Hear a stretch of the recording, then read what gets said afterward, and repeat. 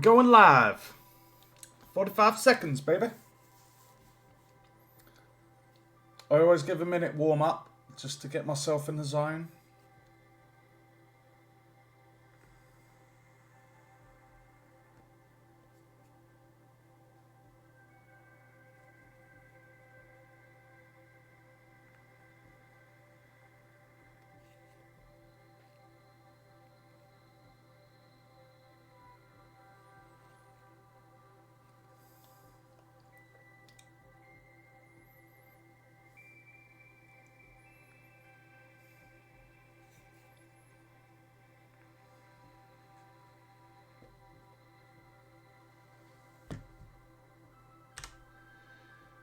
And welcome, guys. Welcome back to another stream with Mike, aka Decimal Punked. And this is, as always, or recently, this is Unity version 2022.3.26 F1. And this is my 2D platformer game I've been making for university project. I'll just go over just a quick recap of what's in the game so far. We have a magic projectile trap. We have death pit. We have jumpable platforms. Moving enemy, health pickup.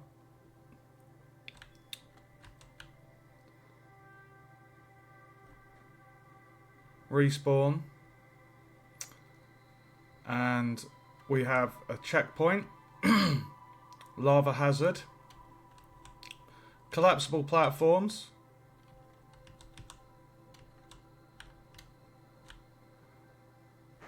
and this lava does some nice burn damage. I had a lot of fun programming that. So that's where we're at the moment, guys. So what did I want to do today? I've got a fair few things to do. I'll just, I'll actually show you.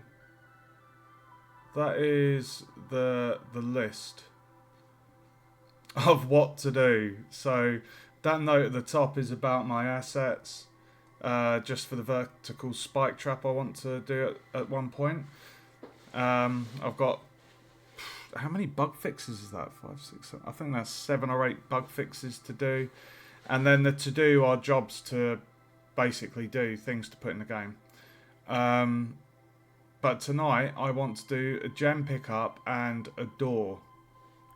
So basically the gem pickup should be pretty straightforward. I should be able to copy copy the coin prefab and swap it out for a gem, and then adjust the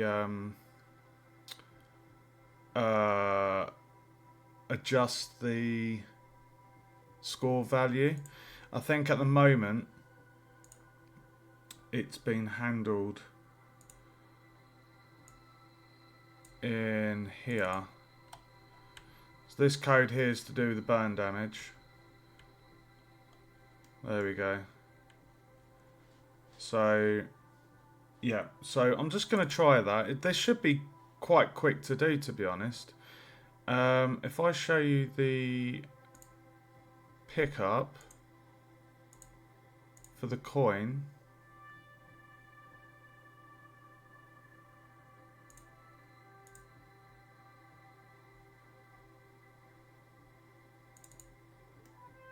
there we go. So we've got a starting position, we have the movement, and we have the destruction. If I just go on the, coin.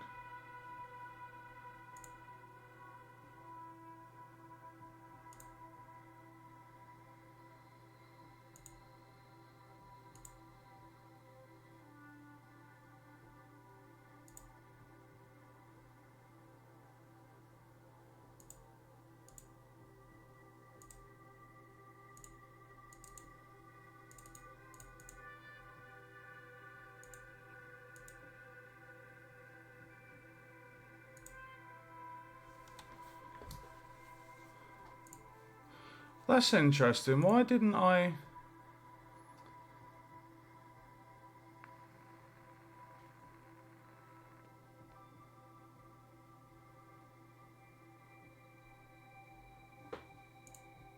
The tag on that should be coin.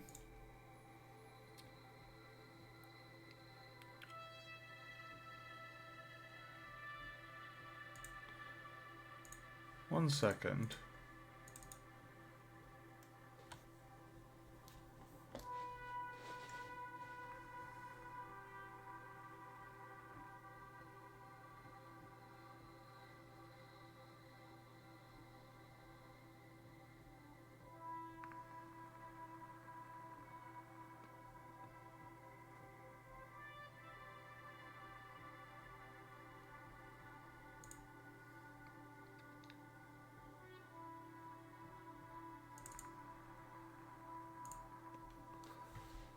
I wonder why I didn't... See, this was one of the first pickups I did. And you can see how far I've come in the learning process. What I should have done... I should have just had the sprites on its own, and then the box collider and the script on the parent. But it still works. It's just a little bit backwards. So what I'm going to do, I'm going to try something here. Right, I'm going to copy the coin, and I'm going to call this gem. I'm going to go in here, and I'm going to call this gem.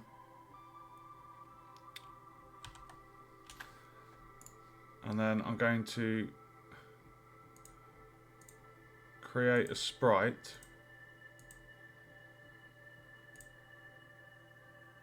I'm going to remove the sprite renderer from that one. Right. And then I should be able to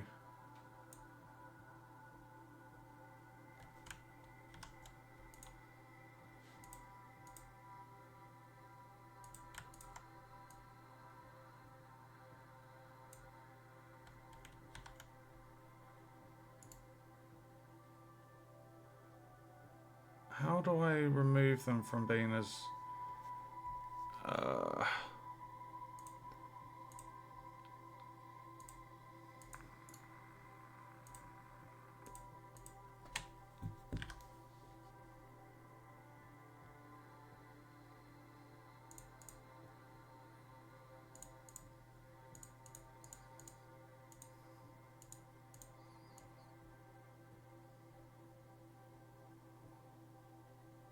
that's annoying, isn't it? I don't...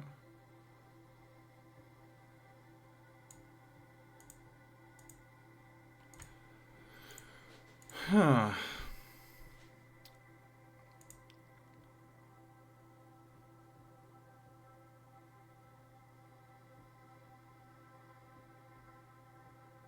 I'll tell you what I'm going to do. I'm going to put it in there. I'm going to...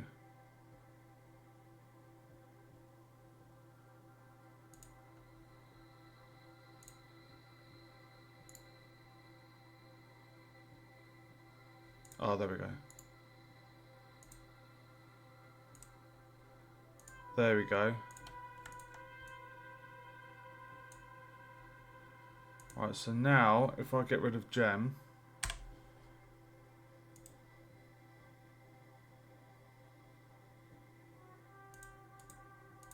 Get rid of that. Put the square on there and call that the sprite.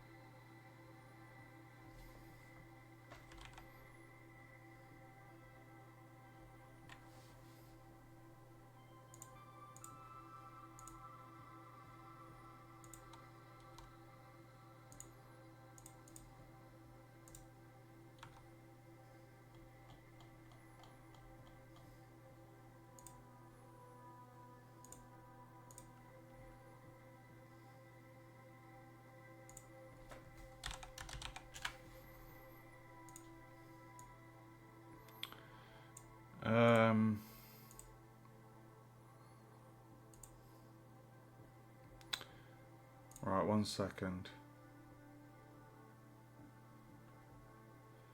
Right, so this needs to have the coin gem.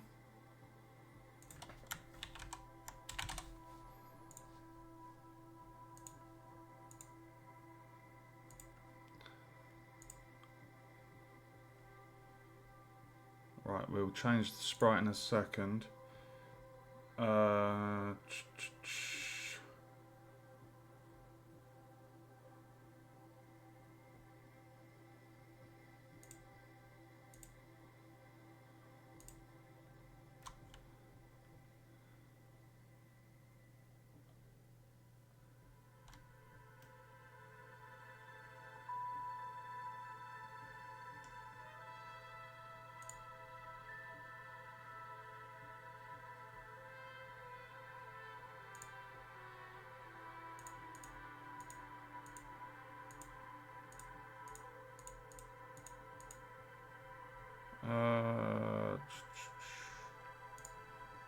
Right, let me just make a note of this. So we need speed float 1, game object for gem.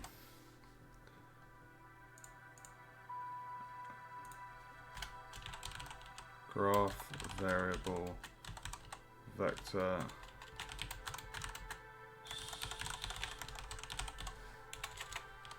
position. Okay, so what we need to do,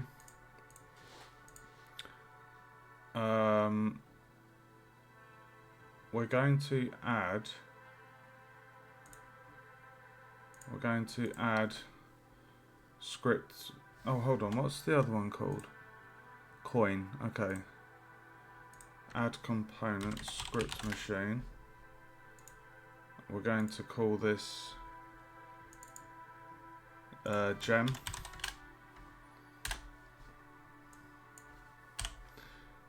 Okay, so on the script graph for the gem, there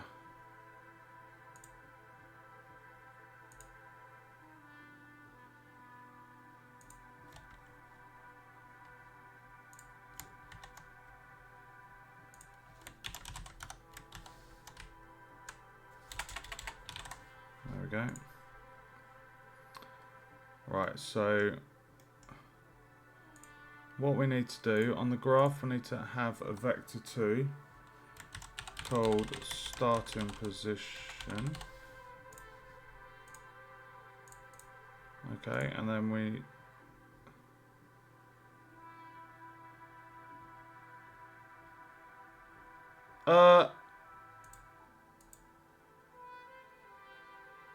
oh, it's already got. Oh, okay.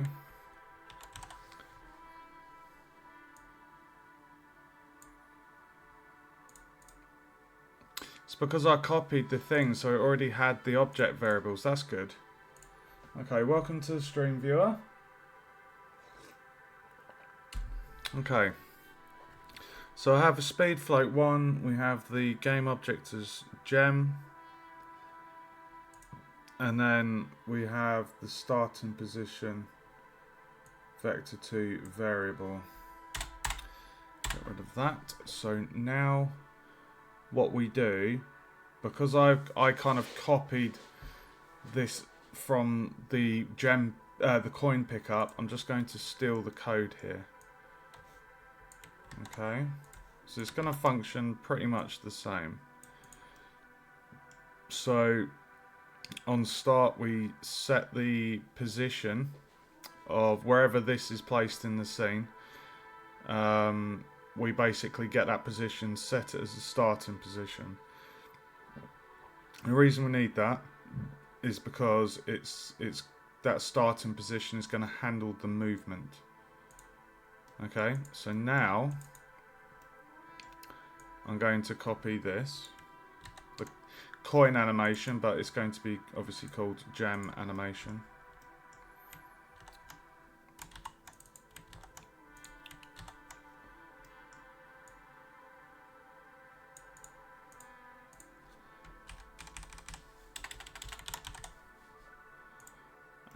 Get the speed, get the starting position.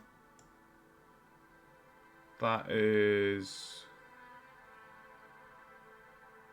all good.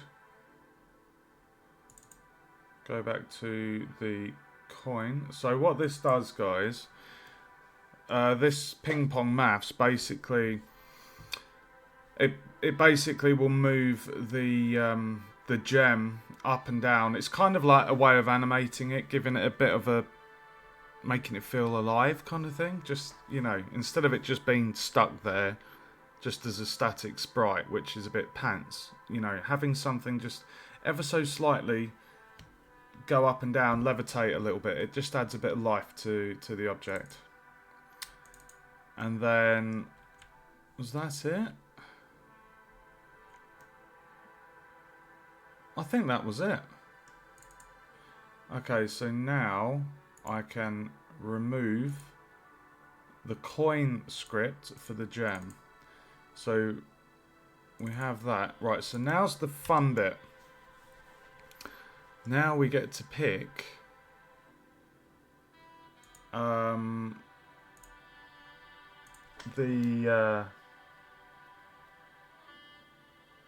what's it? Gem.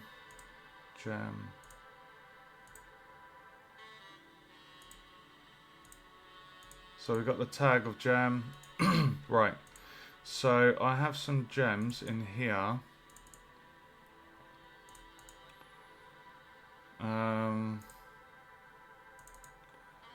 There's actually quite a lot. I can't remember. I think I did write down which one I liked. There's like so many different gems. It's ridiculous. It's ridiculous. I don't like that shape. There was one I found that I really liked.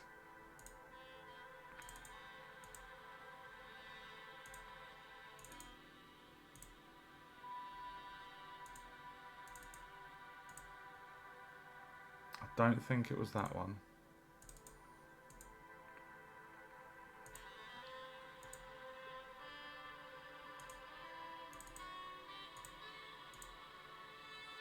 Gem 4's looking good.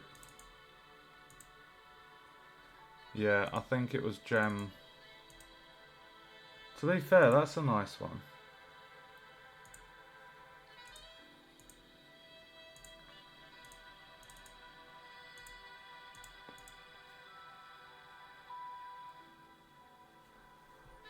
Gem 4.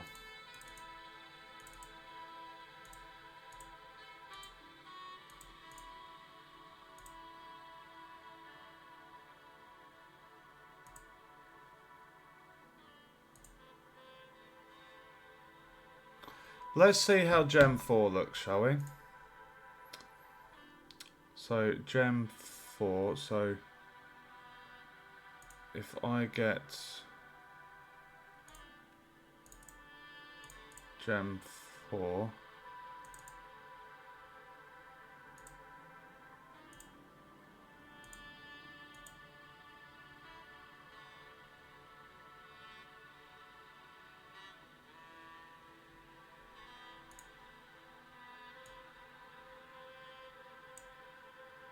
oh no, we don't want that.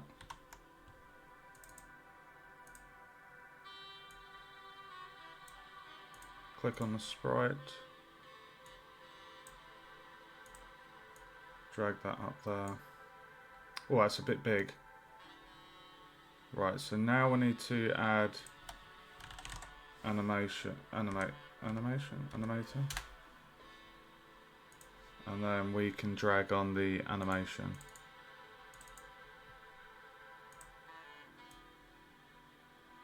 Wrong one. There we go. So now that should be animated.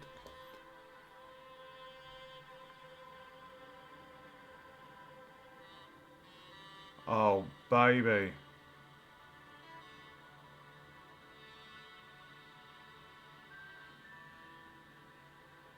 That is cool.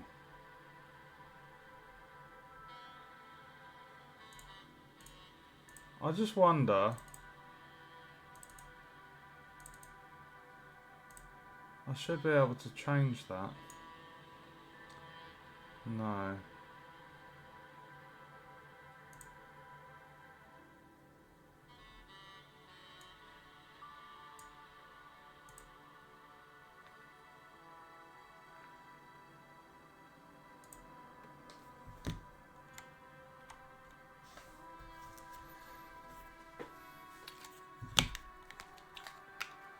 One second, guys.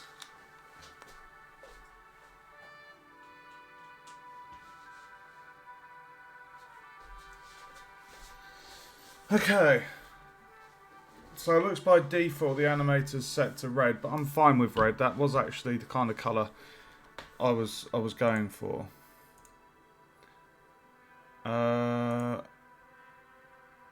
Where is the box color? Oh my god. Oh, I remember. I set the box collider that size because the coins are so small. That's why. I remember now. Right, so that is the gem. So does that look too big for the player? What's your thoughts, guys?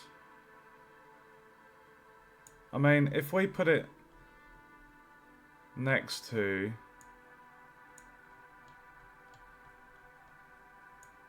It's considerably larger. I feel like...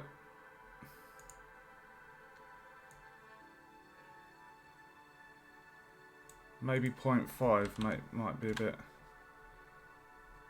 I'm not sure. I like it being large, though. Now it looks too small.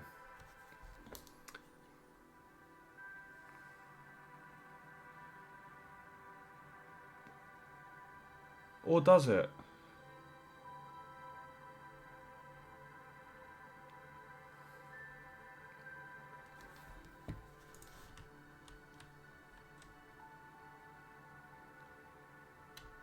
That does look too small, doesn't it? Right, let's try... Let's make it a tad bigger.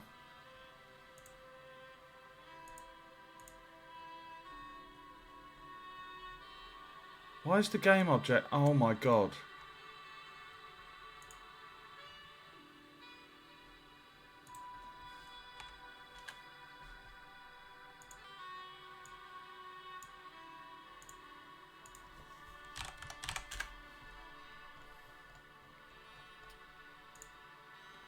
Let's make it... How's 0.7... 0.7. Lucky number 7. 0.7. That feels good to me. Let's just get a size comparison.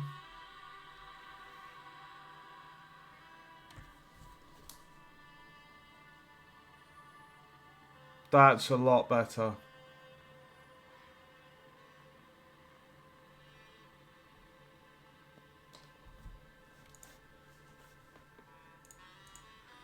Right, next we need to sort the box collider. So if I do 1, 1, 0.5, 0.5, that box is the whole size of that, but we don't want that. We want it to... We basically want it to be like that. We want it to just be just so it's perfect. There we go. Box collider is on the gem. And then if we were to click on one of our coins, you can see I did the same. The box collider is perfectly around the coin sprite.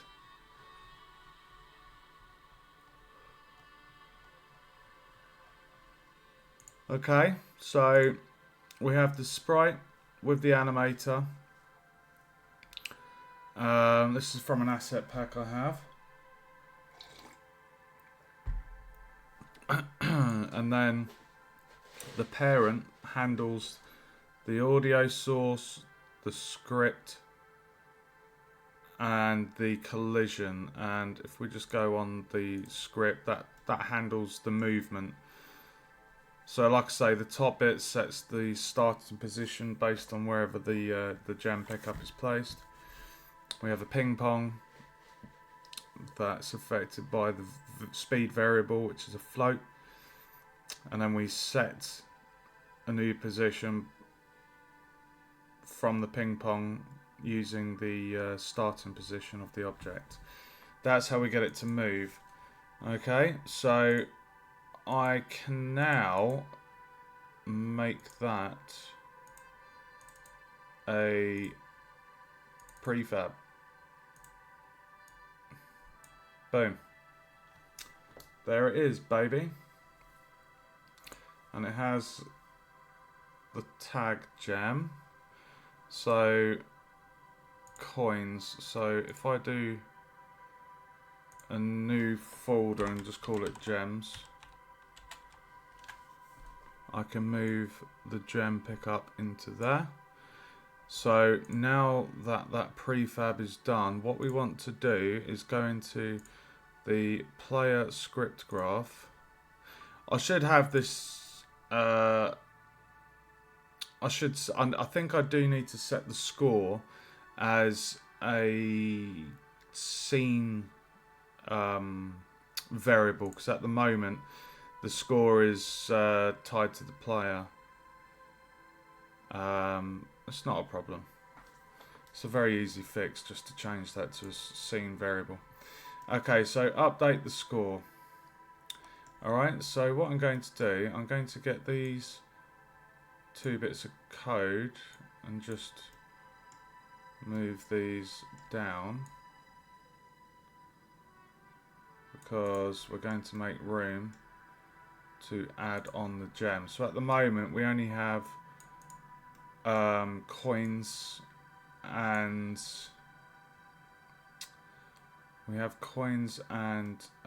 gems as the pickups. Okay, so I'm going to ooh,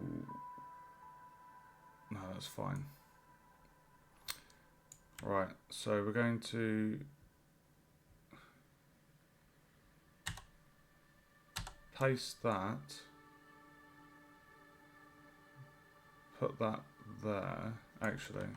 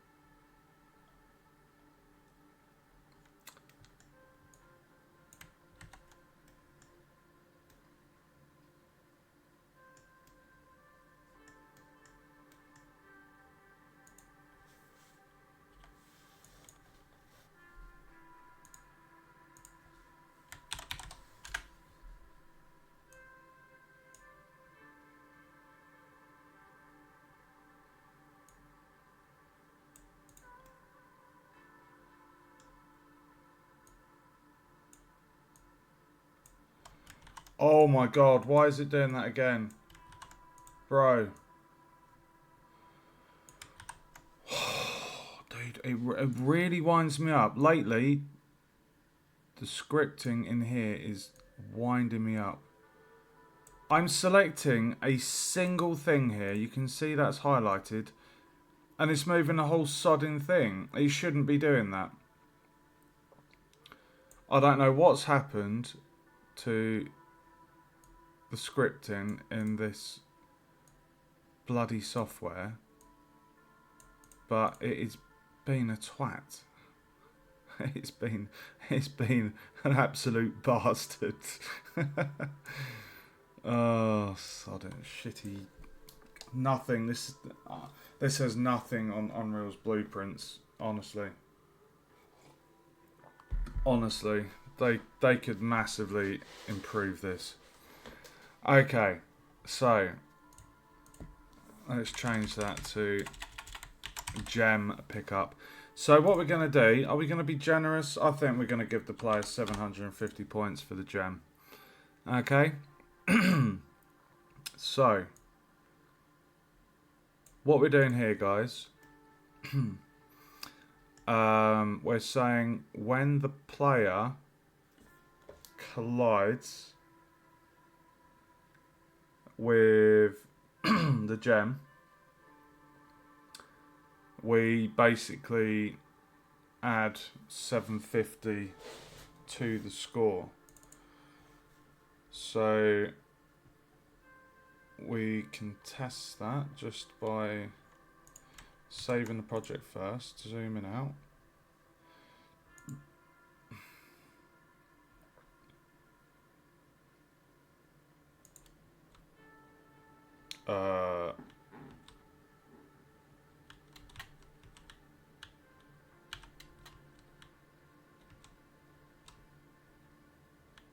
What?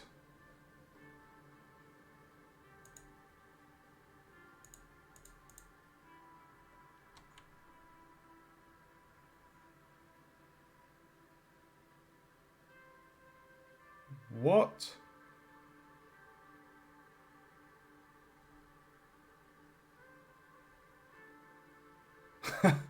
What? Why did that not work?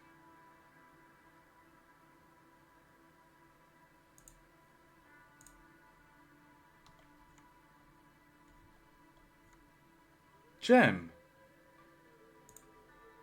Tag. Gem.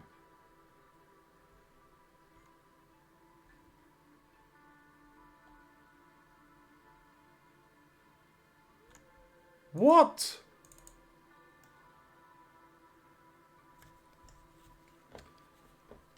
Why is that not working?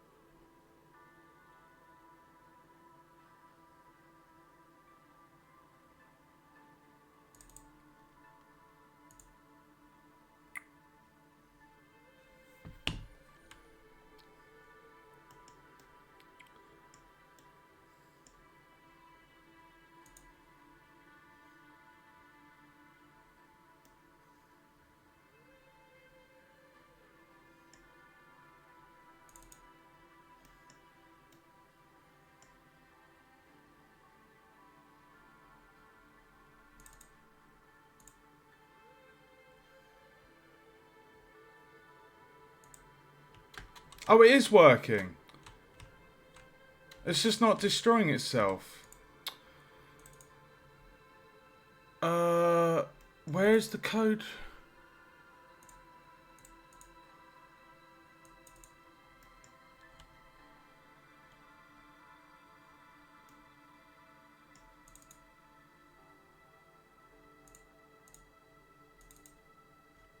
Ha, you numpty. I didn't have this bit. Oh my god, bro. Numpty. Right, so I've got to go into...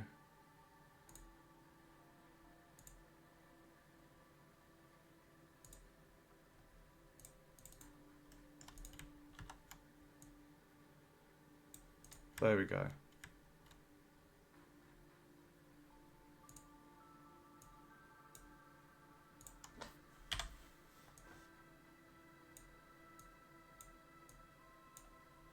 There we go.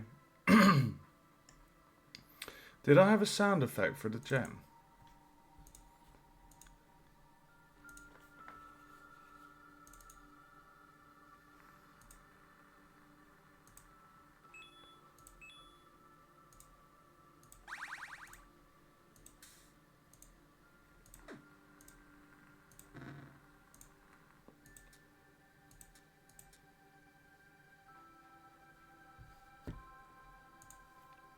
Okay.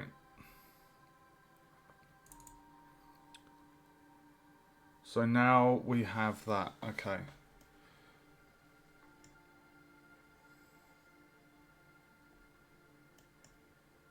That needs to say string equals.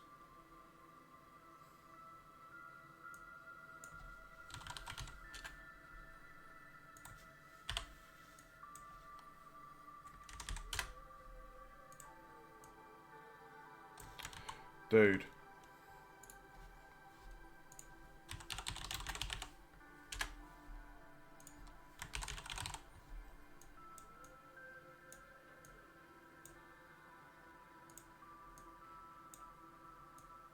There we go. So when the player tag, when the player when an object collides with the gem and that object has the tag player, so with the player, we destroy the gem, we play the coin pickup noise. That's simple, guys. Right, so if I come out of there, save, player, gem. That should now work.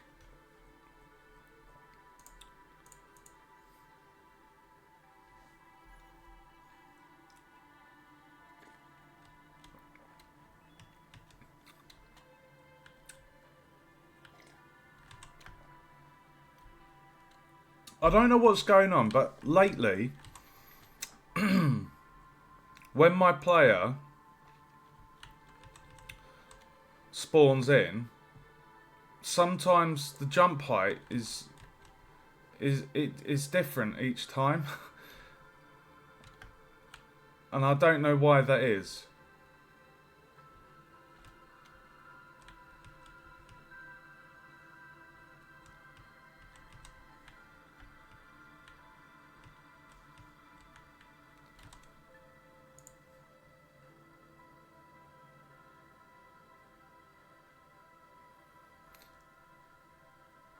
I'm thinking I might need to...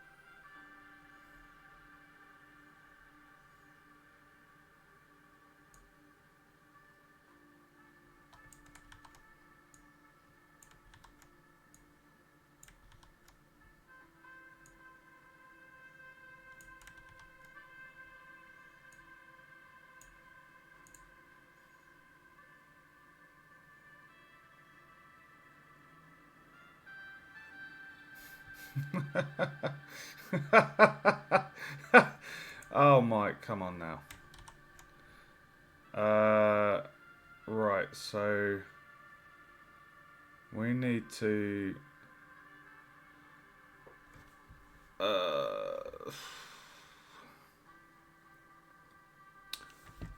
I need to just watch the box. I need to watch the box, guys. Because when our player... Right. Basically, it's... We want the box to basically... Where's her eyes? Her eyes are about there. Okay, the eyes are a good point.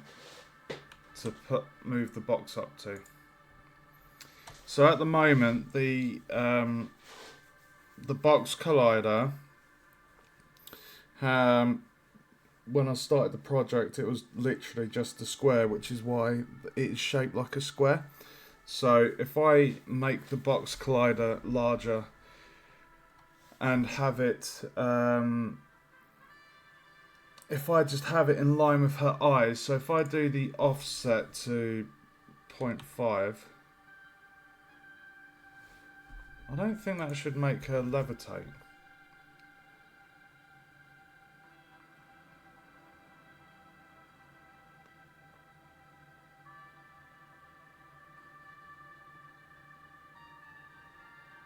Right.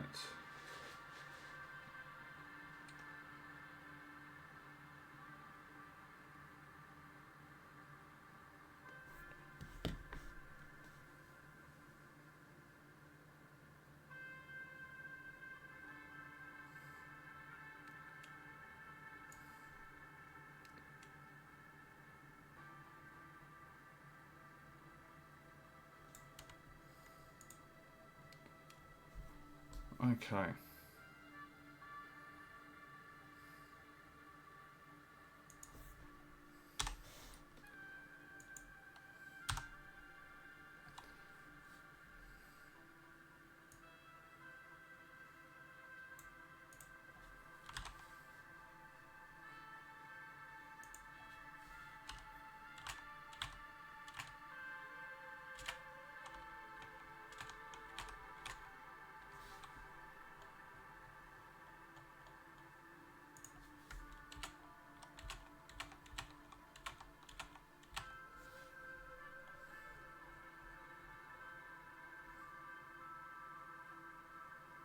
That's perfect.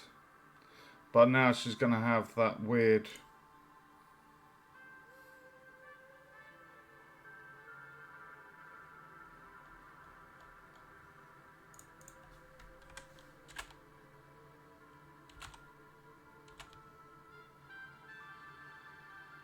Shit, what did I have the variable at?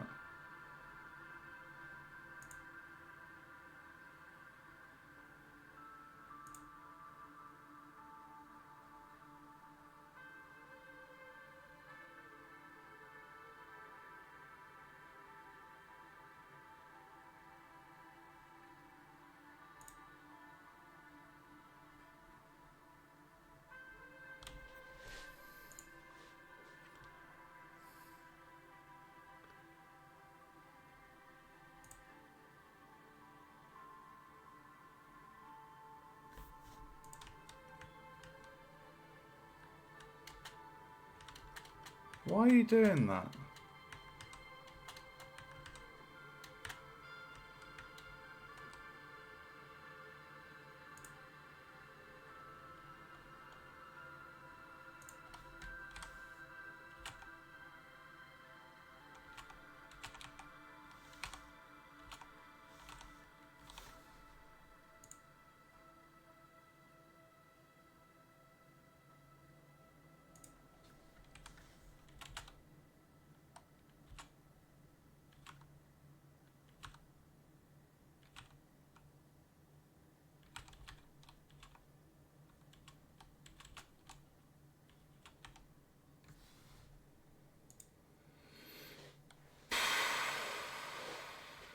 Well, that's annoying, isn't it?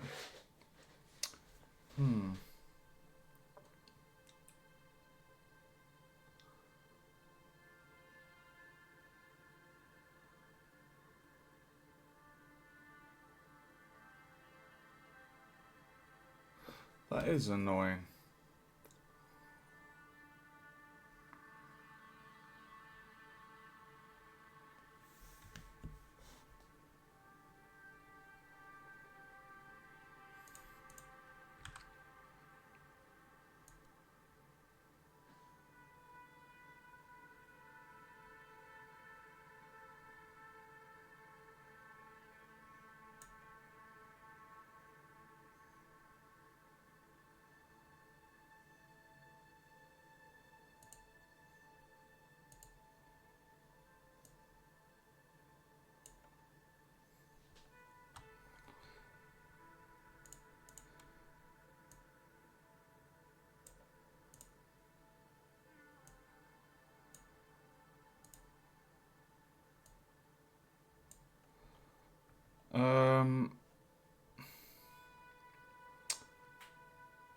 let's sort this out. Let's do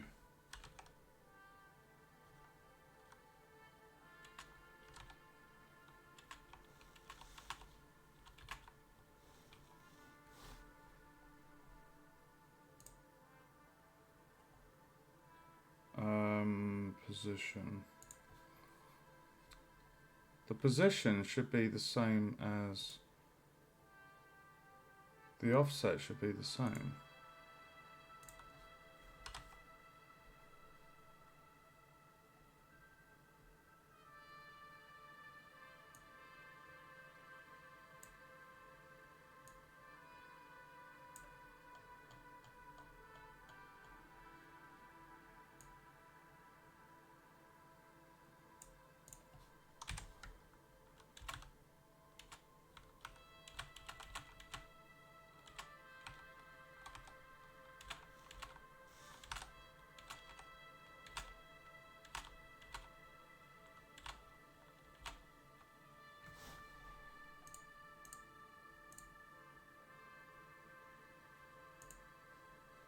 Is she on there?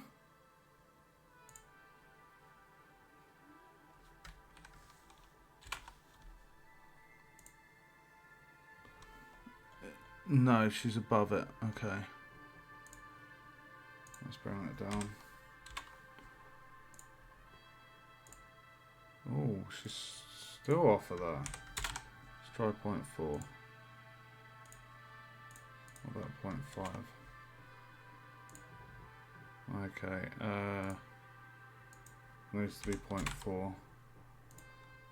Okay, she's on. She shouldn't do that floating shit anymore.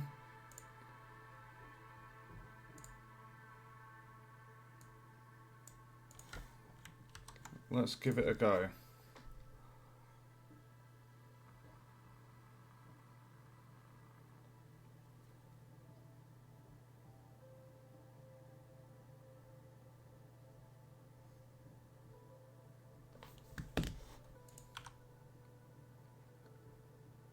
Interesting.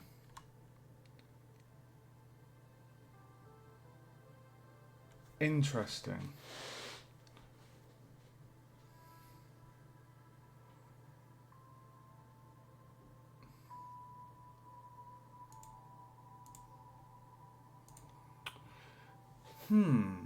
So why...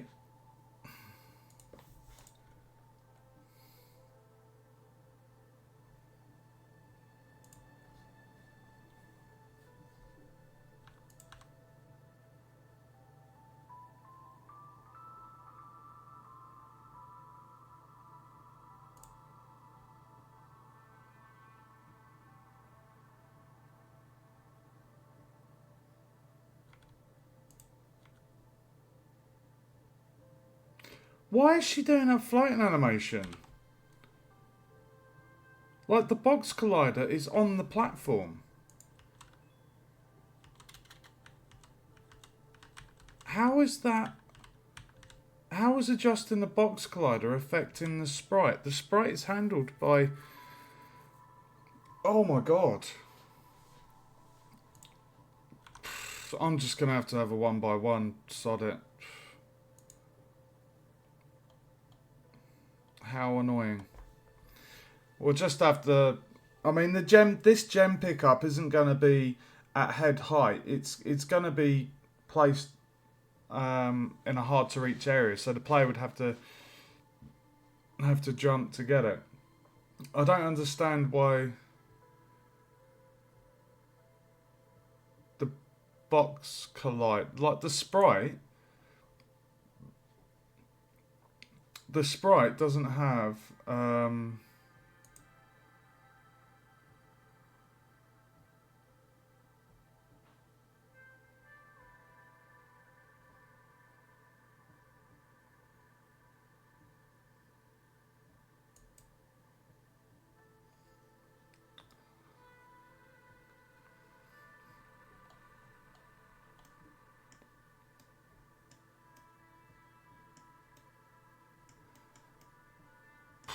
sod it. We'll just keep it as it was.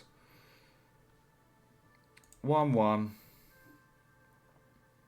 Oops.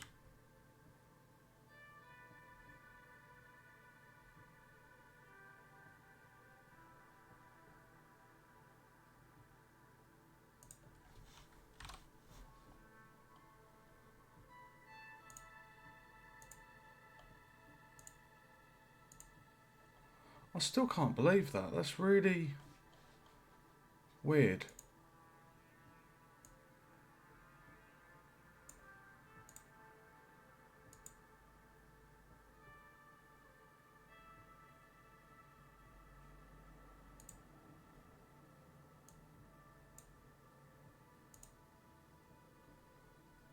So the box collider, it's on the thing. We know the player's sprite is on the floor. Touching the floor, sorry, should I say. So if I get that, place that there.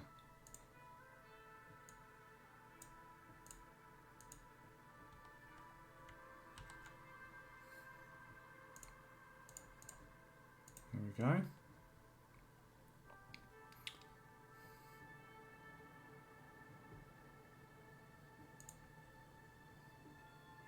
Oh shit. Hold on a minute.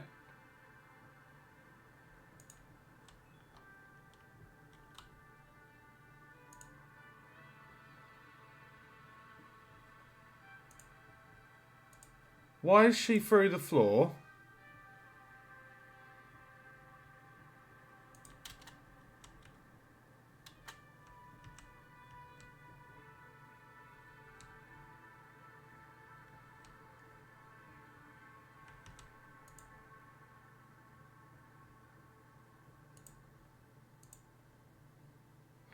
What?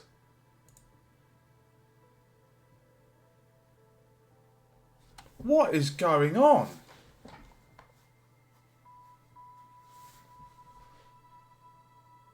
What is going on there? That's the player.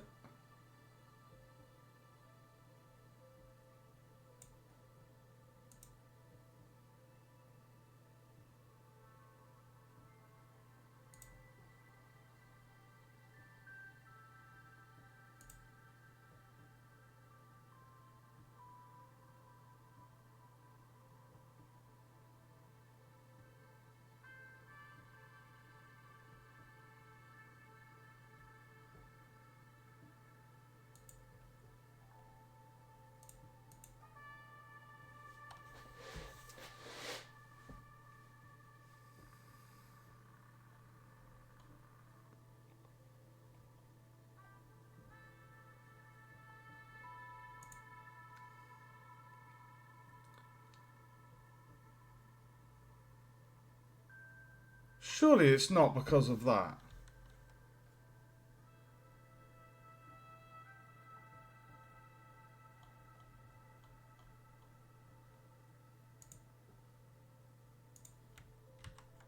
Surely not.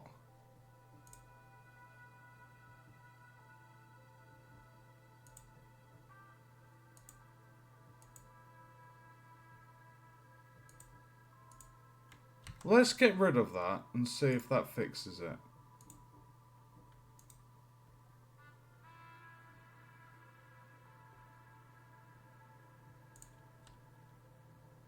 For fuck's sake, what is going on?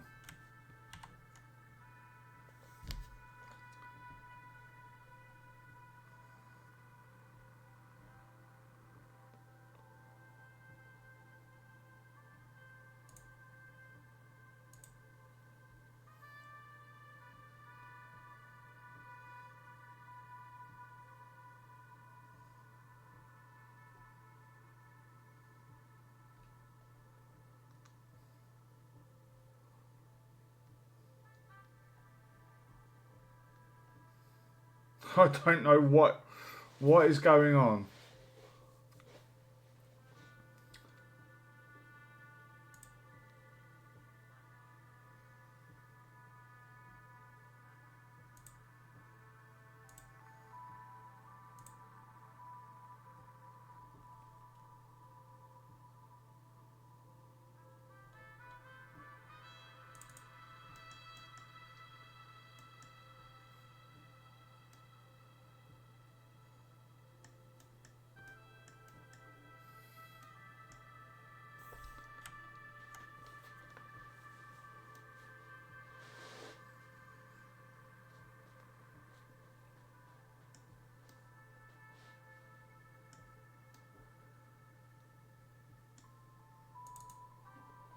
I don't quite know what's going on here, guys.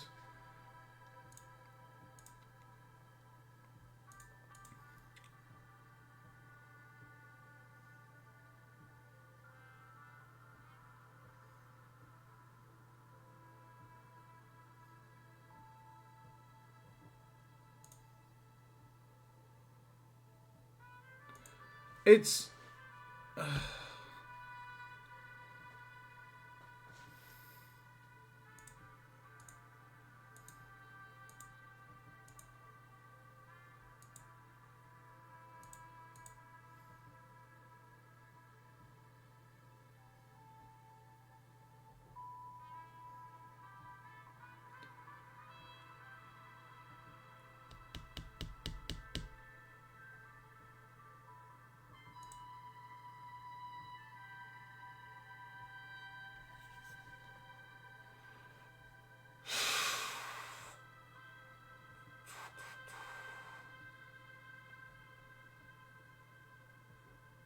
I'm just trying to get my head around this. What is going on?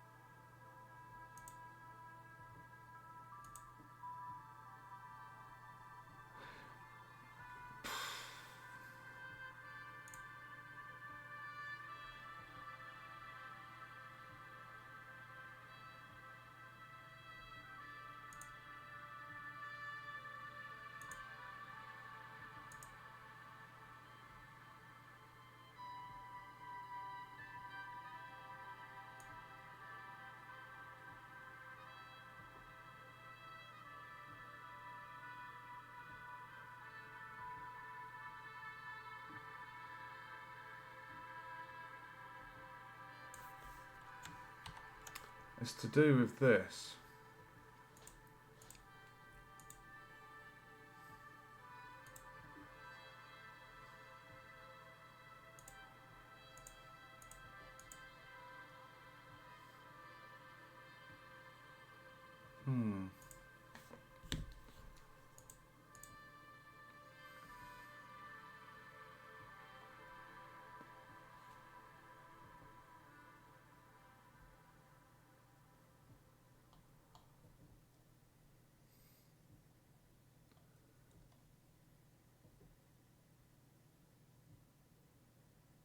It's really annoying that you can't.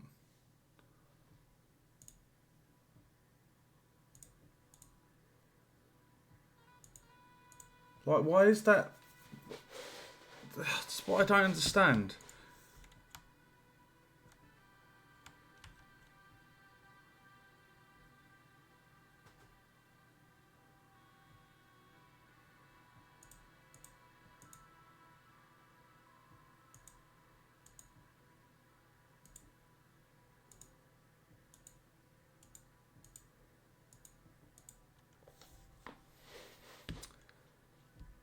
The player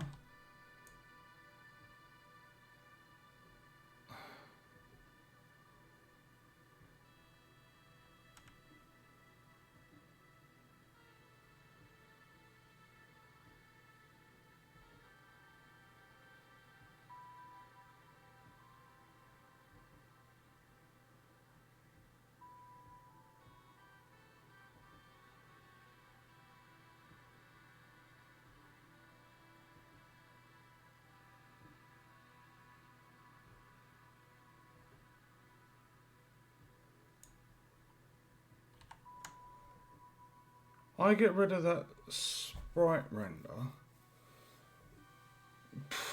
What?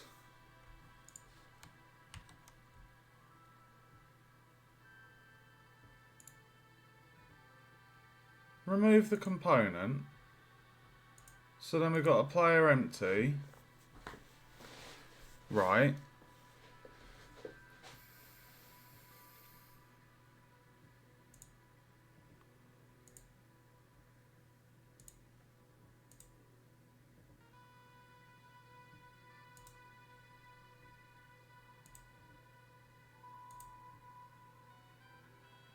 That's the sprite render. That's a child. Why is that?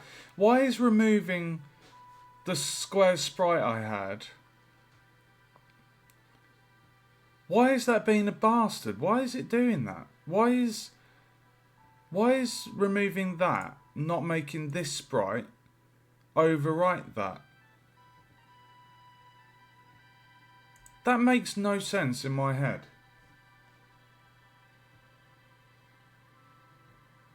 She's there.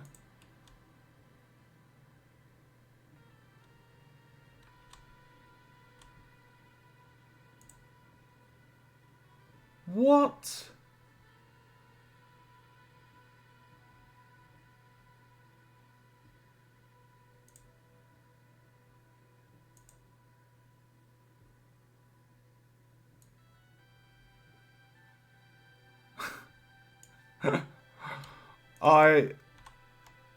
I don't understand.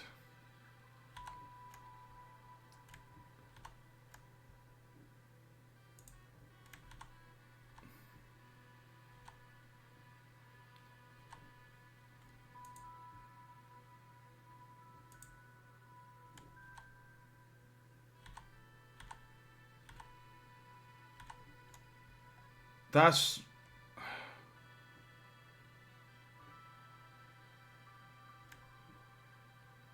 That doesn't make sense in my head, dude. Is it because it's got a rigid body? It must be.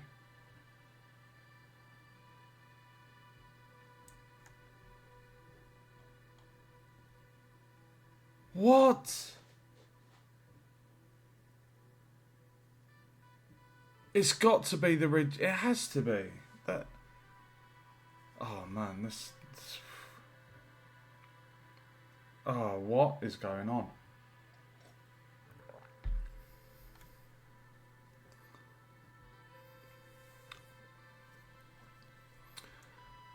Alright, on that basis, let's see if we can...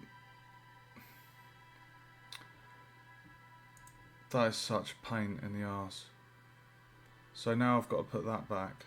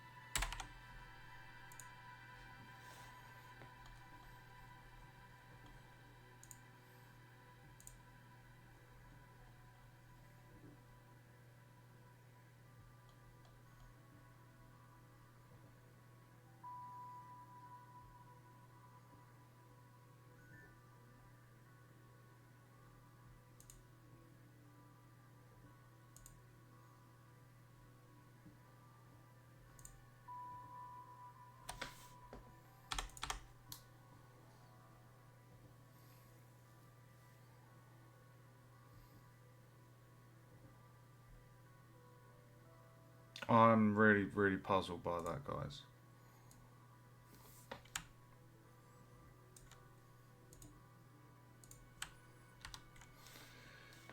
Let's see, is it going to do that weird ass bug again? No, it's working. Of course it's working.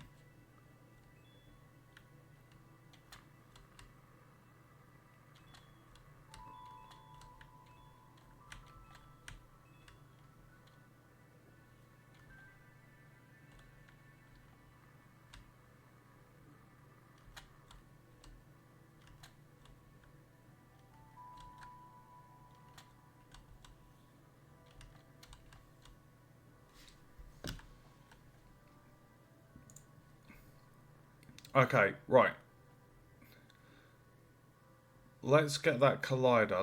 Let's see if we can get that collider to go up. Now we know that it's the square.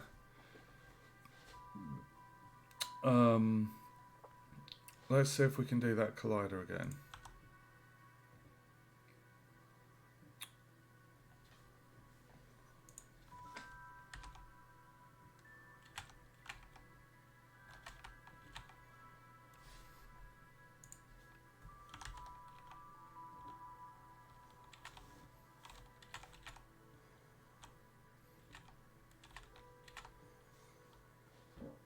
I can't even remember what value I had it at, guys.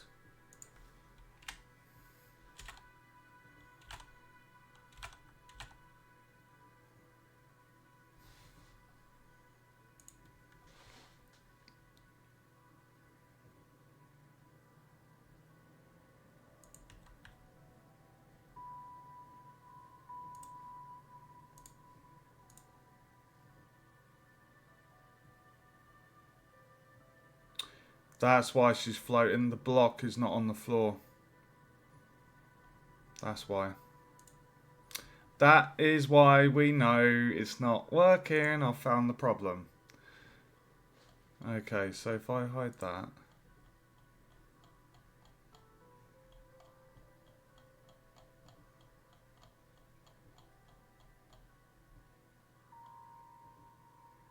Is it in line with her eyes?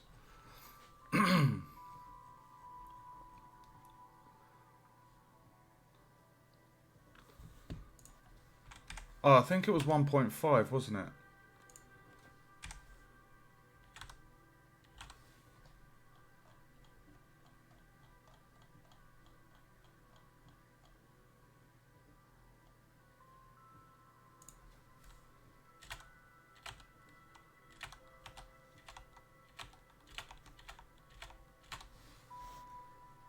Right. That is perfectly on the what's it.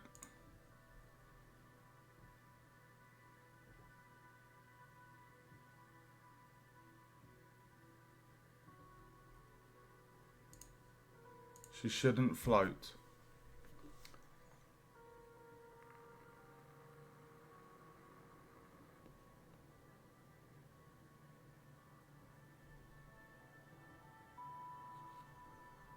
Jesus Christ.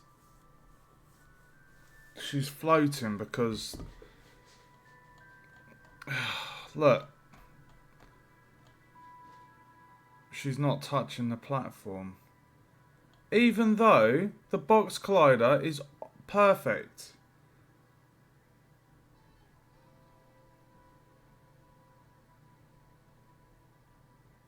How annoying. Oh, I'm just going to have that as 1-1. We're just going to have the collider there. That's really annoying.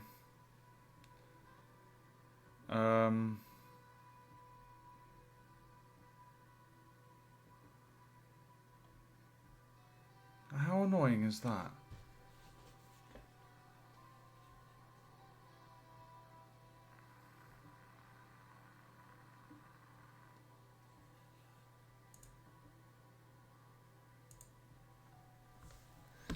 That's really quite shocking.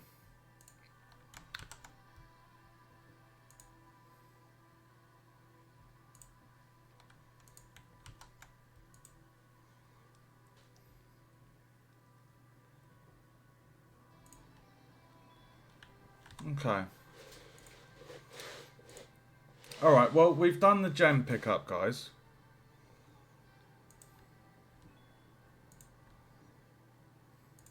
It works.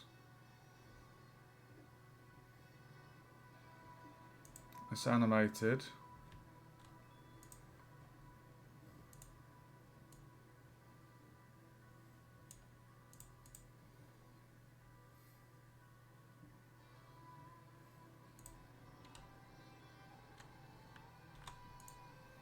It works. Okay. Alright, no more time wasting. We're mucking around with the player sprite there, trying to increase the box collider. So we're trying to increase the box collider so that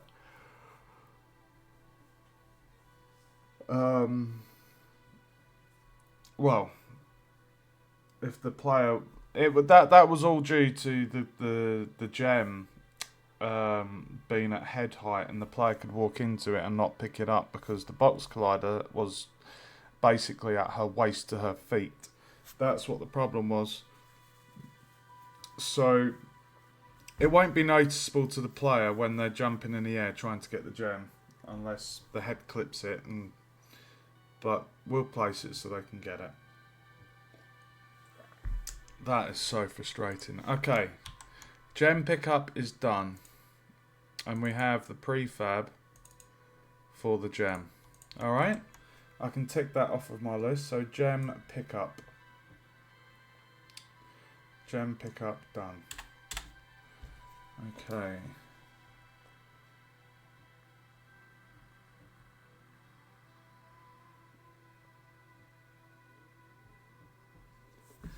Oh, I was going to do something. I was going to add... Now, I know I said this last night on stream that I wasn't going to do this because I think it might be a bit much. But I'm in the lava burn, which is down here. At the moment, if I just show you what happens, when the player takes damage, they get a red flash to give feedback to the player that they've been hit, right?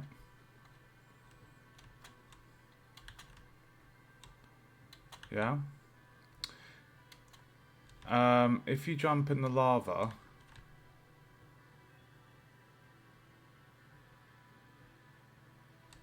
when you take burn, like you go red when you're in the lava and take damage, but the burn tick, like you get the symbol to say you're taking damage. I want to see how it looks if we add in the player hit animation during the tick, because all it does, the player hit animation,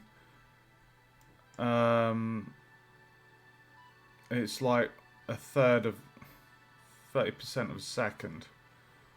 So it's a 30th of a second. 30th of a second? It's 0.3 of a second. So it's not a full second. But that's what happens. The player will flash red. So I want to add that in and see how that looks on the burn tick. So if I plug that in there, we'll just save, and then we'll plug that to there, and then this one, we'll just see how that looks.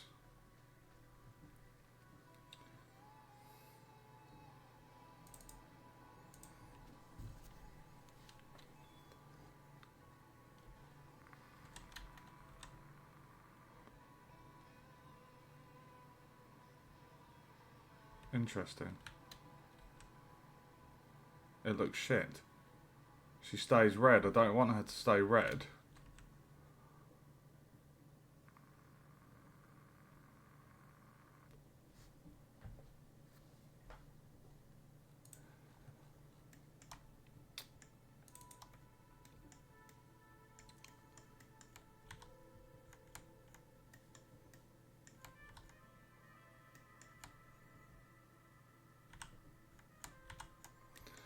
Okay, so we'll leave that then. I wonder why. So that does that on tick.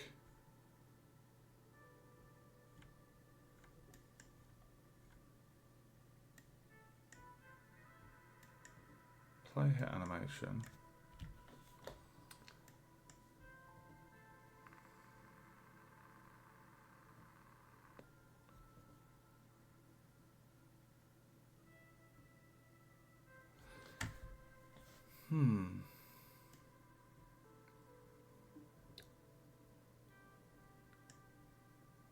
How strange. It didn't look good.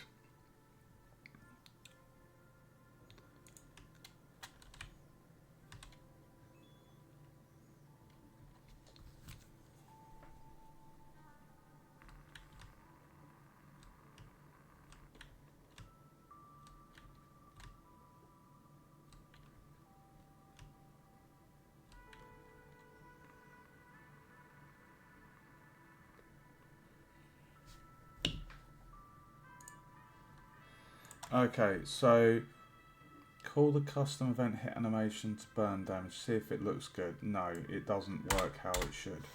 So I'll leave that off. Okay, so we've done the gem pickup. That was really easy. We spent too much time trying to make the box collider.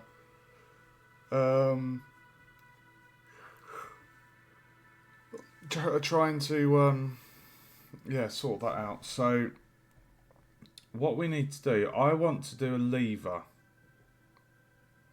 I want to have a lever puzzle, guys. Alright? So what I'm going to do, I'm going to bring this just down there. I'm going to shrink the game one. And I'm going to have a little door thing. So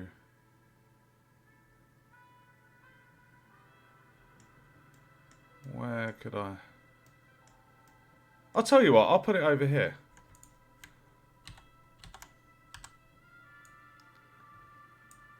Okay.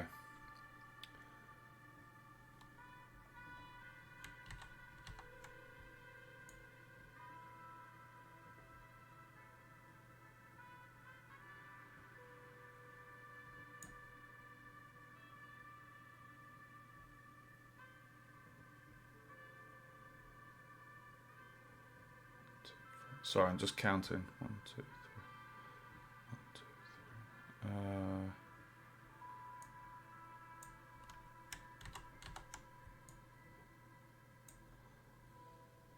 3. Right, so it's in the grotto. Escape tiles. How big was that? 16 by 64. 16 by 64. How big is that? That's 4 times 16, isn't it? So that's 4 blocks. Because these dirt blocks are 16 by 16, so 16 by 64. So that's 4 high.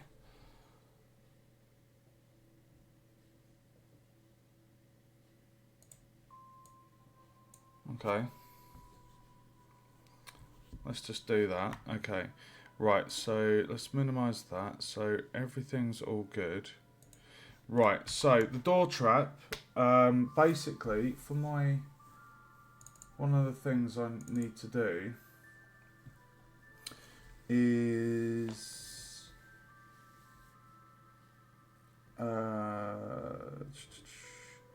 hitting switches or collecting a key to open an exit. So having switches, it's a switch puzzle. Now if I had, basically it's going to be 3 levers, and what the player will do is they'll have to make sure the combination is the right order for them to get through the door. If I was to have it as 4 levers, it's let me just quickly ask AI, because I can't be asked to do the calculations. 1 second.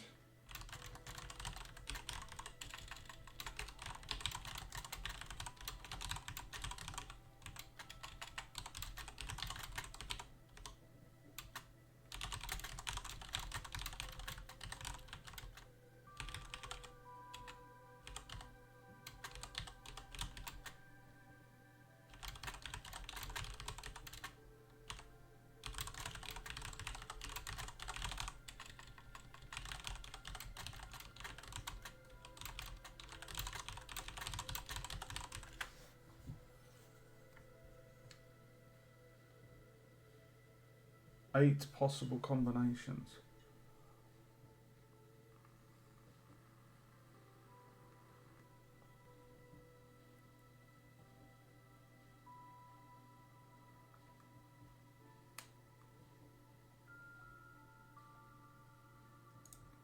Yeah, let's just do that, guys. So if I do that on here, if I do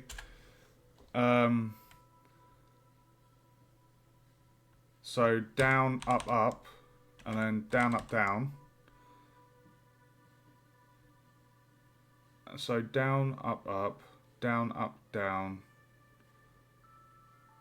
and then down, up, and then up, down, and then up, and then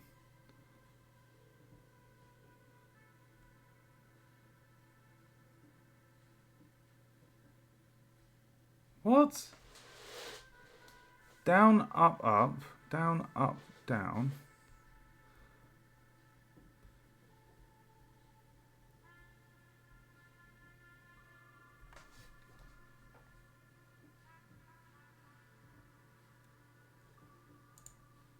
Oh, down, down, up.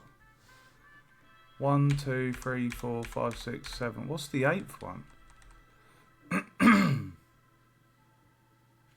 Oh, up, down. Okay, so yeah, the AI. I just had to query it because it's late. It's nearly midnight and I'm tired.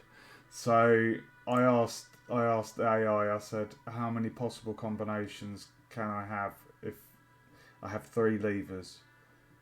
And basically, yeah, it came back saying 8 possible combinations. And if we just count those there, guys, so we got 1, 2, 3, 4, 5, 6, 7, 8. So all down, all up.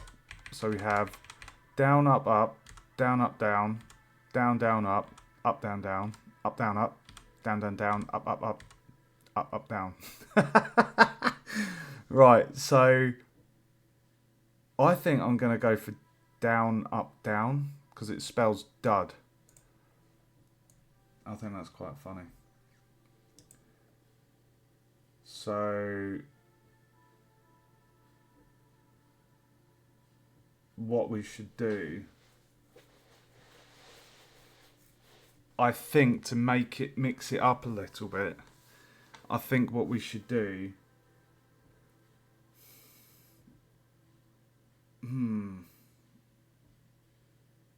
I was going to have them in a straight line.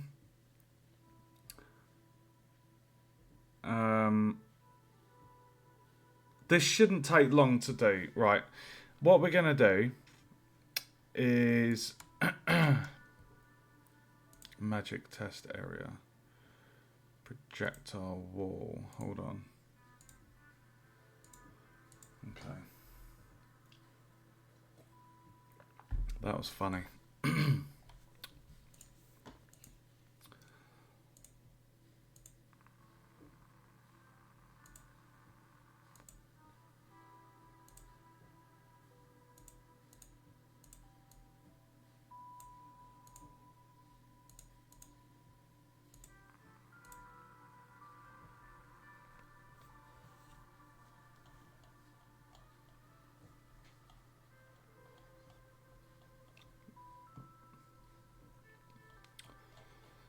Okay, right. So, what we're going to do, we're going to create an empty and call it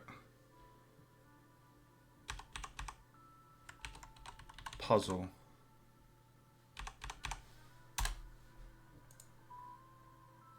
And then we're going to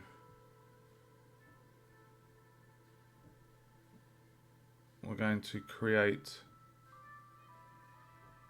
an empty, and we're going to call this door. And we're going to move that there. We're going to add a sprite, offset to 0.5. So there we go, you can see that's perfectly locked. Right, so I'm now going to drag this totem, and as expected,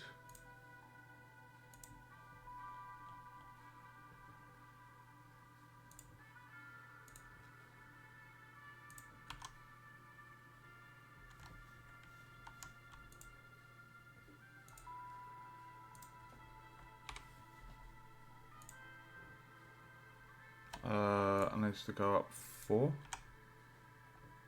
Oh, dude. Nice. Nice. There is our door. I like that.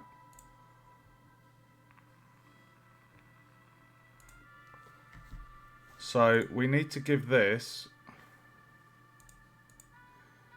a trigger, just so it's a solid object.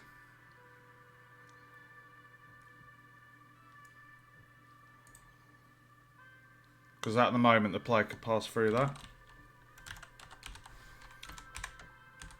So I'm just gonna give it that, and then the offset is gonna be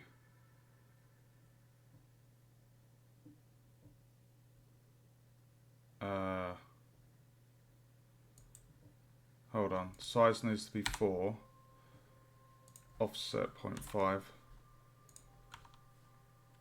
2. There we go.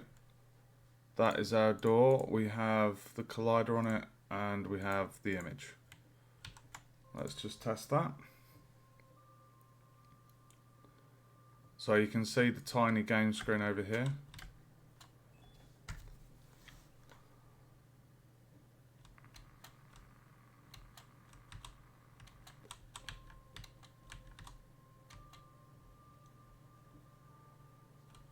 Can't pass.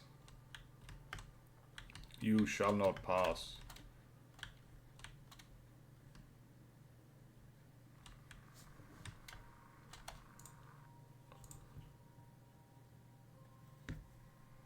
Okay. That's the first thing done. We have the door. Now I shouldn't need...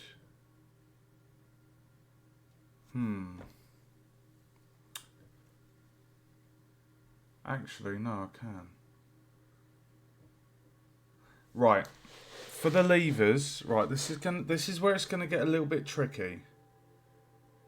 There's gonna be quite a few branches in the code. We're gonna have 3 levers, and I want the combo to be down, up, down, which spells dud.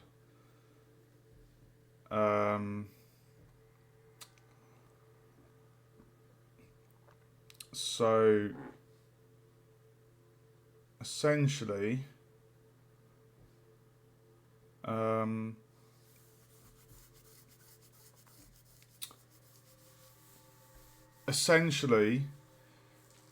the door will make the door go up. The door will basically go up.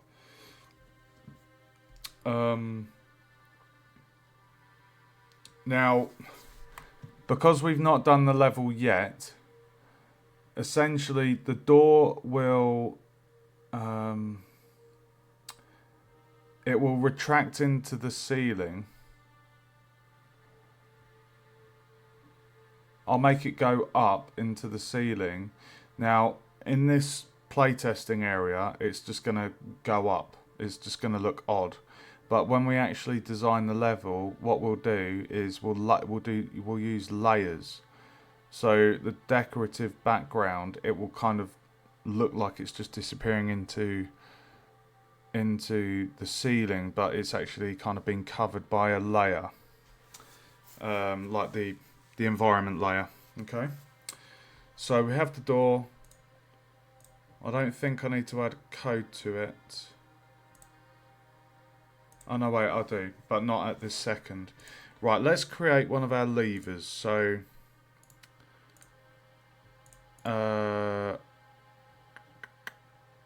create an empty. So we're going to call this lever A.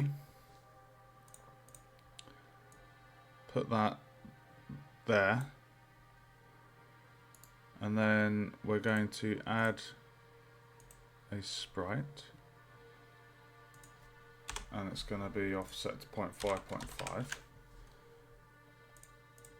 Right, lever. Right, so I got an asset pack. I think it's the medieval one. No.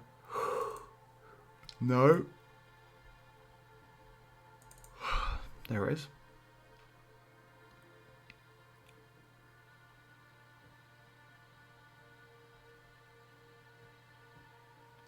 So if I had them all as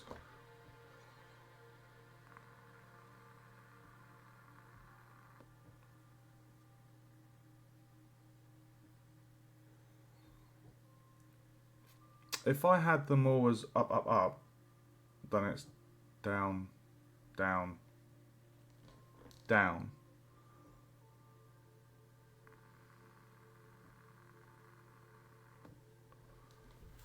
Okay.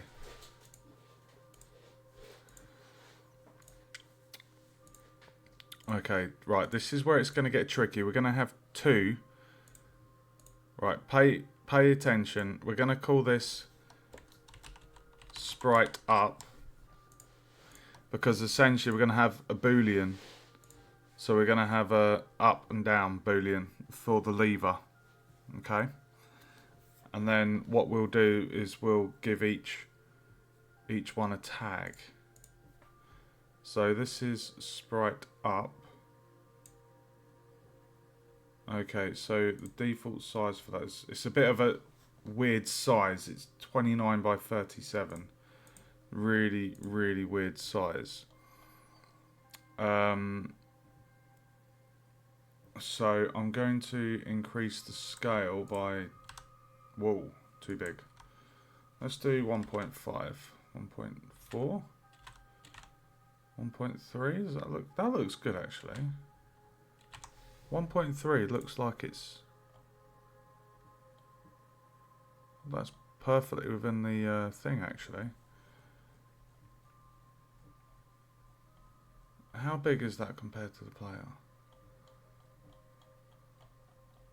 Let's just get our player to go over there and see how big that is.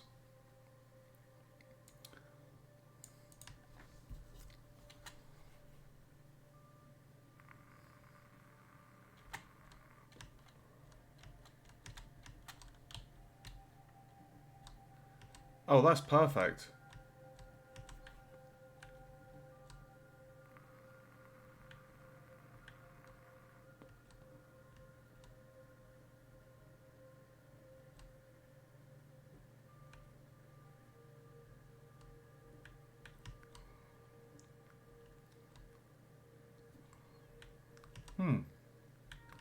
That's a good size, isn't it? Look, her hand is literally... That's perfect. Okay, so we have the up sprite. So now I need to add another one. Square. Sprite down. Offset 0.5.5. And sprite down is going to be that. And then the scale needs to be 1.3.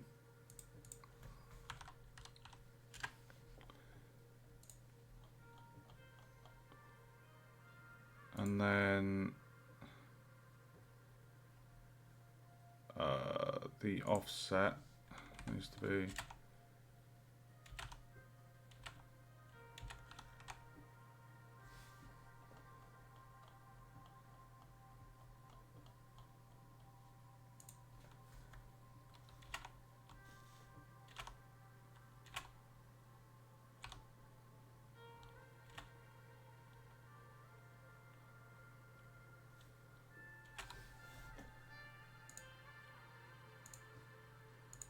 about that 0.5. Ooh.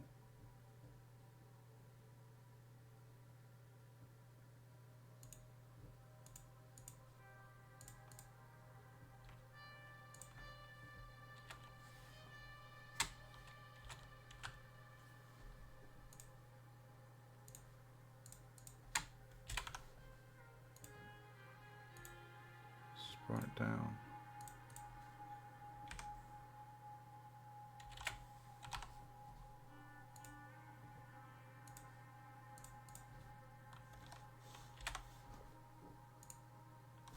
Oh, I think I've got it. Yep.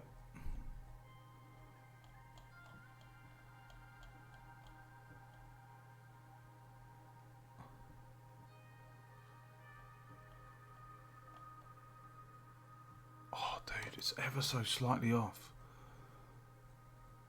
I mean, that's not really noticeable, is it?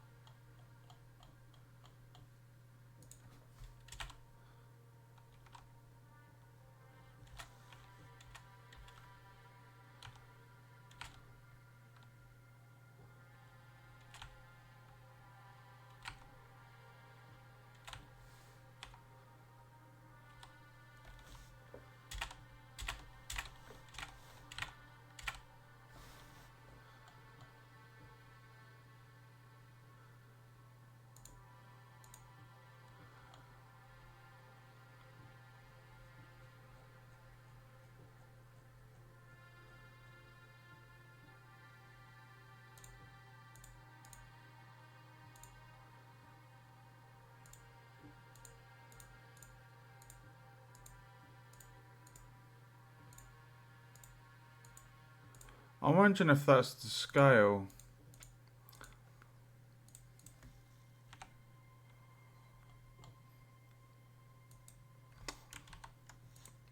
.3.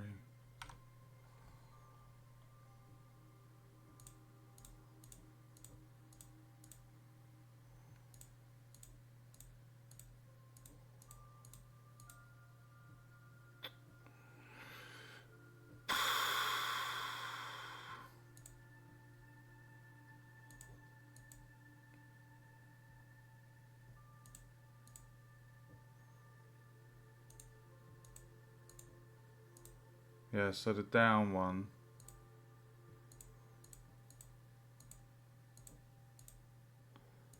Alright, let's try...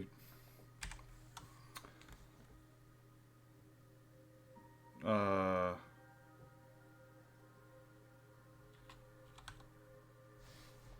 try to...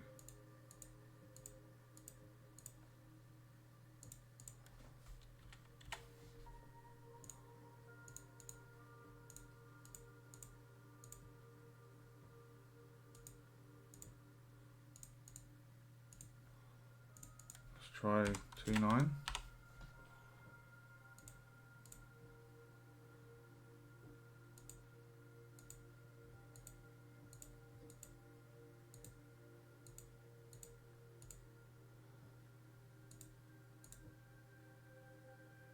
So the up's larger there. It is like they do both need to be point.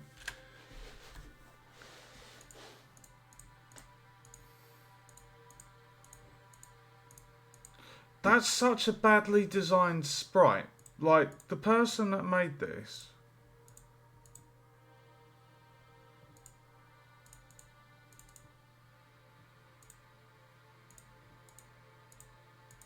Like, they're not even... If you're going to make a sprite, make it consistent. Like... Do you know what I mean? Like, they're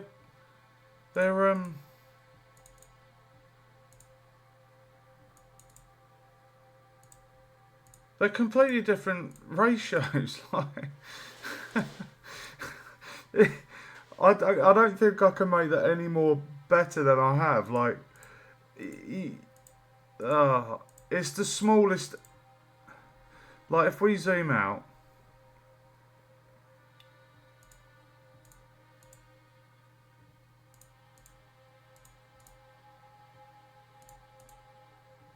It's like a micro pixel out.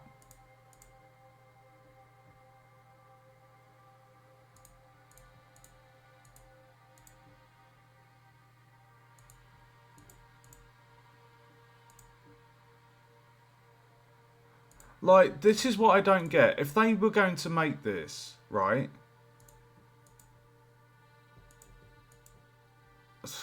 Oh, it's just winding me up. You would have both sprites the exact same size, and then you would just crop it so it's perfectly, you know, contained. But they've made two different things. That's a bit of a bugger to work with, to be honest. Yeah, I'm just going to have to stick with it as it is, guys. Okay. Alright, so by default, we'll have sprite down off. So leave it A. We're going to give it the tag lever A. Tag lever A. Now lever A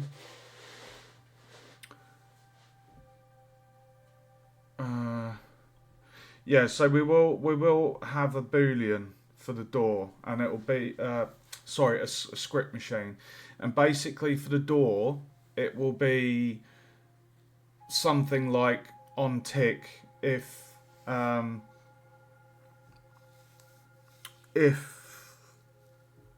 the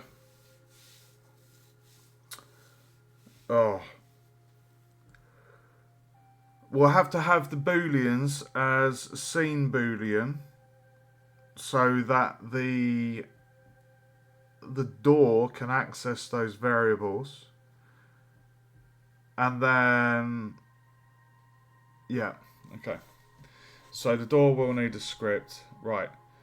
So we need to add,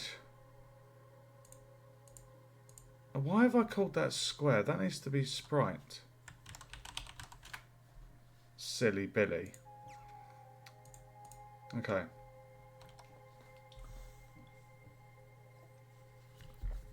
Right. Lever A, sprite down, sprite up, sprite down. So they'll all be up by default. I'm just wondering. Ooh. Oh, that would be cool. Change the colour.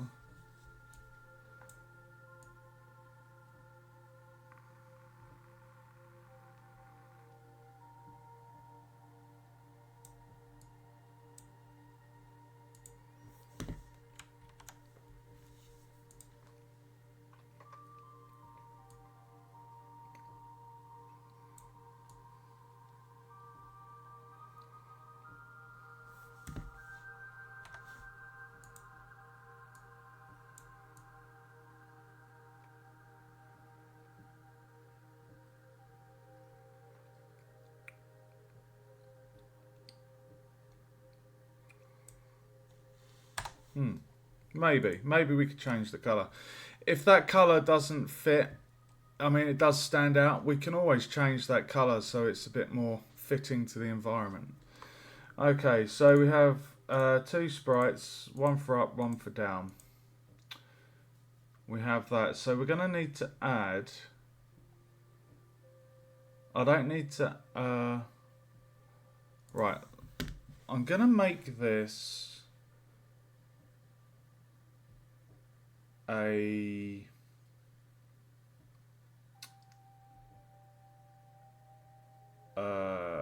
let's go box collider.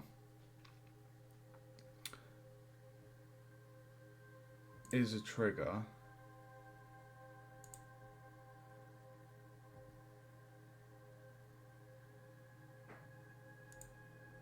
Okay.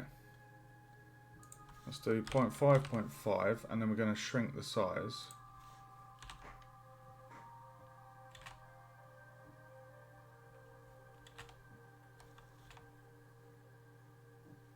There we go.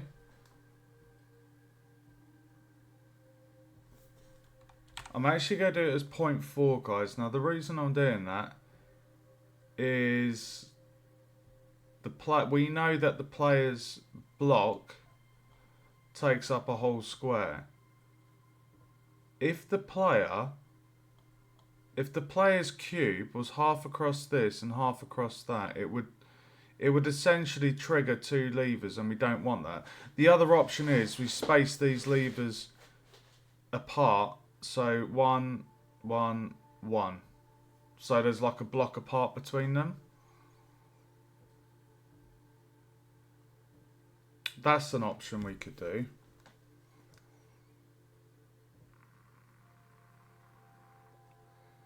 But then the problem with that is that the player would then, they wouldn't be able to see the levers because the player's layer covers the lever. So I think it'd be good to have a gap between the levers so they can clearly see the state the lever is in. So on that basis, I'm going to put it back to that. Okay. Right, so we have our box collider. It is a trigger. Okay. So sprite up, sprite down by default. And it's lever A tag. So now we're going to save the game and we're going to add a script machine to the lever, and now hold on, is this script going to be used across the other 3 levers? I feel like it needs to be independent because you wouldn't want to copy the script graph, because I'm not sure if you add the script graph and then played with it, I think those changes would apply to anything else that holds the same script graph. Let me just query that.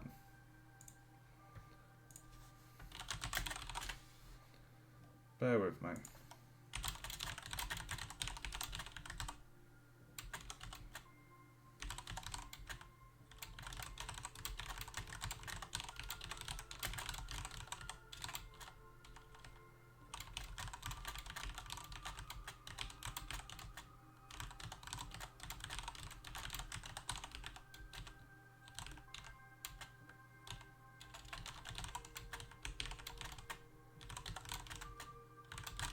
I'm pretty sure I'm right. I don't know the answer to that.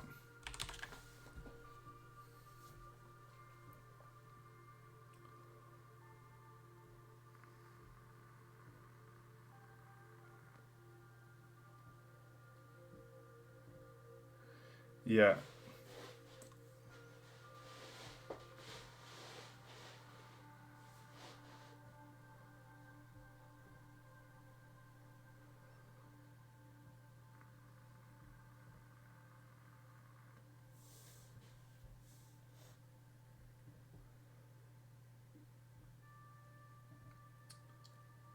Right, so I do need to have a separate script for each.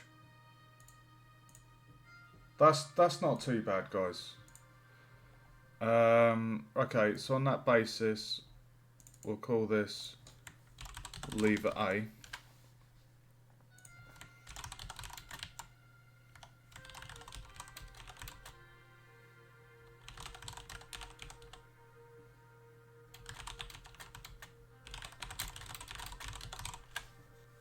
Simple description.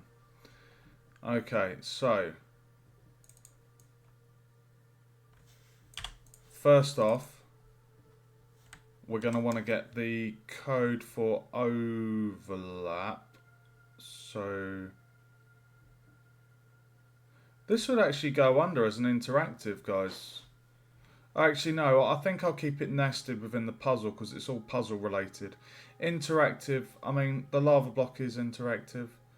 The levers are interactive. But they're part of the puzzle, so I kind of want to keep it in the puzzle. Right, so for the lava rock, I'm just gonna copy that.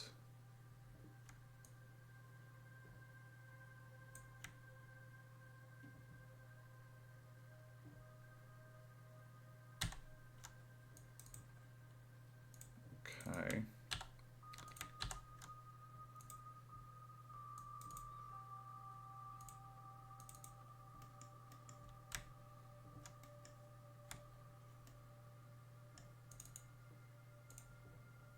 Right, so with the lever A, if the player collides with it,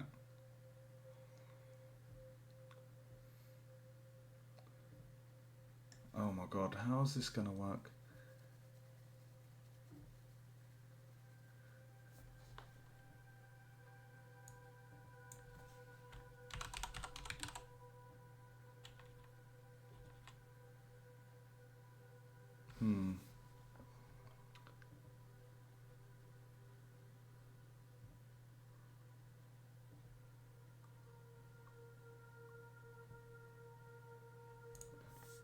Hold on.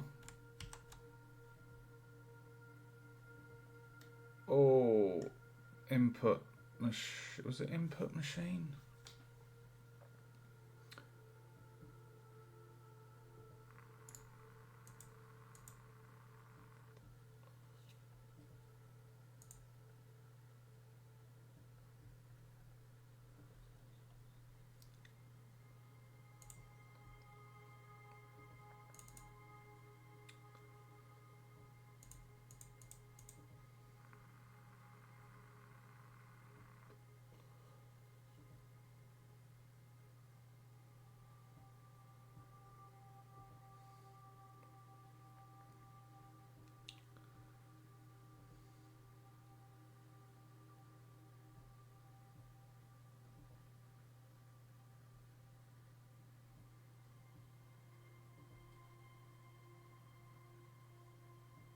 Um,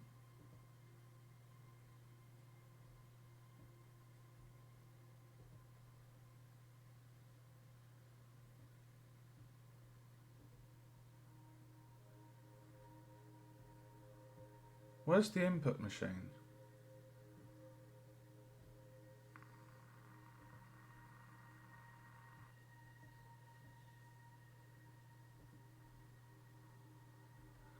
Is it on the player?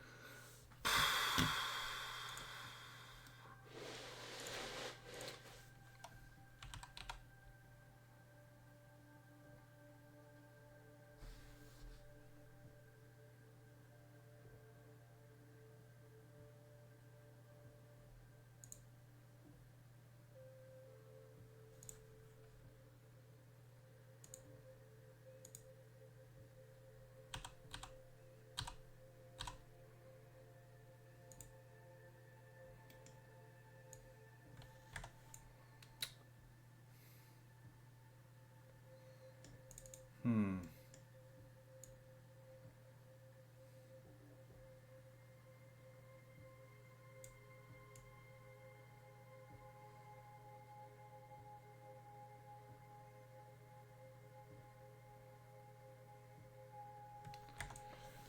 Hmm.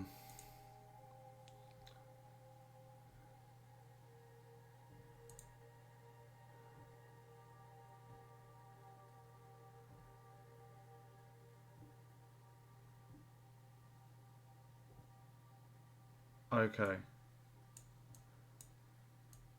Alright, got it. Thanks for the spam view, Cavity. Appreciate it.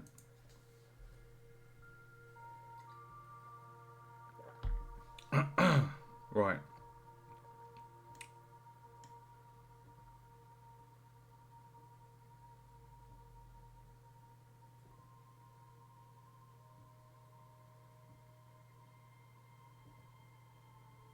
Okay, got it.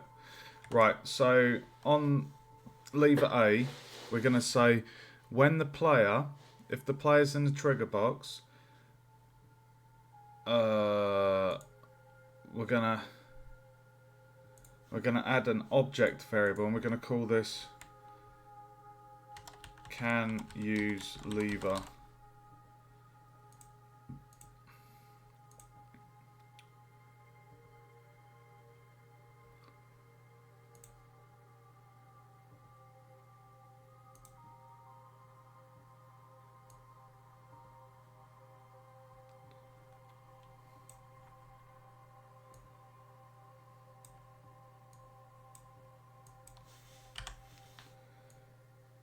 Okay.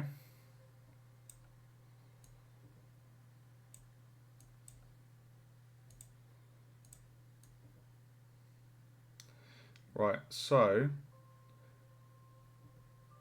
we'll copy that.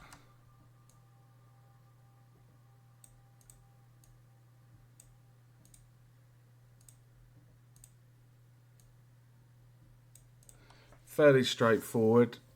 When the player enters the collision box of lever A, if it's true, they can use the lever. If they're not in the trigger box, they can't use it. Alright, so what we're going to do, when keys pressed, we're going to have a branch, and we're going to get the lever. So if they can use the lever, and that's true,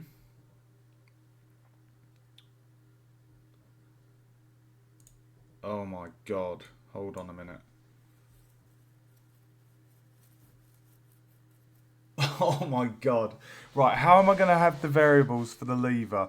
I don't want to have 6 different variables. I'd rather have 3 variables.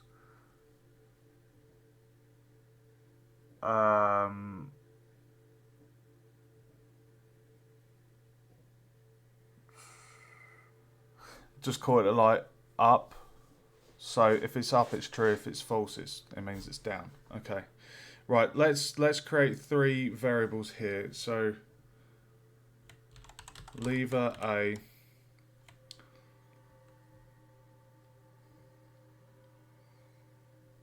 up.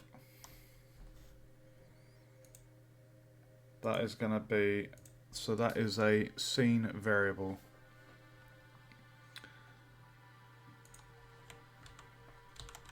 Lever B, up.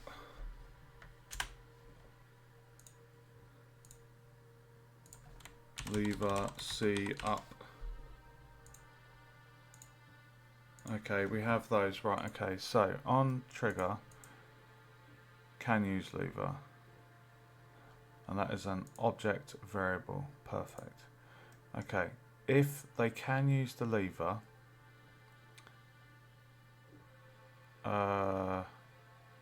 they're all going to be up by default, aren't they? So up, up, up, because in the game they're up. So okay, so by default all of the levers are in the up position, so they're up. Okay, so on keyboard input E, if they can use the lever,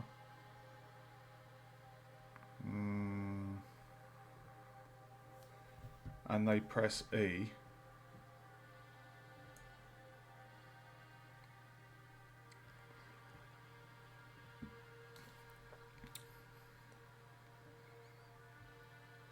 oh, can we have a toggle?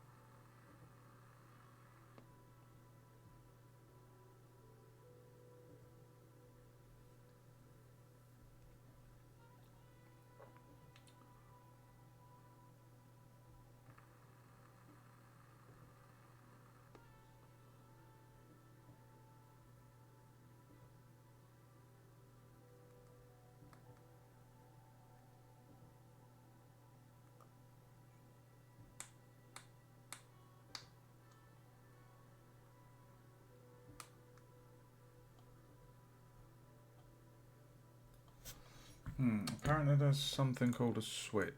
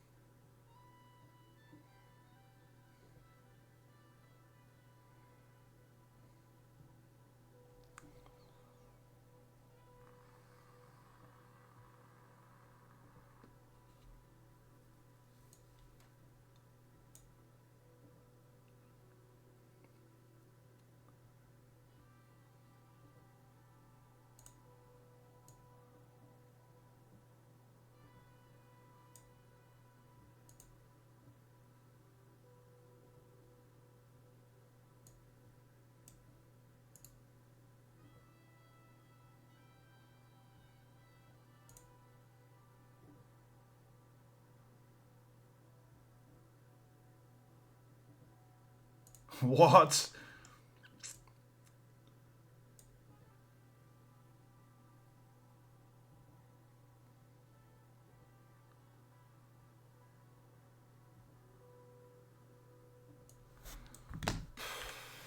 Not used this before.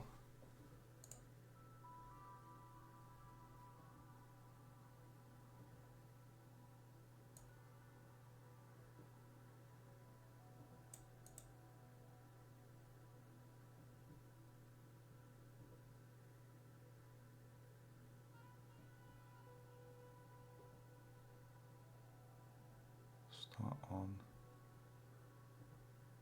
Turned on, turned off.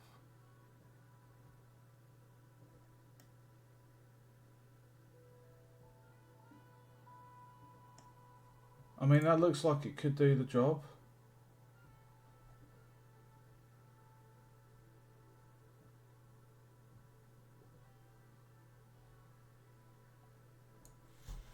What's the what was the other one?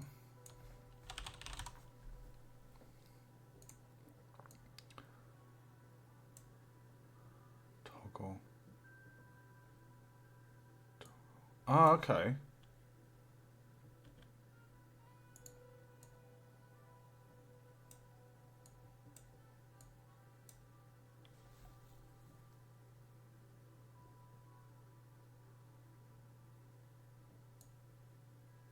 Surely that would do the job.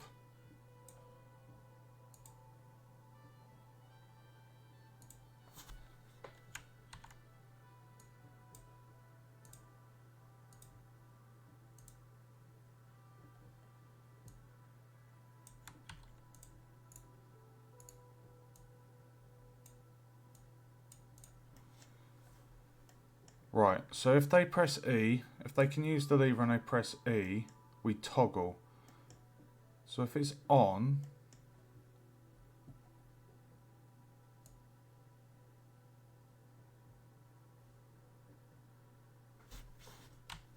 set lever A.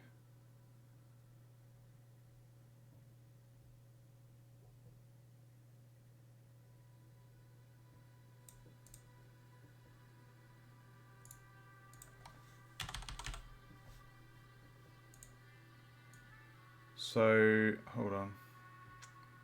So, by default, the levers are up. So, what we would do is that, right?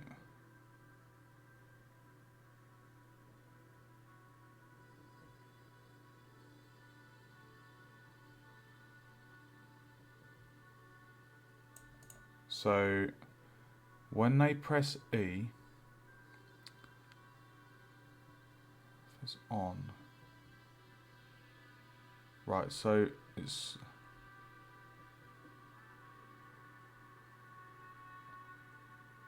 toggle, turned on, turned off, right, toggle, Sorry, I'm just trying to understand this logic. Right. We toggle. Right, start on.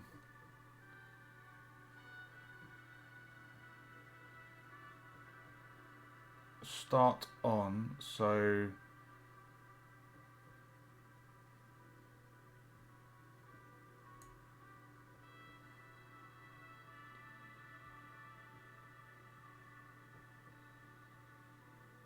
If it's turned off...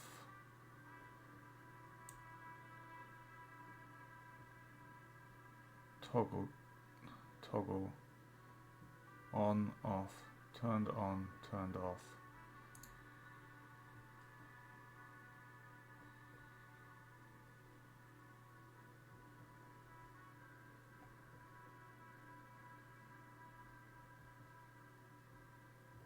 Toggle. So if we toggle it off, hold on.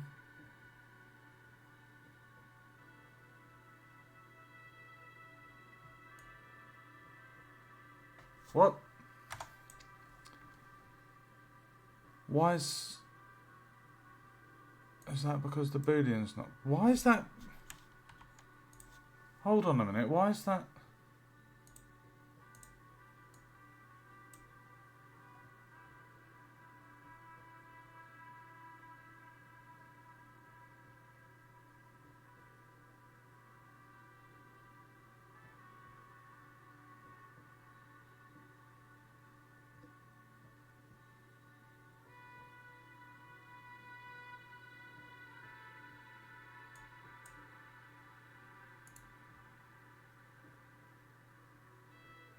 What? It's too late at night to be doing this. Right. Start on. Toggle. If it's off. So the Boolean by default is up, which start on is up. If it's off, turn it down. If it's on,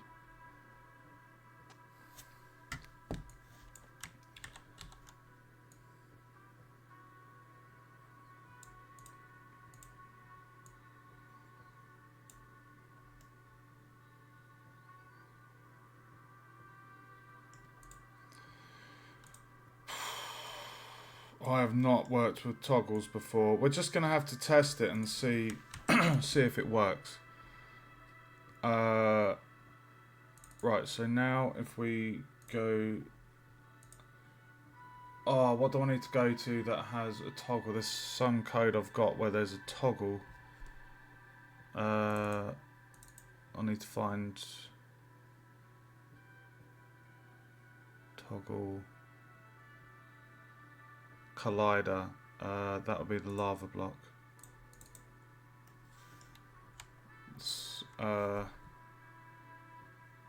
Set enabled.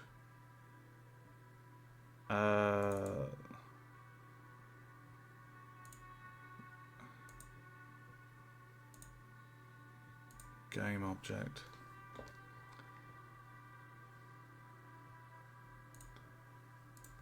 Sprite up, sprite down.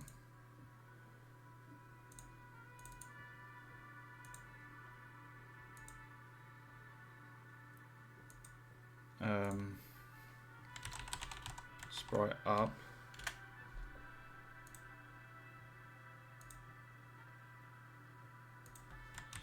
Sprite down.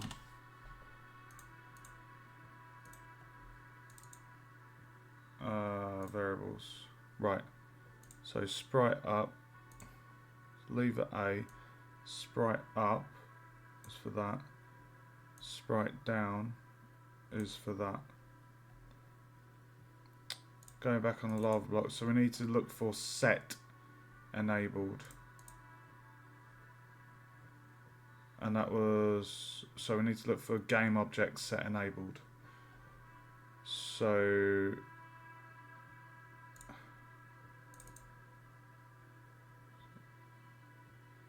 Okay.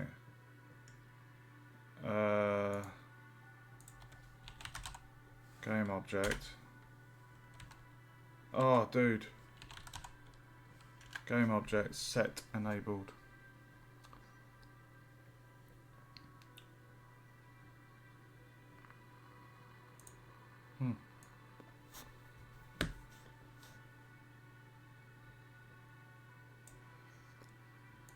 Get sprite up.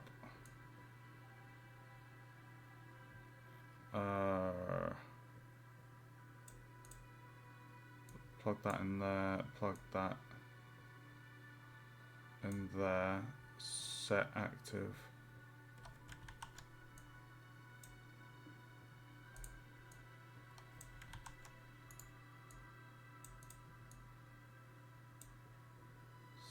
Set active.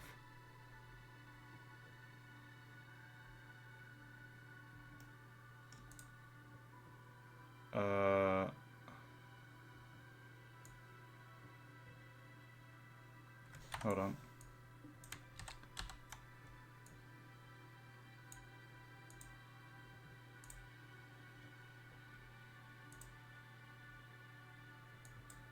Oh my god, the code.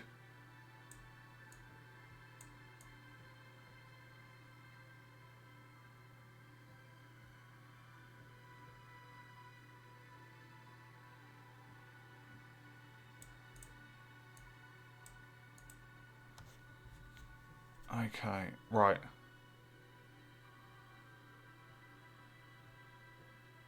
Right, okay, if it's off. Okay, so now in the same section here, we need to have that again, guys. Because what you're going to need to do is have the down off. Get the up. See what's happening there? So we're basically saying if the switch is off, we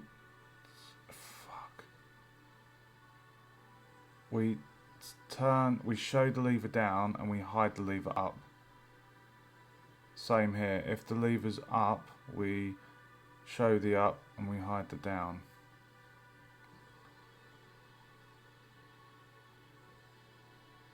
I know that makes sense in my head.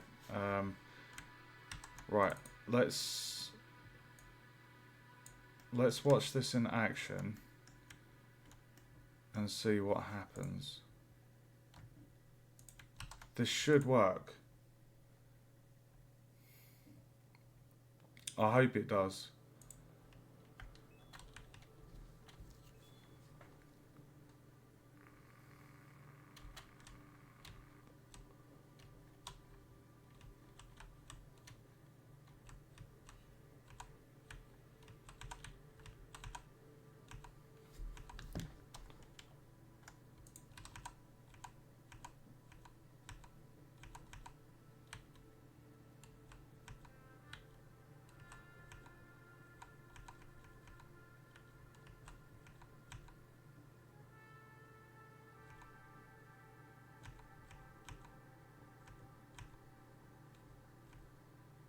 Ah, I've got an idea. On start, let's just on start.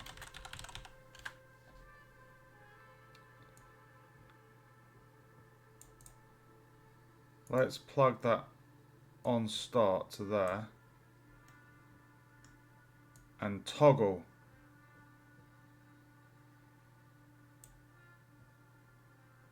There we go.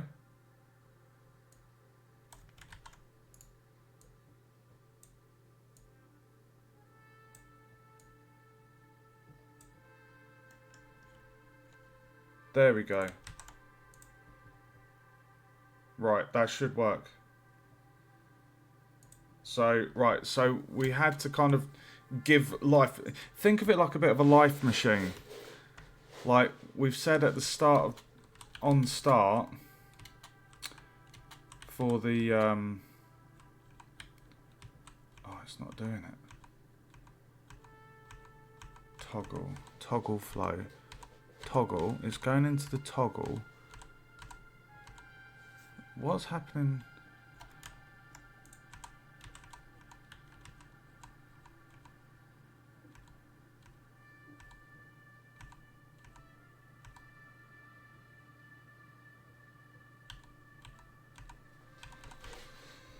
Bro.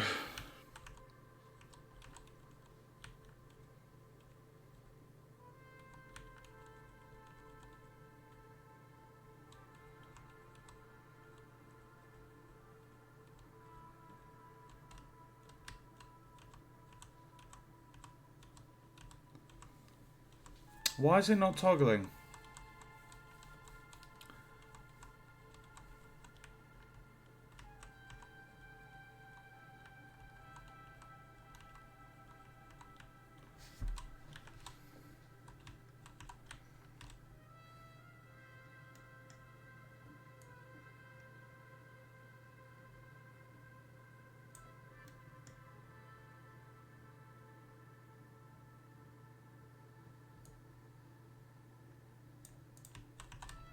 Oh.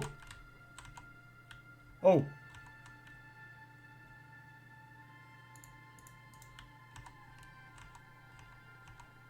Oh my god, it's working. Oh my god.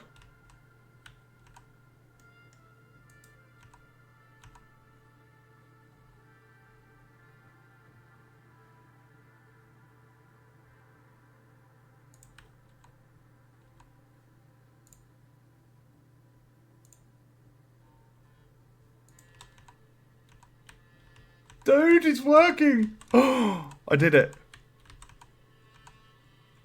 Oh my god. So that's basically Unity's flip-flop. Hey, Azira! Azira!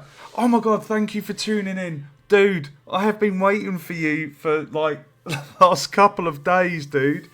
I sent you a whisper because I was after some help with a pretty please emoji. Yes, I've got the lava working. I've just actually been sorting out a puzzle element. Unreal's Blueprints has something called the... Oh, hold on. Oh, how am I able to toggle that? Hold on.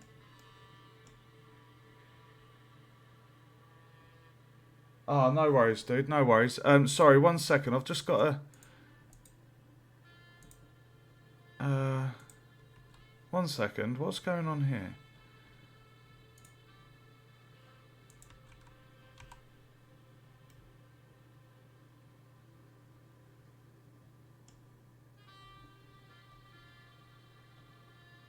Oh, Mike, you absolute pillock. Hold on, hold on, hold on. Why is the can use lever?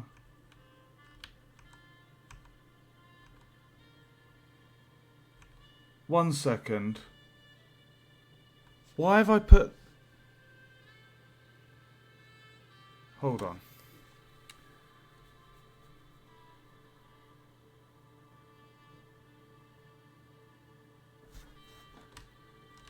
If I run through that...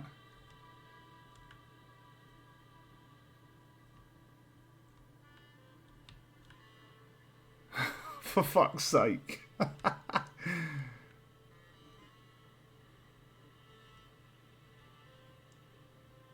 Oh, I see. I see. I see what's going on. Okay, hold on.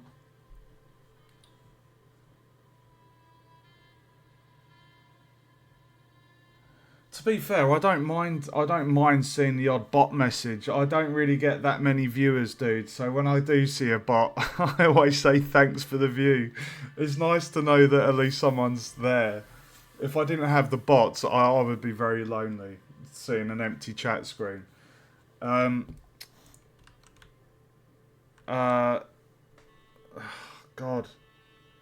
Right, 1 second.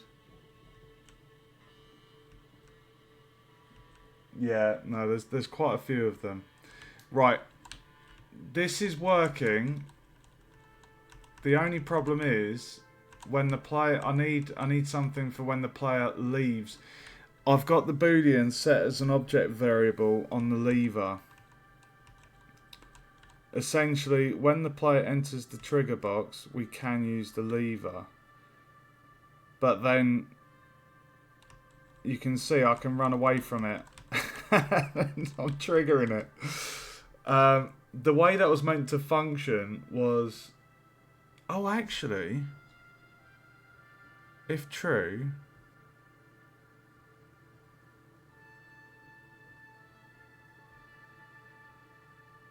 No, it needs to be a toggle. It needs to be when they're here, they toggle it off, but then when they leave, when they leave the trigger box, we need to say, then kind of turn it off. That's a good point, dude. Let's have a look. I've never used it before, to be fair. Oh, you are a legend, Assyria. You are an absolute legend. I've never used that before. I've not had the use for that.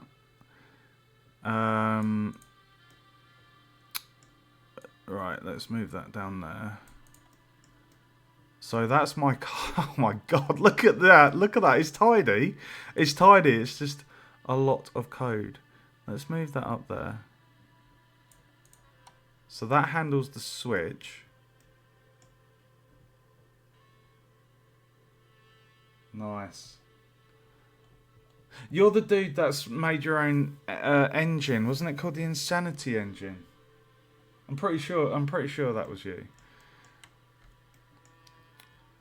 Right, so if I copy this,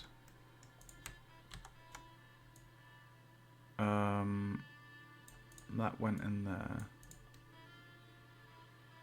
Right, so when they enter the trigger, we set the can use lever to on. When they exit, we set it to off. If I just unplug that and bring that closer. So the same for that one.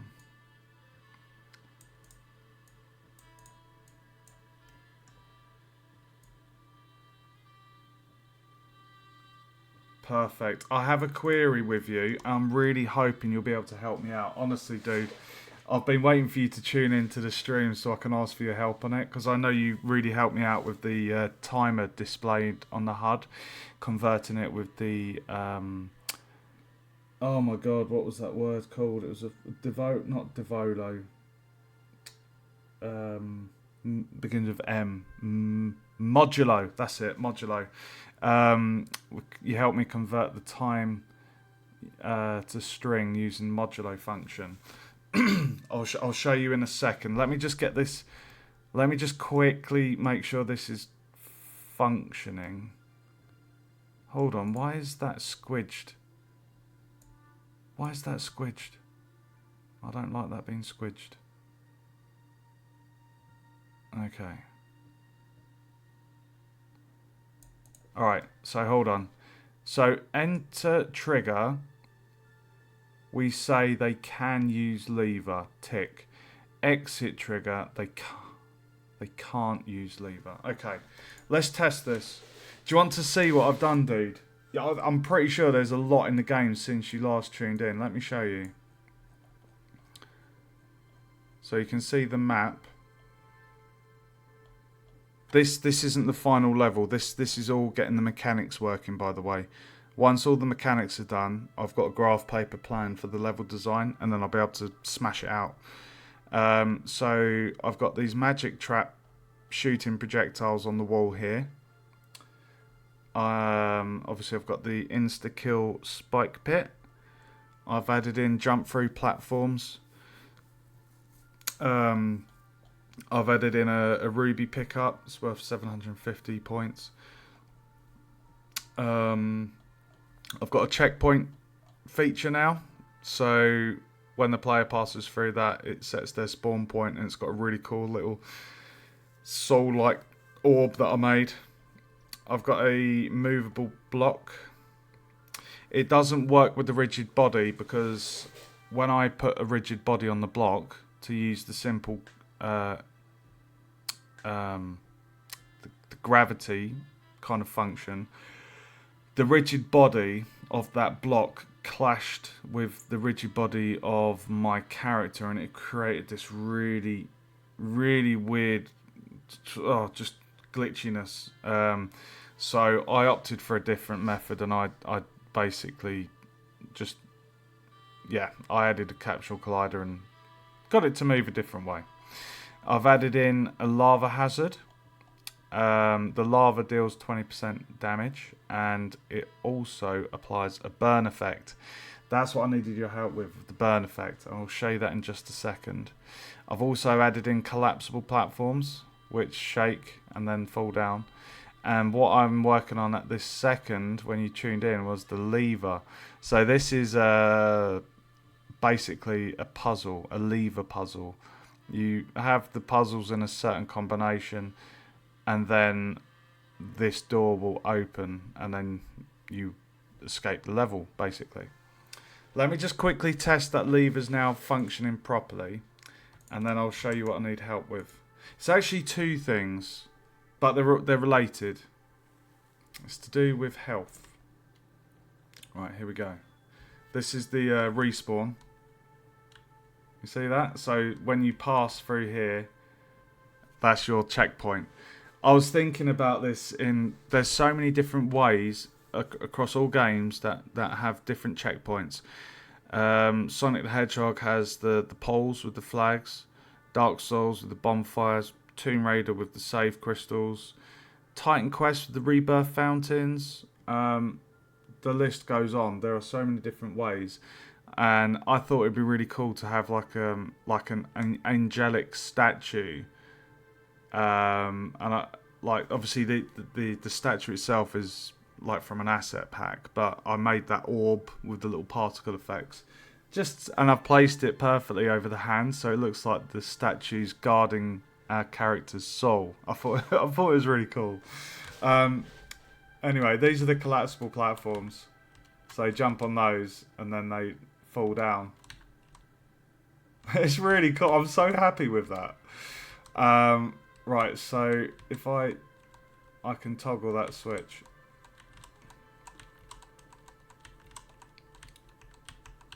Are you joking?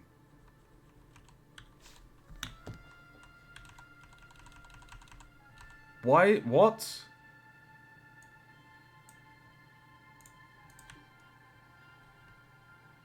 On exit. Oh, Mike, you pillock. I didn't plug in the component. You numpty. I didn't plug it in. I was like, why is it not working? You are a numpty.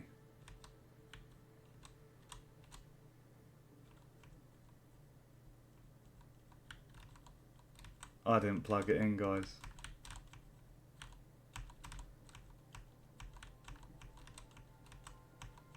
Right. I think I want to make that collision box a little bit bigger, because that's no fun, is it? If you're the player, like I'm pressing it here, you'd expect that to work. If you're there, it looks... Yeah. Hold on, 1 second. Lever, box collider. Let's make it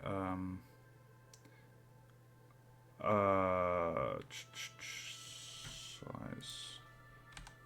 Let's do 0.9. Right, the reason why I'm not having that box collider right to the very edge is because there's going to be a lever to the left. Like 1 square apart, and if the player's box is in contact with both, then they're going to be triggering multiple switches, and I don't want that. So Let me just test that one more time, and then I'll show you the burn damage thing.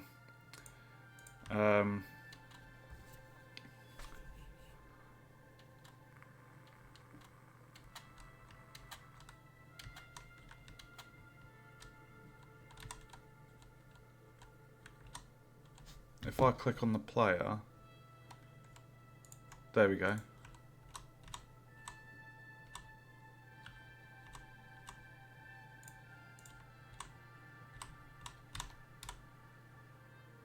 That's better, isn't it? You can actually see it being toggled.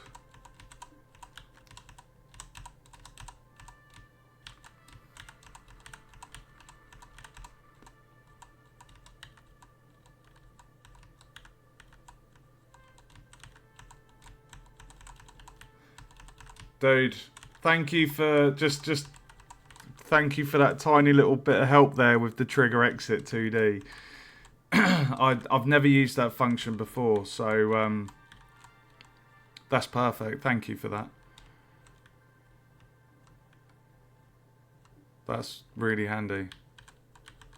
Okay, I have my switches in, guys. All I need to do is duplicate that 2 times, then we have leave it ABC, and then I can set the door to open, and then that's that job done.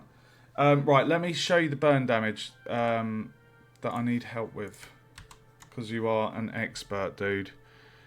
Right, if I go to my player, right, so at the moment,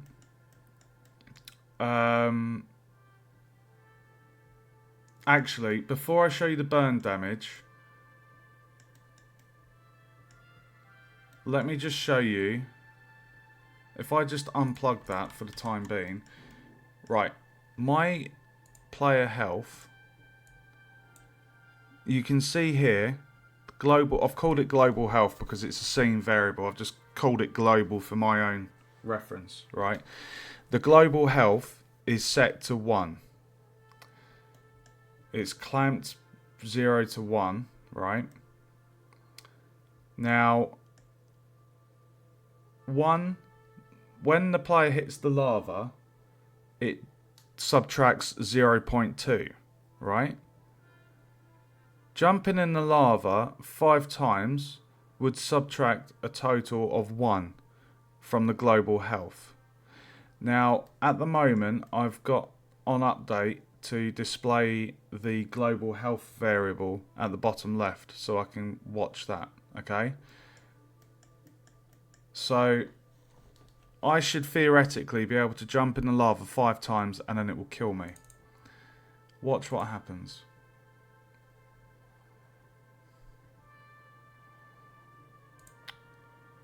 Right. I've got the log up. Right. 1, 0.8. 2, we're on 0.6. 3, 0.4. 0.2. I jump in for the 5th time, and it's not doing it, and it's displaying a very odd number there.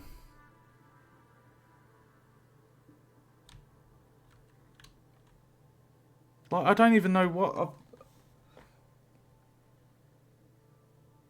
Yeah, I remember you saying about epsilons. Yeah, about it being a very, very small number.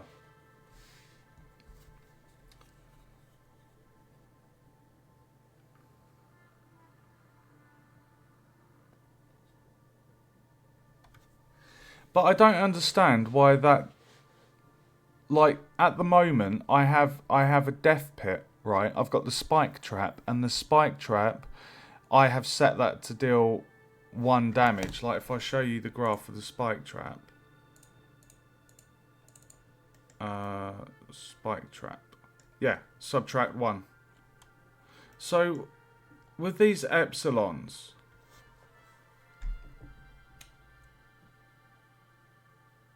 0.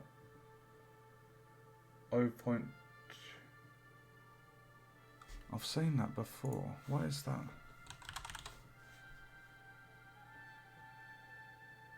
not equal. Can you write me the result?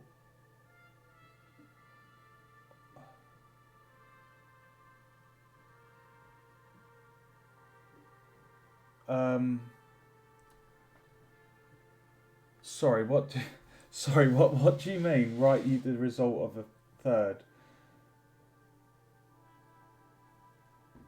0.2 not equal to 0.2.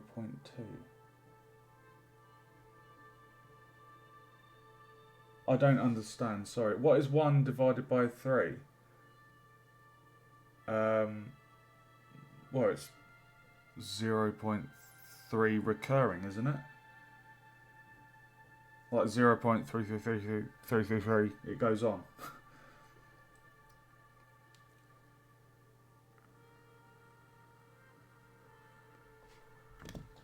I'm pretty sure I'm right. 1 divided by 3. Yeah, 0.33333.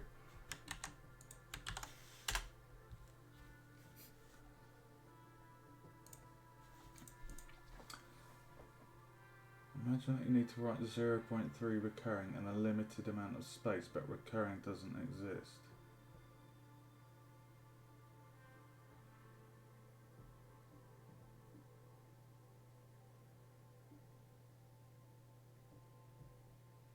Okay. No, because you saw how many. That's so small, I can't even count that. But that's definitely, that's more than 10 characters, isn't it? That's 14 maybe. So basically, the system can't see the recurring value there. And that's why, is that right? So the system can't read the actual full recurring value that I just put in chat. In binary, 0.2 is one of those recurring numbers. Right. But 0.1 isn't? Because at the moment,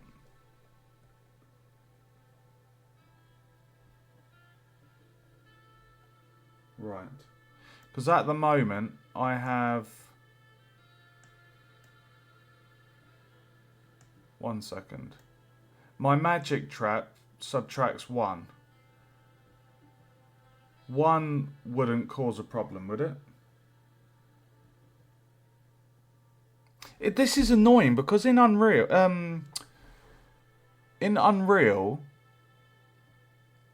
I can't remember if I had something that dealt 20 damage. I think I did. I think it was the wolf. I had a wolf AI, and I'm pretty sure it dealt 20% damage.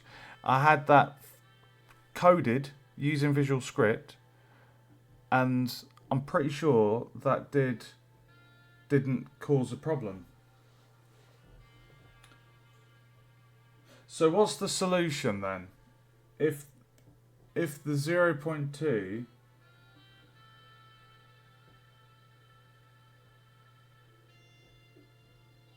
right.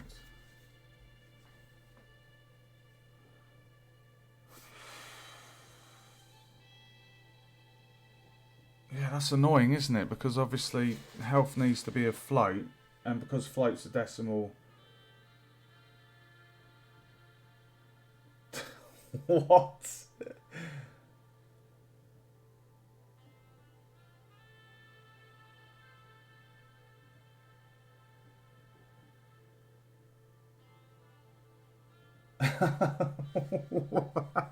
Sorry, that is funny, dude. Right. I understand what you're saying. So essentially, the system can't really work with the 0.2 value I've put in there. So even though to us, with the float variable being 1 and subtracting 0.2 5 times should make that 0, the way the system works, it doesn't work how our brains work, and it somehow struggles with that. So we have to say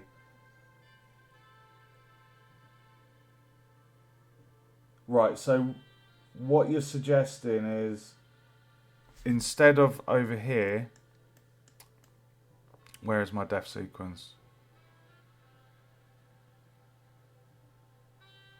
Oh my god. Right, so in my code for the def sequence, you're saying I should basically say if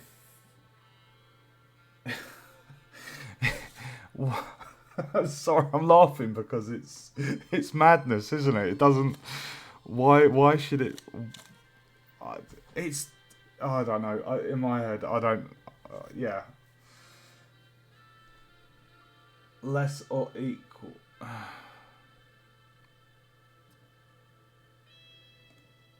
Less or equal b from.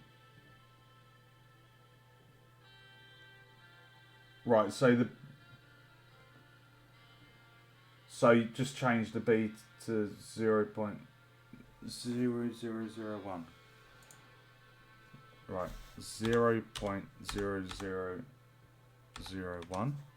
Is that 3 zeros you did? 0.0001.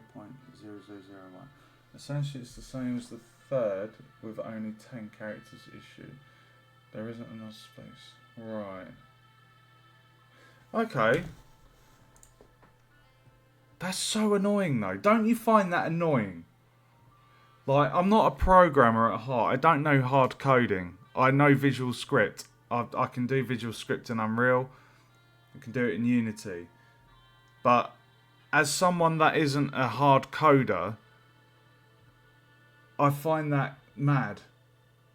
Like, it's a whole number 1 minus 0.2 5 times equals 0. But the system somehow struggles with that. Like, what, how? Okay, let's give that a go, dude. And see if my lava trap will indeed kill us. So 5 times. 5 is the magic number. Not 3. 3 is a magic number, they say. But in this case, 5 is the magic number. Right. Let's see if it works. 1. 2. 3. 4. 5. Way! Success! I have something really weird happening as well. Can you see how high I'm jumping? For some reason, certain times when I start the game, my jump is fucking ridiculous. I've coded and set up the jump to be a specific thing, but for some reason it just goes crazy. Right, let me just do that again. So 1, 2, 3, 4. So one more time. 1, 2, 3, 4, 5. You are a legend, sir. Mario wishes. I'm not gonna do the jump tonight because it's 1:05 in the morning and I've got to be up at 6 for university today. I don't have time to go through the jump at the moment. I'll look into that another time. I'm okay with it for the moment because I'm not near finished putting in all the mechanics. It's something it's a bug fix. I'm pretty sure I've got it on my list. Bug fix.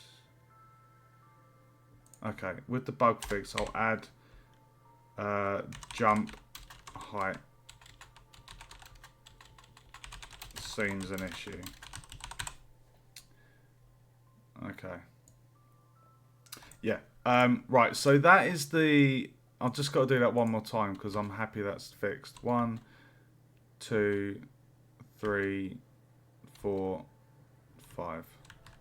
Dude, you're a legend. That was really bugging me. Thank you so much. So, in short, but I don't understand that though, right? Let me show you my magic trap. Or for example, the slime. The slime deals 0.5. The slime deals 0.0. It's the moonwalking slime. There's a little. I don't know what's going on with that. I've set that up, but for some reason, I've got another bug where there's like an invisible block or something.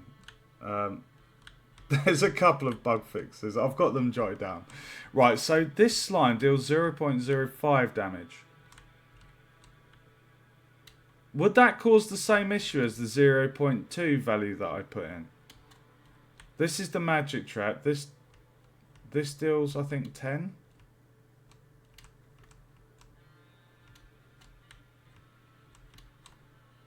I think it's 10. Yeah. And 10 kills me. I'm pretty sure that's 10. Hold on. Magic trap. 10. Yeah.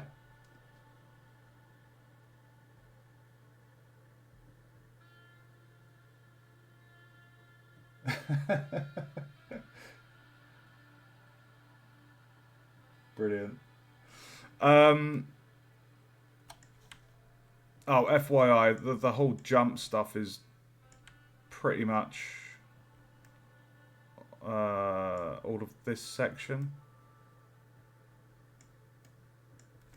but I won't do that tonight because it's very late. The one other thing I wanted your help with. Hold on.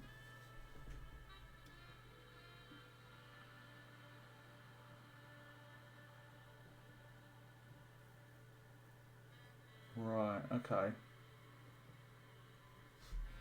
Right, so the one other thing, you're probably going to laugh when you see this. I'm really grateful to you for helping me with that lava thing with the 0.2. I'm really grateful for that. You've also taught me something about the system can't cope with the recurring number, and 0.2 being a recurring number within the system. So I'll have to make a note of that. 0.2 damage from lava. Issue with system and recurring numbers. Solution was set def sequence from value of 0 to 0.0001. Bug fixed. You are a legend.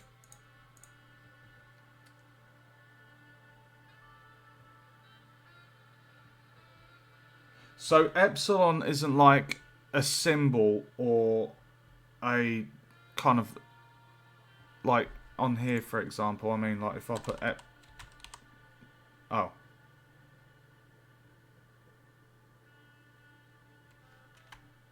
Get epsilon.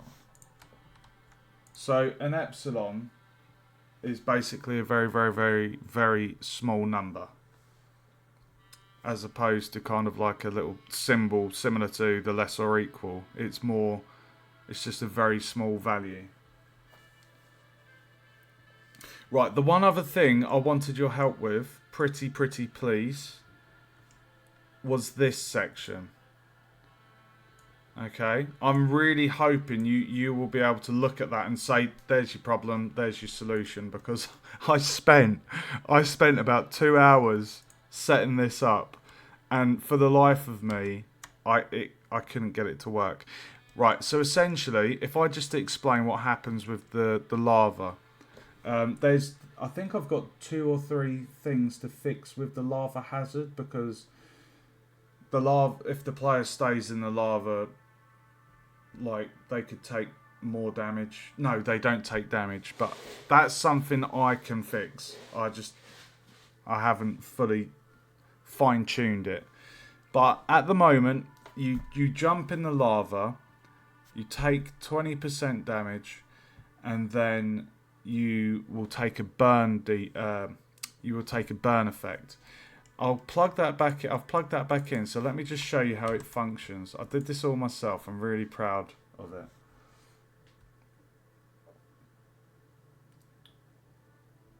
Okay, I understand regarding the epsilon. Thank you for showing me that. Look at that, the jump height's got even higher. What the fuck? What the fuck? Right, so player hits the lava, they take damage, and then they get a burn damage debuff. So if I jump in there, you'll notice my health bar. See that going down? So essentially, what I wanted was a total of 25% damage dealt to the player's health. So they hit the lava, they take 20% damage, and then they receive a burn effect, which deals a further 5% damage over... Hold on.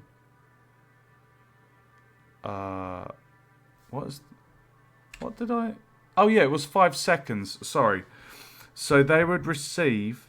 So they receive 20% damage jumping in the lava.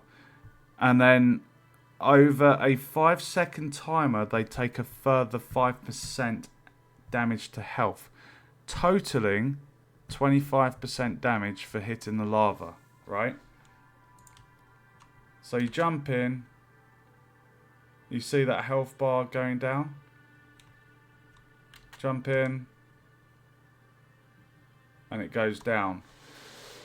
Now, what was really bugging me, dude, was the value. If I just do that again, okay, I'm going to show you the code, because this was what was really winding me up. I just could not get it to work. I have worked with timers, but essentially I wanted a 5-second timer, and for each second that passes you deduct 0.01? I wanted it to deduct 0.01. Sorry, hold on, I'm tired. Let me check my sugars. Sorry, I'm a type 1 diabetic as well, so sometimes when my sugars are low, I get confused. Like it's a symptom of low sugars, hypoglycemia. Hypoglycemic? Yeah, I'm 3.2. That's why I might be getting a tiny bit confused. Anyway, yes. Oh, are you diabetic as well? That must be really bad for when you're programming. Because I've had that when I've been coding before. I know I'm not a hard coder like yourself, but it's still coding. It's just... I like to refer to hard coders as like under the bonnet coding. You know, like if you pop a bonnet on a car. Like the hard coders are under the bonnet. And me, a visual scripter, a visual coder like this, is above the bonnet. Oh.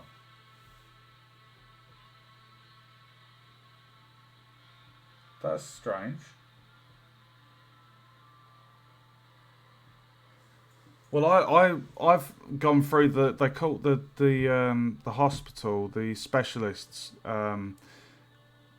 They said about a honeymoon phase of the pancreas. It's basically where when I was diagnosed, I was misdiagnosed as type 2, and then on New Year's Eve one year, of all days, of all the days of the year, New Year's Eve, I got called in, and what did they say?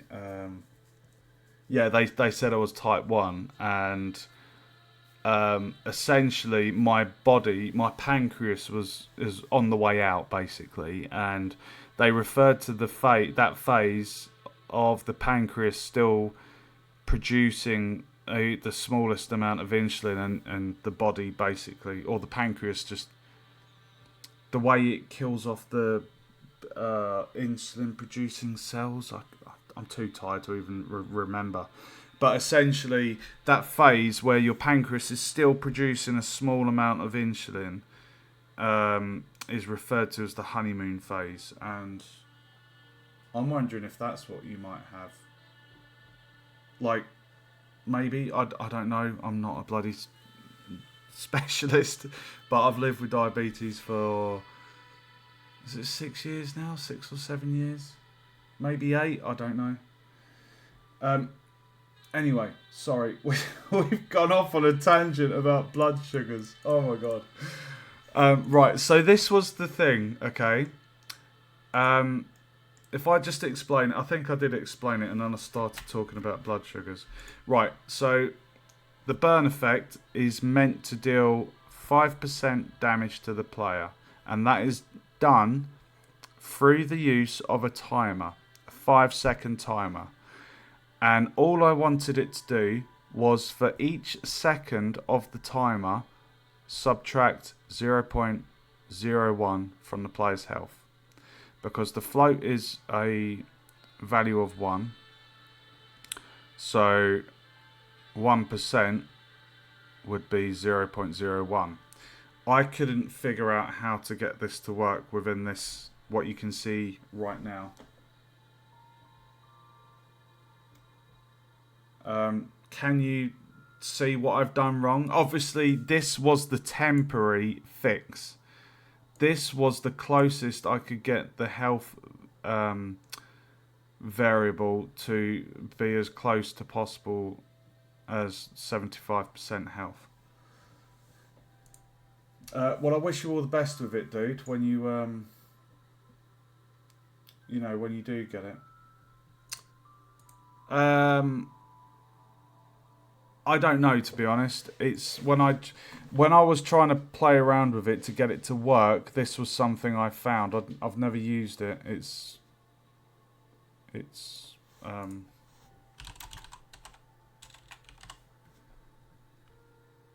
normally if you hover over things, sometimes it gives you a little brief description, but this one doesn't.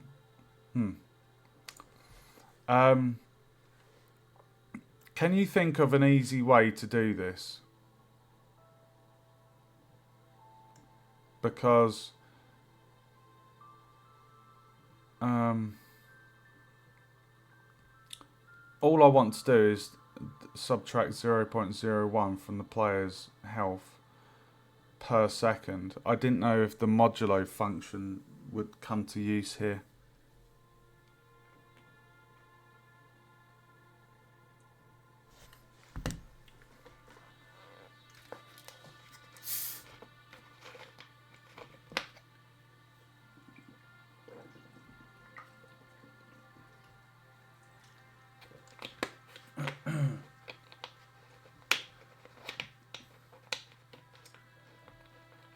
Set a variable. Okay.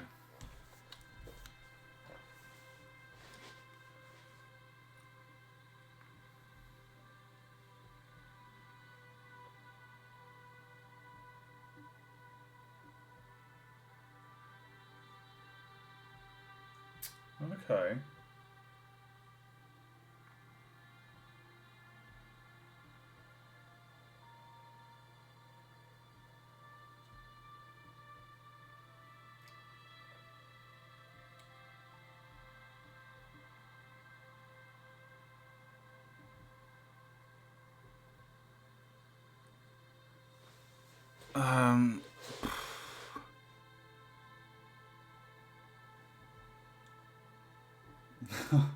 I need to pop a sugar to try and not get confused at the second. Right. Variable to detect the change.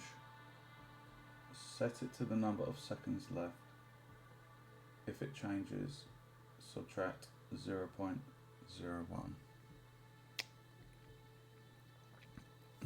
Okay, right. Let me unplug that then. That's what I had. That's what I need it to do. That's all connected.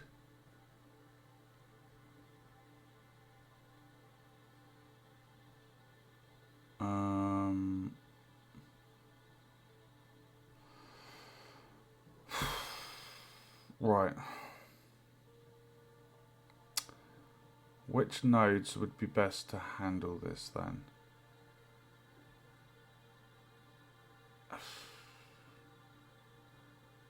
The timer's set for 5 seconds. We know that there's a function for per second. This is what I mean. Like, you would have thought that the per second function would take 1 from the duration of the timer. Do you know what I mean?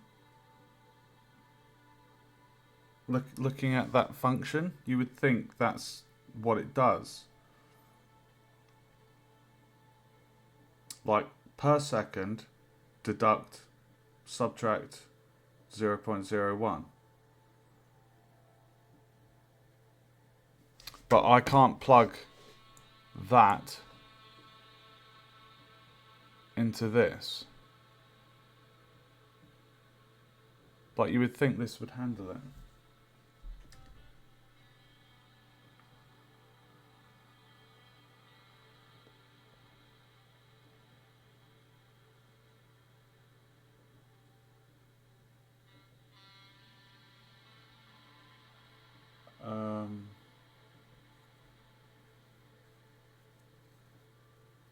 Use math floor. Is that a function, or are you when you say math floor, are you referring to modulo?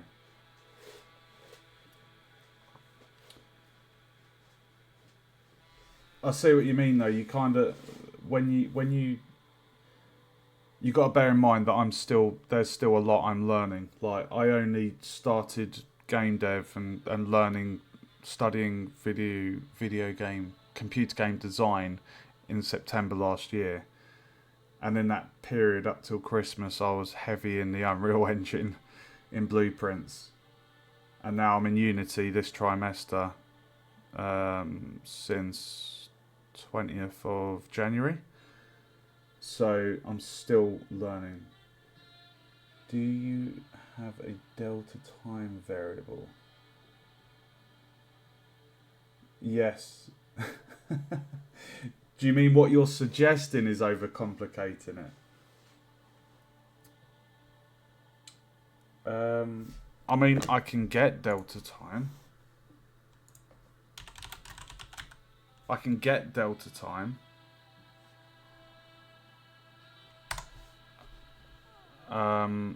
And I guess on the tick,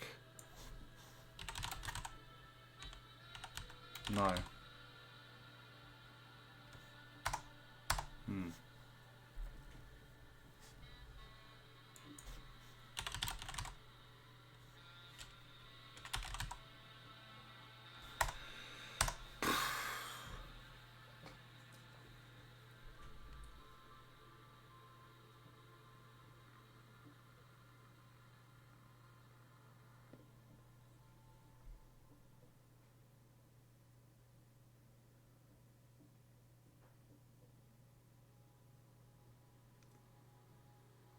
Use an onUpdate function.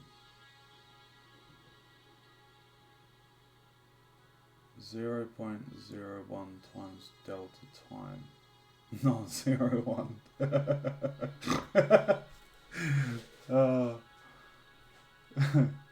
Yeah, because the delta time isn't our human time, is it? Delta time is frame rate. It's based on frame rate, isn't it?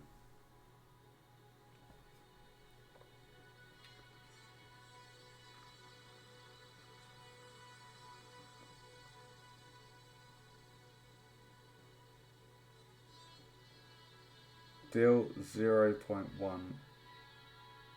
times delta time damage.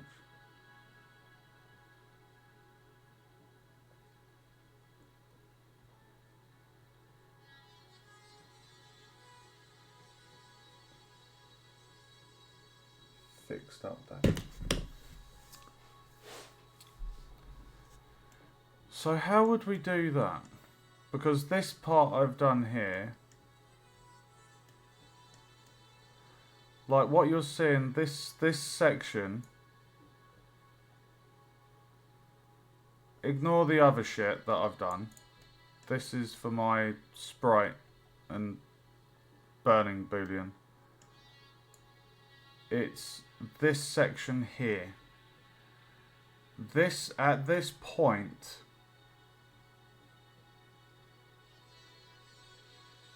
I wanted, like, I asked my favourite AI chat, I asked it, what is the best way to do this? And the AI engine suggested a for loop. And I followed its steps, word for word, step by step, and it didn't work. It was so long-winded, and it just, the for loop, I don't know, it just, like, I was following the step by step of for each loop, do a timer of 1 second, or delay for one, or well, no, wait for 1 second, and then deduct 0.01. Repeat the loop for, I think the index start was 0, and then, no, the start was 0, and then the end was 4, and that didn't work.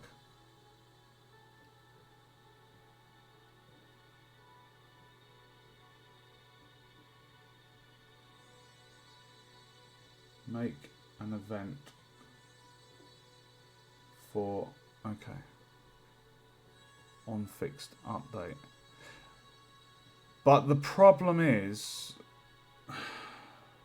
with the event for on fixed update, like, I can't just slot that in mid code.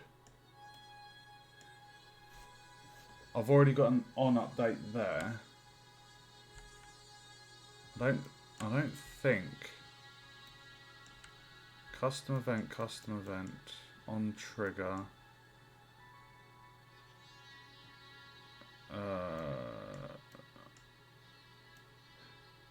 See, this is the difference between Unity and Unreal.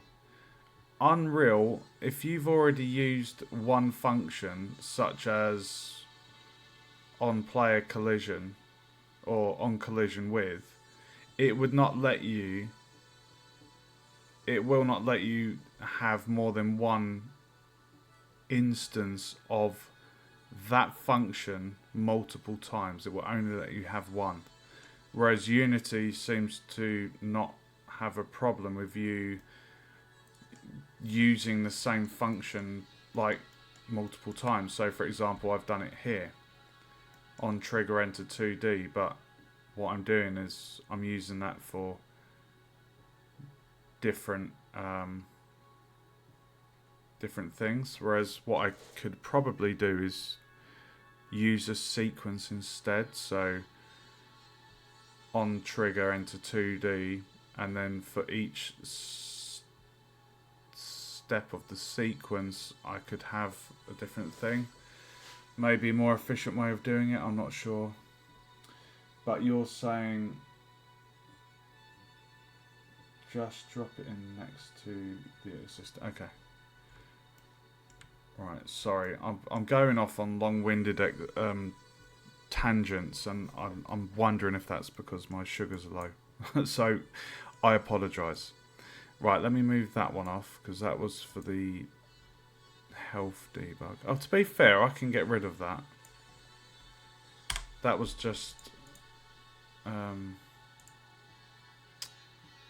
That was for that bug I had with the lava damage.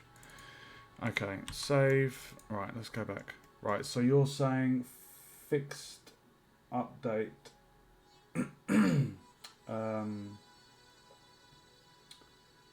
Make an event for on fixed update. Drop that in next to the existing code. So at the moment we're kind of ignoring this because it doesn't function properly. Oh, okay. Alright, dude. Undo. There we go. Okay, so you're saying...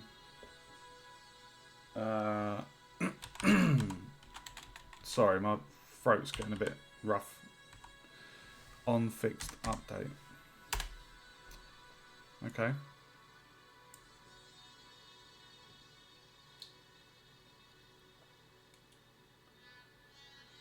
Make an event for unfixed update. Yep. Right, done that.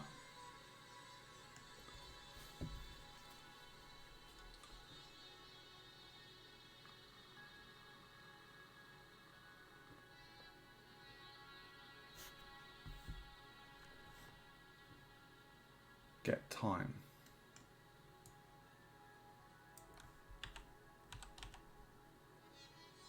Oh.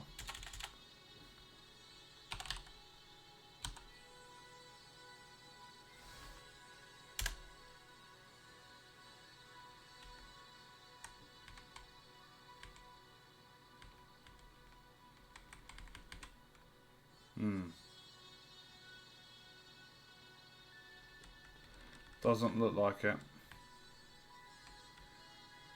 There's set, but there isn't get. There's only create, but I assume we don't want to do that.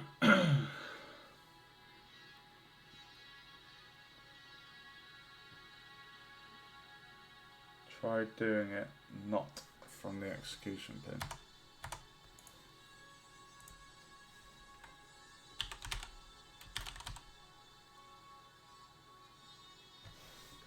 Time, get time, that one maybe? You reckon it's this one?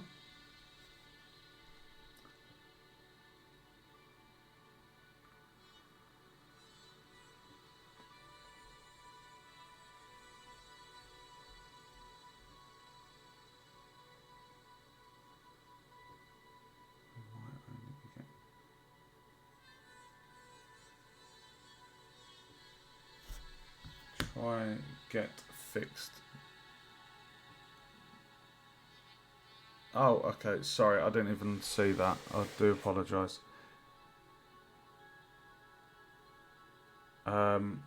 So you don't want me to do get delta time. Get fixed.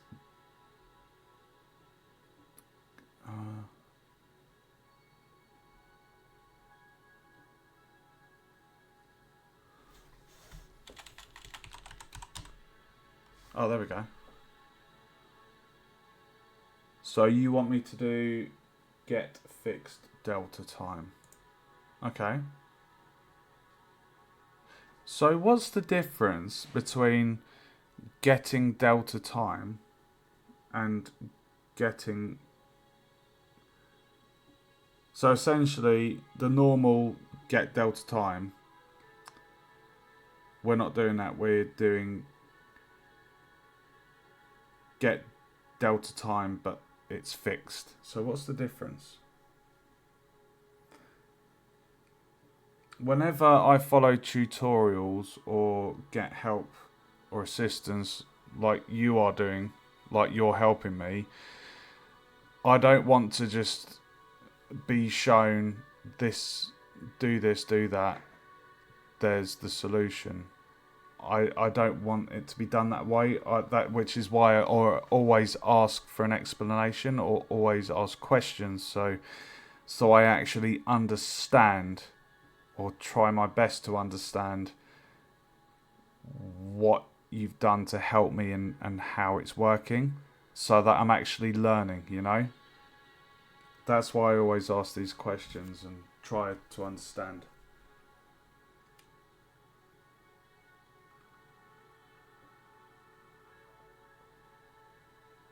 Oh, okay.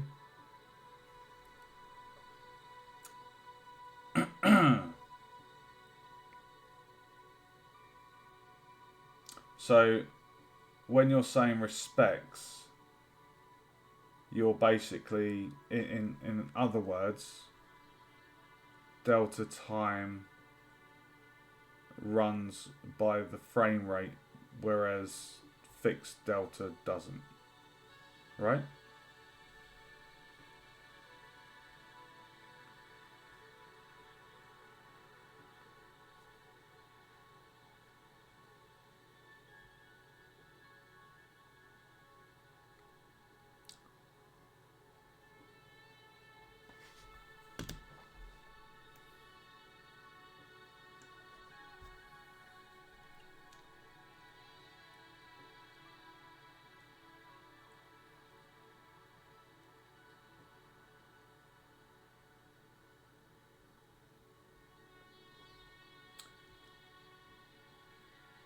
Delta time can be anywhere from 0 to infinity.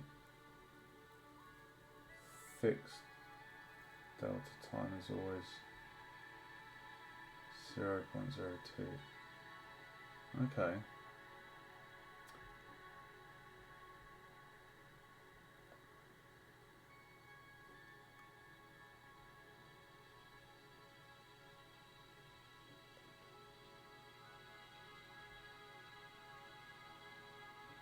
Okay.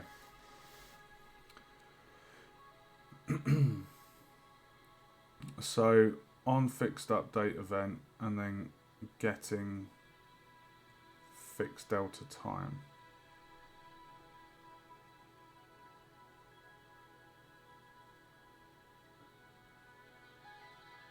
Okay, so on that basis, without you telling me what's going to happen next, it's kind of like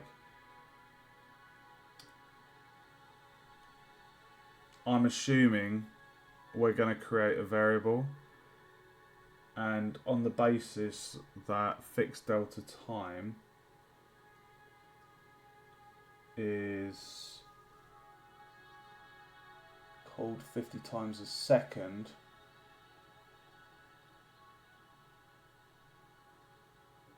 are we going to create a variable and then getting the fixed delta time, adding 1 to that variable, and then for each one deduct 0.01 from the player's health, or not?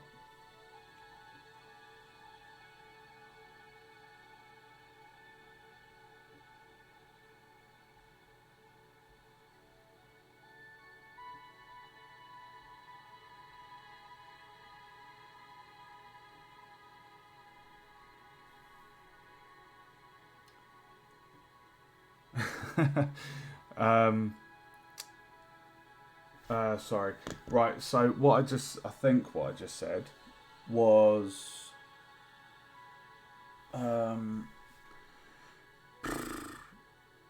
where you mentioned about the 50 times a second. I was wondering if you'd asked me to create a variable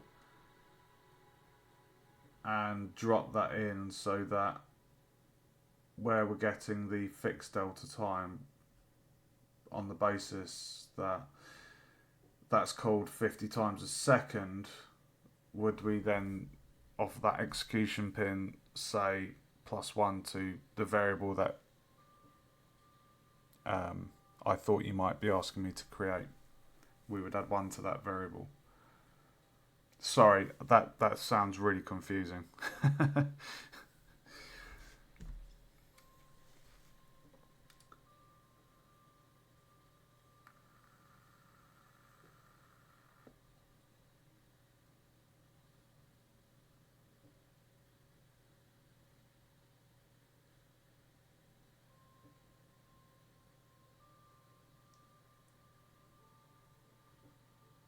Oh. Oh, okay.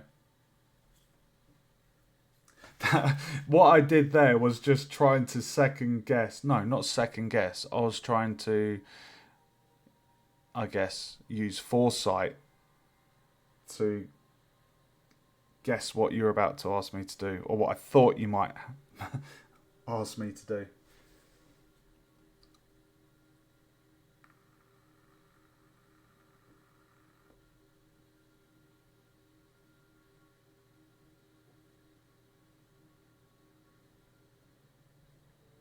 Is a counter and a timer not the same thing at heart?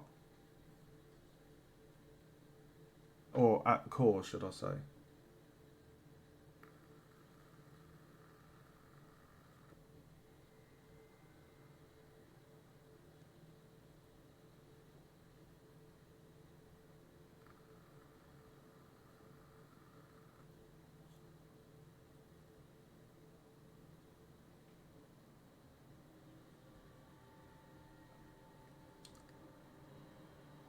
I really appreciate your help and taking the time to help me with this, by the way.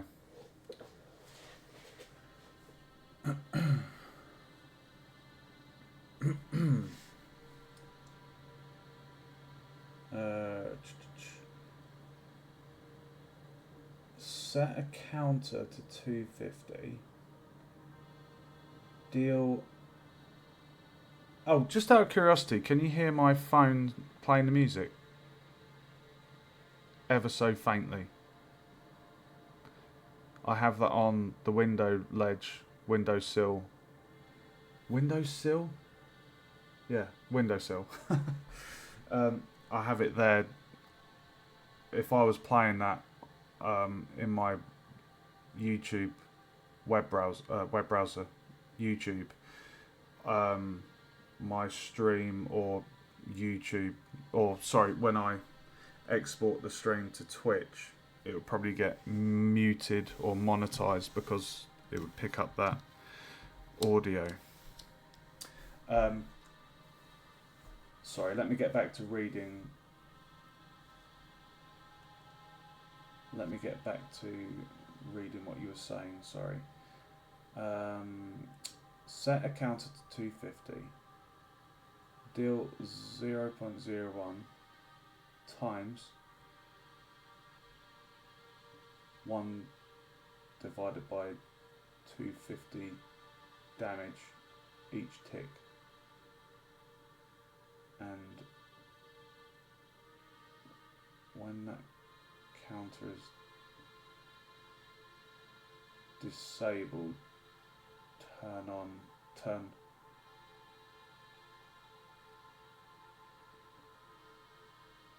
off is the Boolean thing, and then disable the sprite.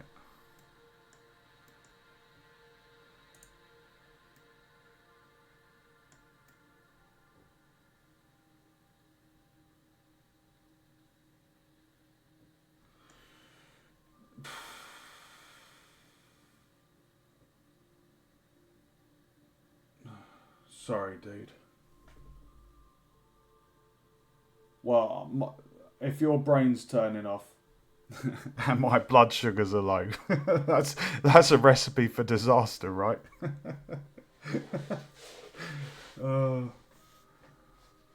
Right, in short, sorry.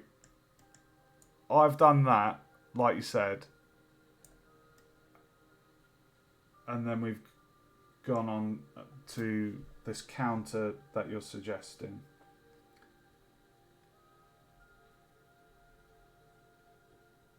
The counter is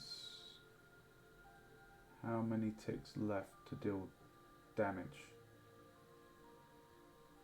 Okay. Well, in short, like I say, what I was trying to do was I basically wanted a thing to say over the course of 5 seconds, deal 1 damage. Deal 1% damage to the player's health per second. 4 or 5 seconds total. That's it. That's all I wanted at the core. So you were saying counter. Is counter even a node?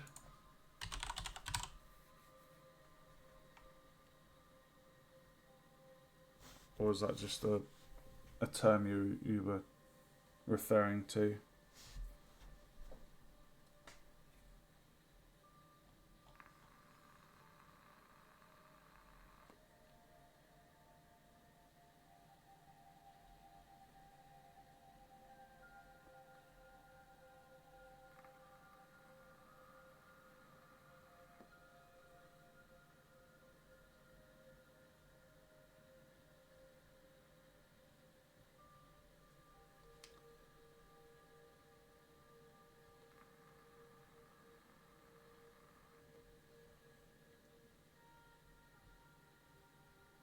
Oh, right. Okay, sorry.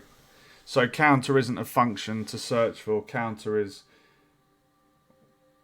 referring to the integer variable and adding to it, right?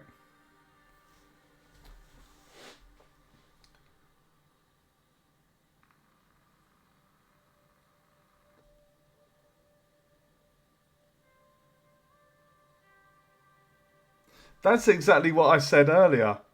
With your comment about the fixed delta time going by 50 times or whatnot. That's what I was trying to preempt what you were going to ask me to do next by creating a variable. And there you've just done it. Counter is just an integer variable. So do you want me to create an integer variable with the value set at 0?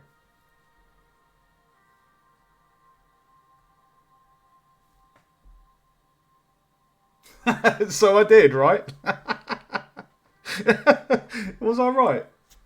Oh, brilliant.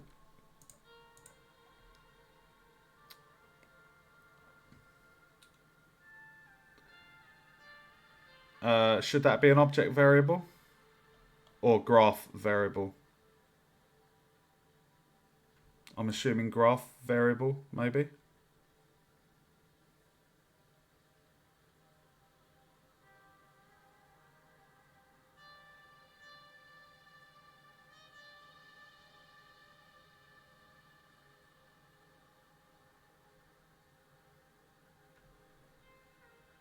Okay, I'll just do it on the graph.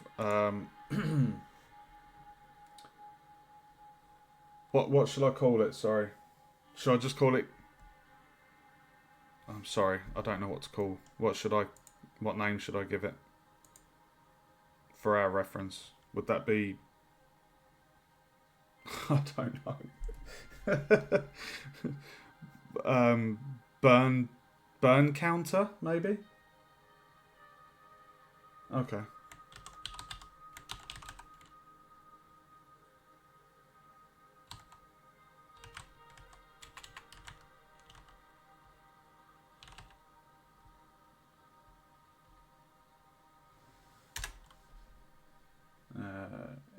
Integer.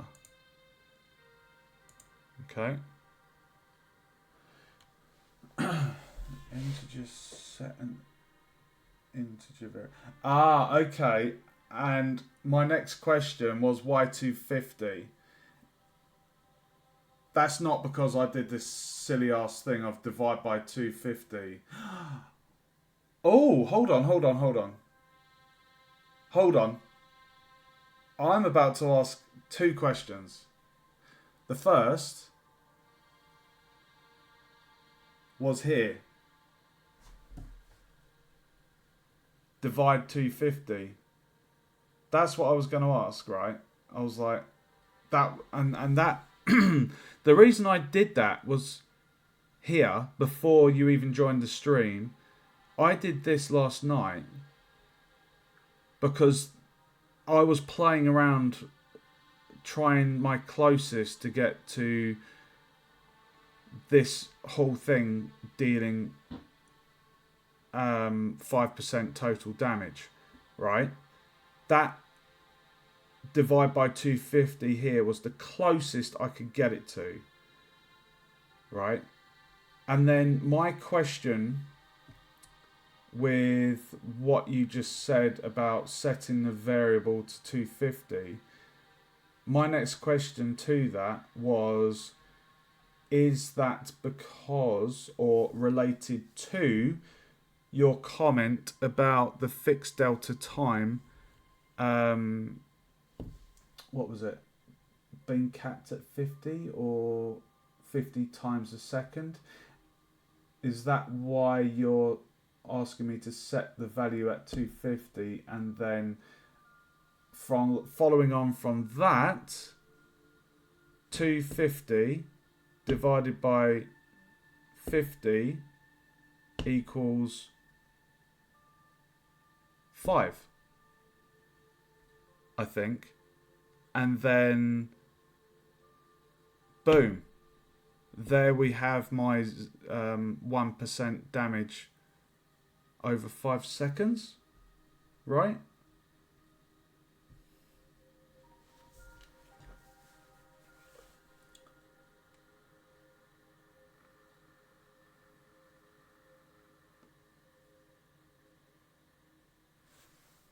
Dude, I feel like you're the pro and I'm your apprentice. and like, I just feel like we've got this kind of weird connection.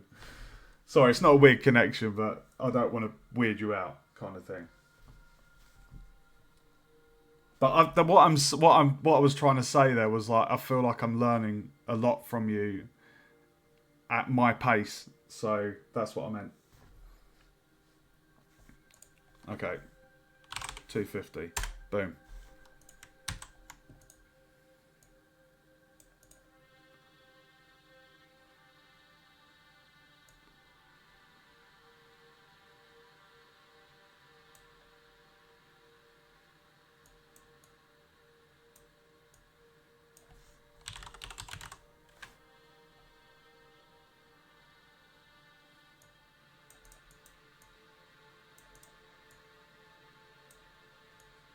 Something like that, maybe.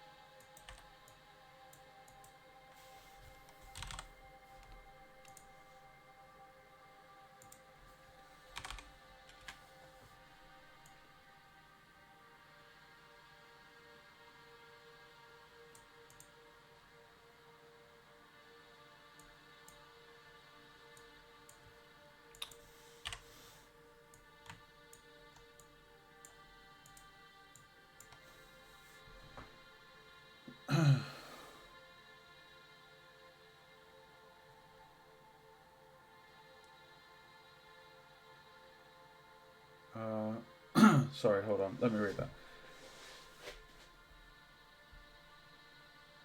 We don't need that. Okay. We don't need this. So, can we somehow...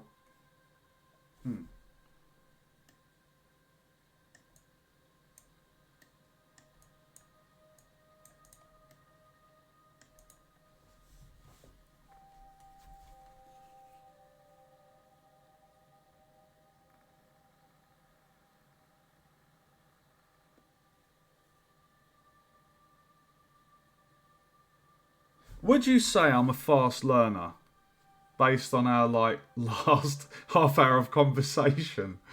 Because I always say about myself I'm a fast learner. I always pride myself on that.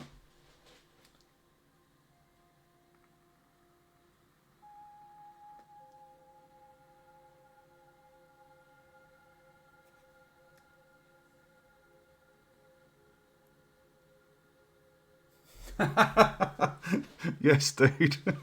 Definitely.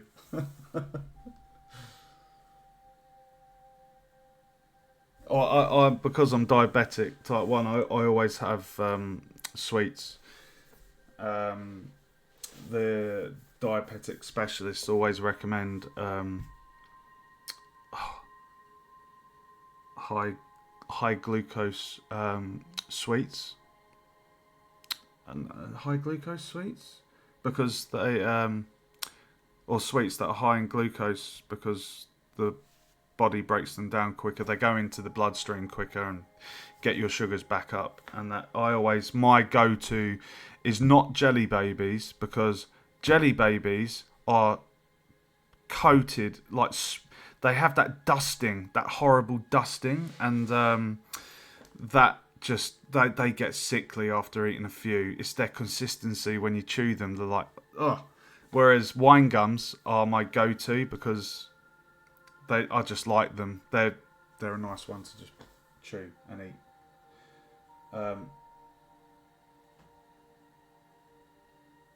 Maybe, dude. Maybe. Or it could be that what's that addictive thing that there's my one of my close friends is a scientist, and he said about a certain thing in sugary drinks or energy drinks. It's the thing that's like 250 times sweeter than sugar. I can't remember the bloody name of it. Oh, fucking hell. Let's ask AI.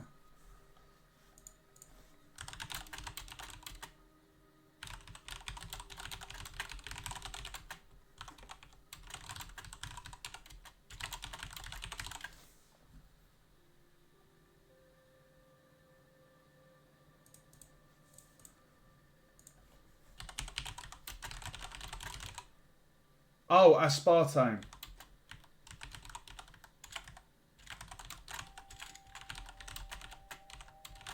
Aspartame, dude.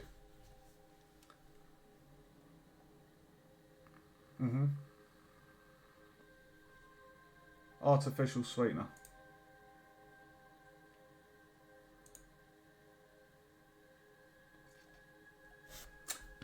Sorry, we've gone completely off topic. Right. I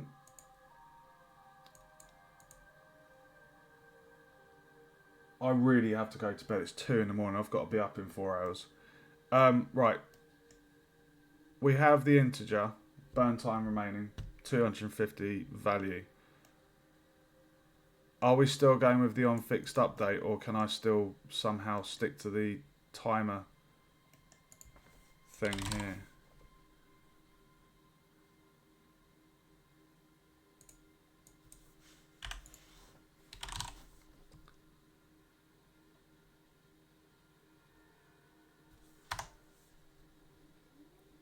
Okay.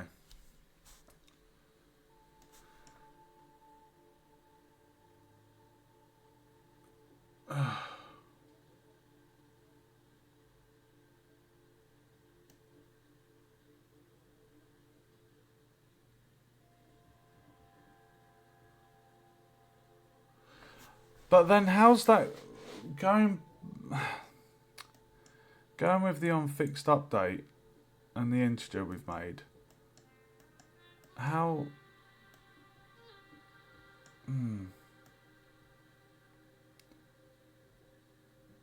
Because the burn damage, the whole thing, about 5 seconds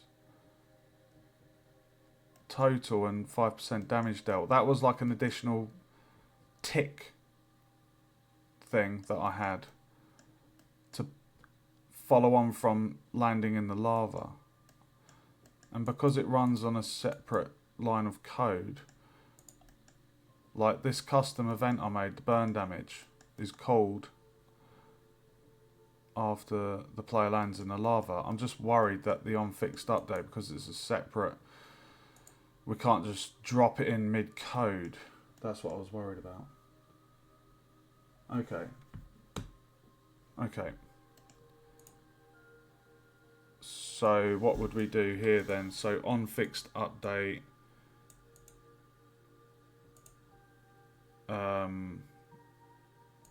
what? Do subtract 250? Sorry, subtract 50.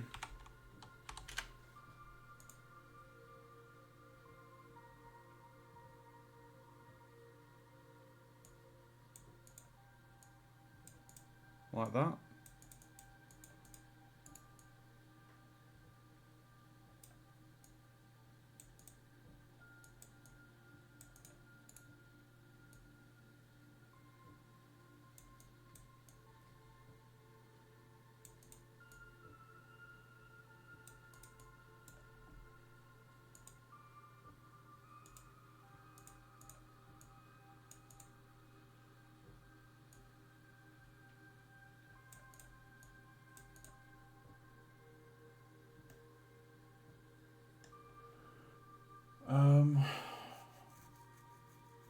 Oh, okay.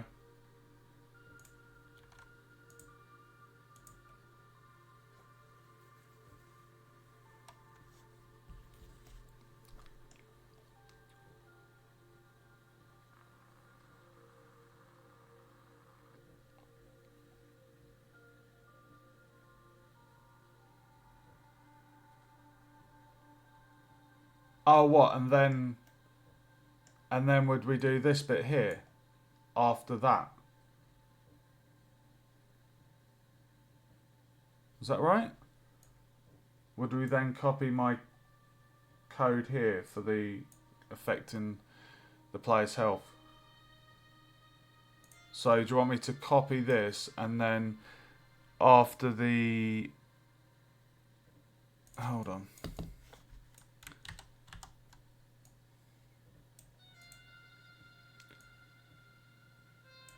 Like that? Maybe?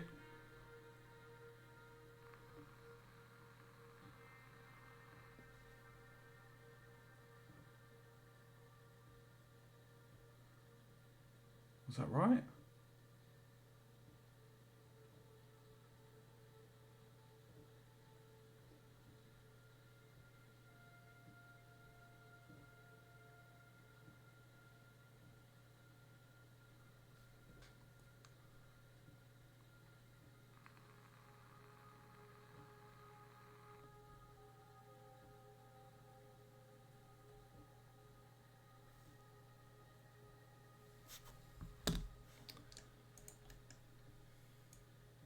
Oh my god. I don't know why, but Unity's Visual Script has started doing this bollocks. Just watch this, right? I only select this one. If I was to select one, I should then be able to just move that to any point and watch what happens. It shifts the whole bloody thing. It's shit. I'm sorry I'm swearing, but Unreal's blueprints would not do this bollocks. I select just that. It's so shit, dude. Right.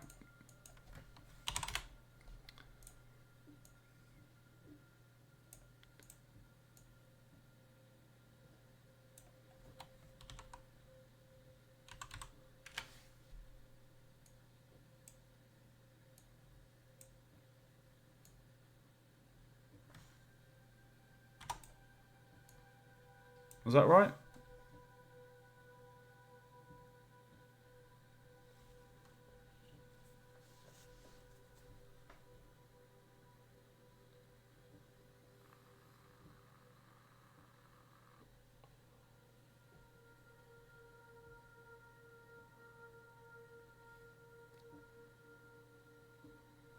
Processing.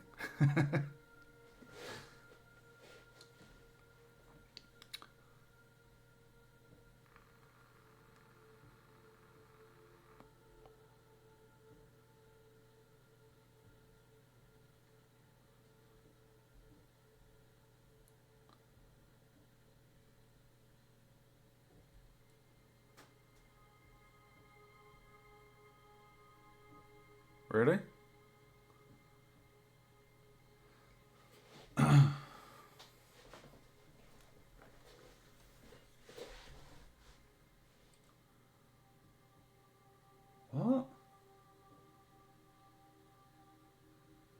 Oh my god.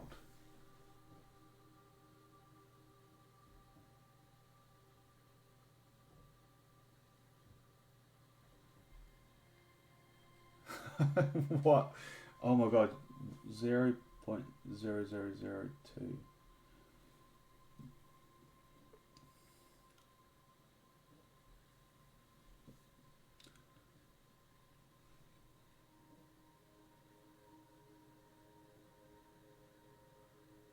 My global health is afloat. Why would we change it to 0.0002?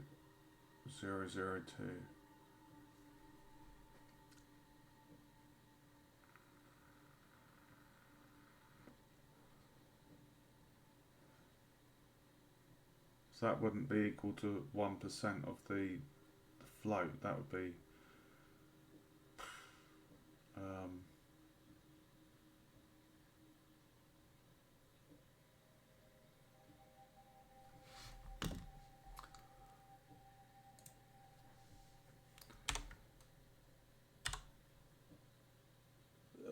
3 zeros. 2.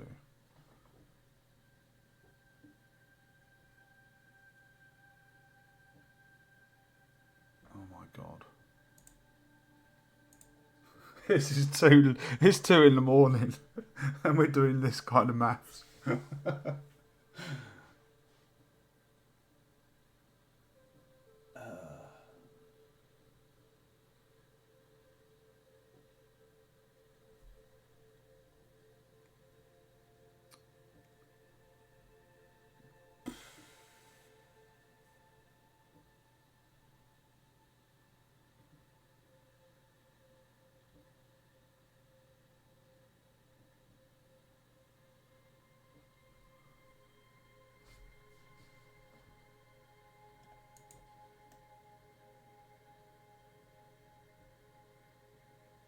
'So,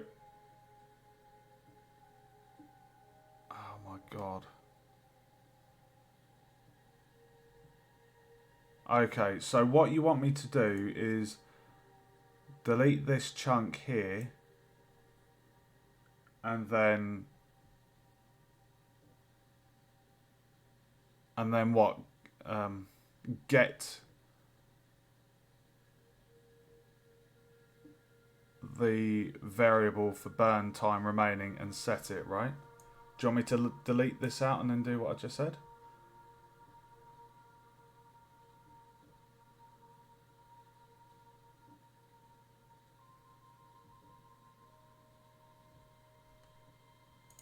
Okay, so delete that.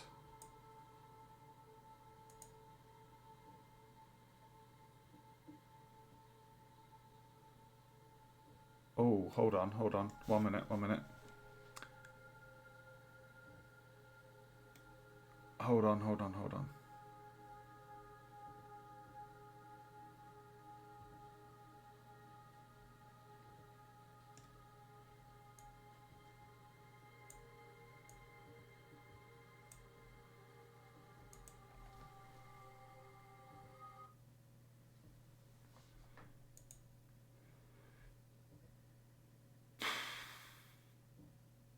Oh, 1 sec, dude. Hold on.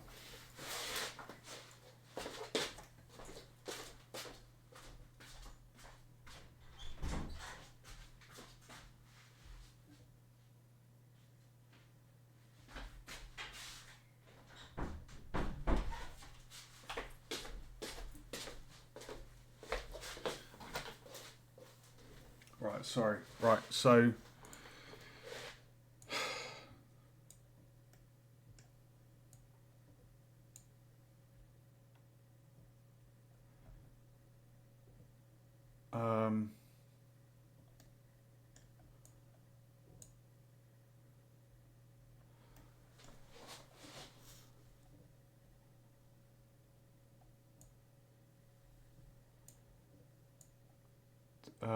delete that.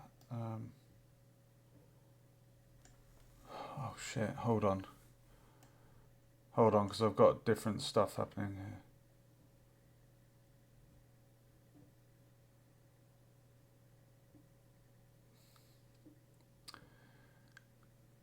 Right, hold on. First off,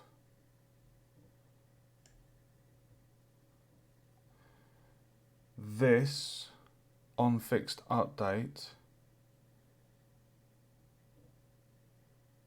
On fixed update, this, where I'm damaging the health, that needs to plug into the update the health bar on the HUD. So before I, right, let's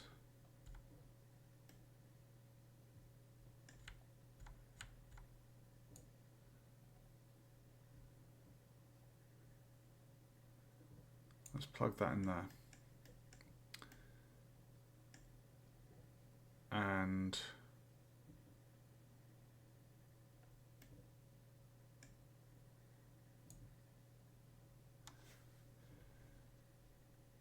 And I can safely delete that because the health bar is getting updated on that bit now. So okay, and then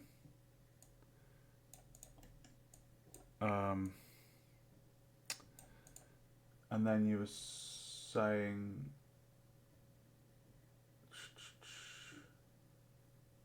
set the burn, right, so get. No, sorry, I don't need to get it. I need to. Oh, dude. Set integer 250, right?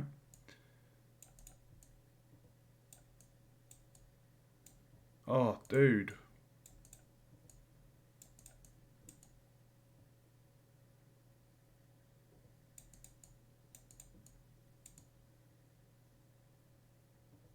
Sorry, Unreal snaps perfectly, but you can see those shitty arrows. You see those? It's never, ever straight like Unreal's blueprints.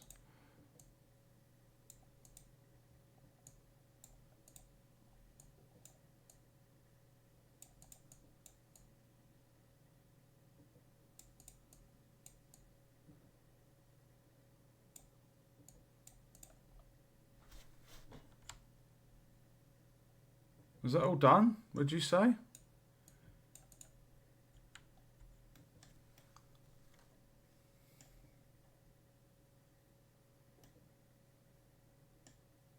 So in there, set the variable burn time remaining 250.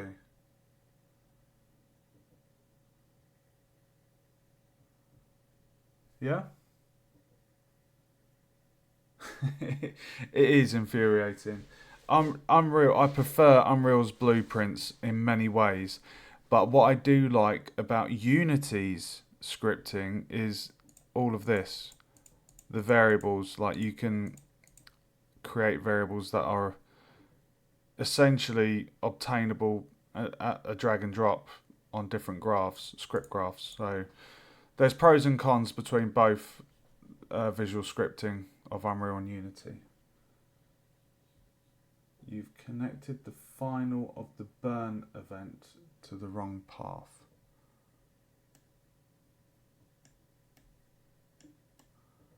Are you on about here? You're on about this section?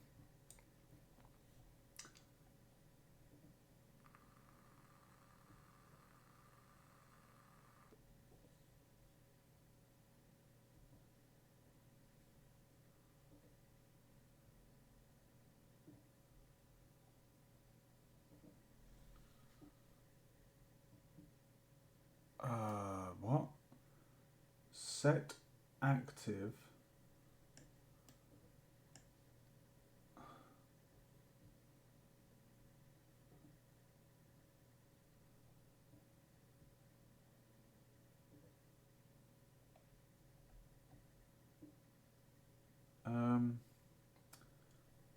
Sorry, hold on. Let me read that.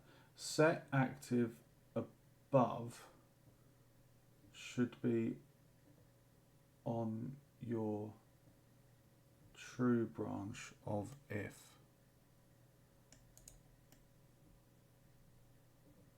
The last 4 nodes of that top line. 1, 2, 3. What, here?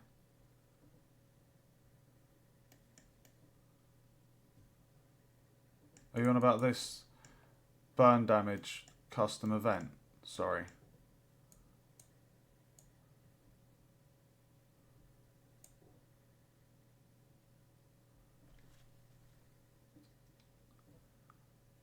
One, two, three, four.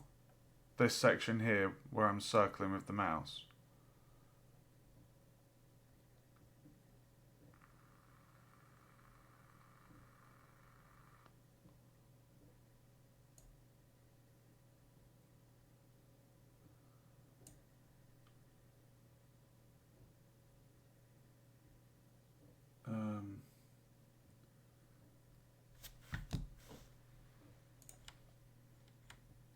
Oh, the set active. Yeah, that's the set active. That's for the visual of the little flame I put above the player's head to show that they're burning. So me leaving that off means the sprite animation disappears. So it's visual feedback for the player. Are you saying that's wrong? Because at the start, I'm saying, are they burning? If they are burning, we turn on the sprite fire, which is to give visual feedback to the player that they're on fire.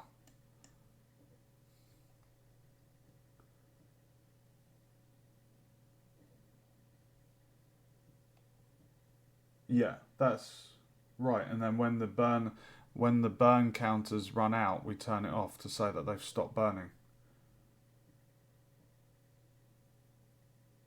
I don't know if one of us is getting confused right now.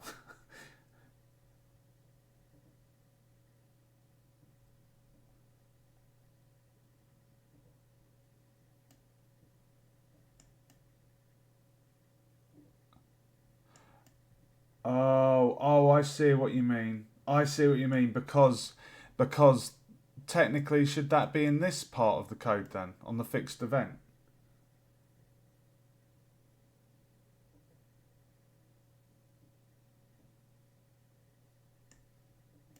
So are you saying I should remove it from that line of code and put it on this fixed event, fixed update? Okay, yeah, I see what you're saying. Yeah, because there's nothing in here. I see what you're saying because I'm turning it on there and then boom, and then I'm turning it straight off. Whereas these 4 should go on here, right?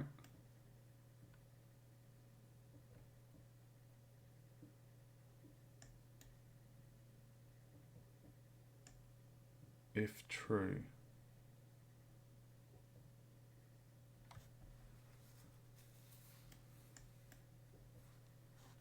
Okay.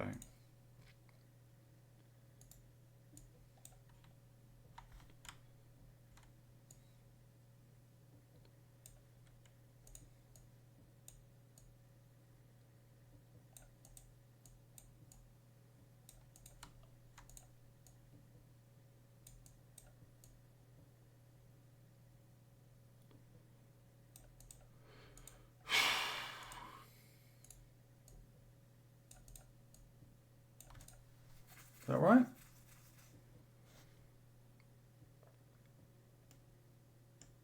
Does that look good?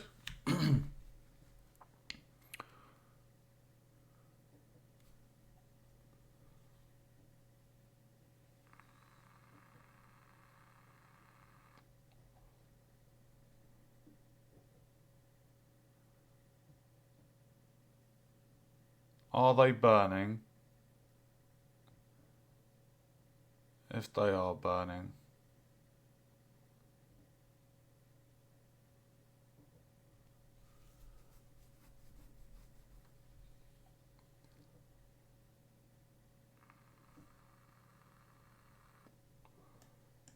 Does that look good to you now?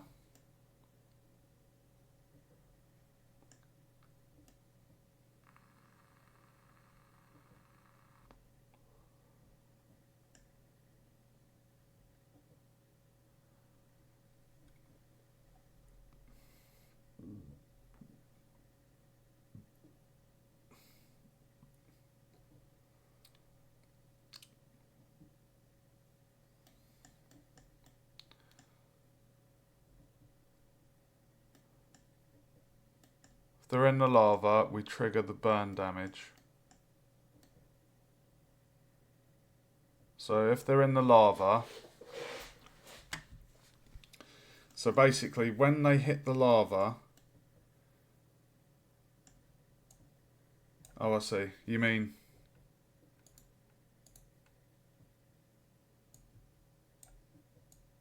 is that what I should have done?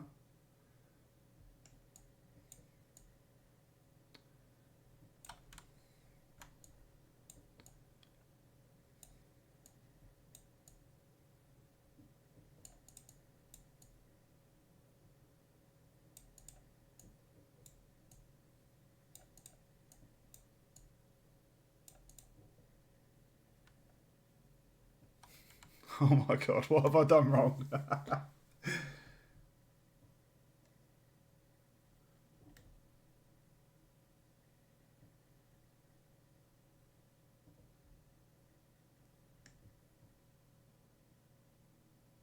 You need to move those 4 nodes to the if after fixed update. Oh, sorry.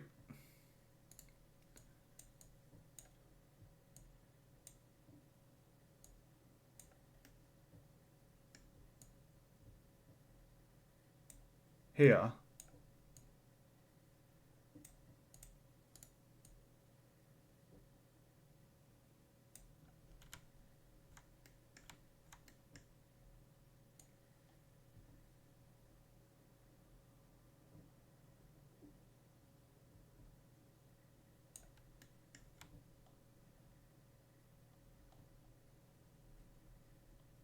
Is that right now?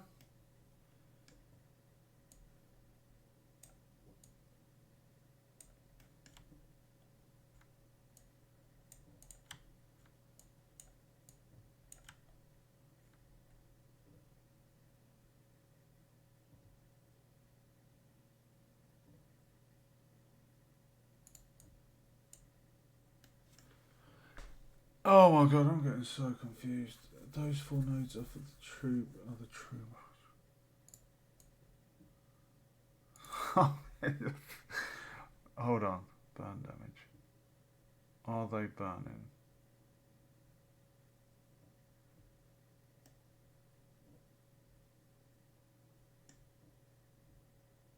If they're not burning. Are they burning? If they're not burning. Okay.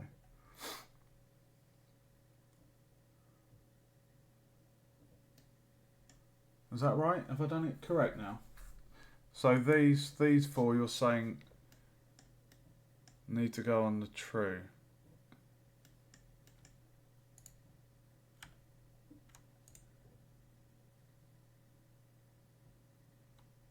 Okay, so this bit here is fine.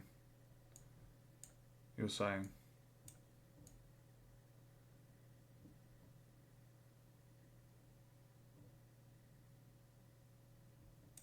So that top bit here is fine. But you're saying these 4 nodes here need to go on the true section of the fixed update. Right?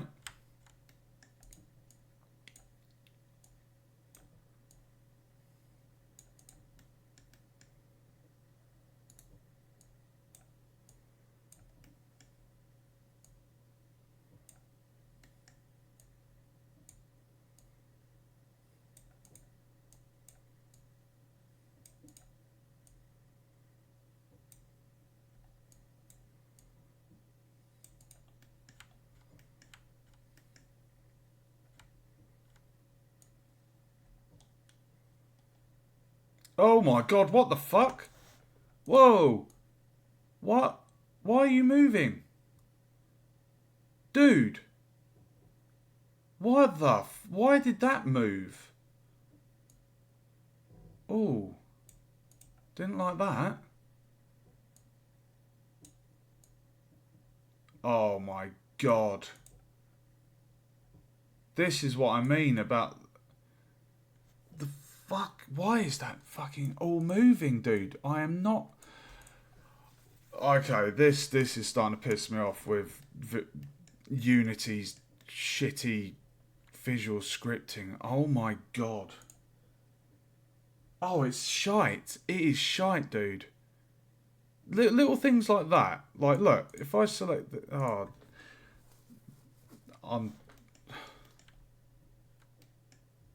my code was nice and tidy, and then it fucks around like that. Right, I'm sorry. Updating the health bar. Plug that.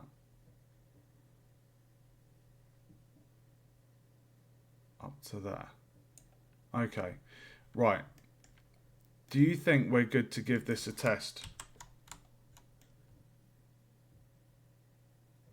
Does that all look tasty?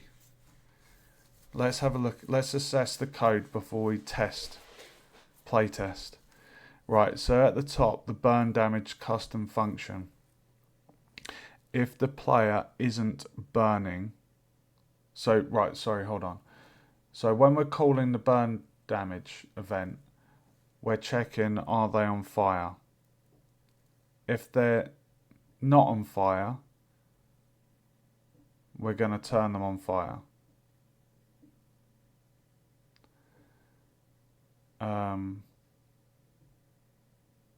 And by default,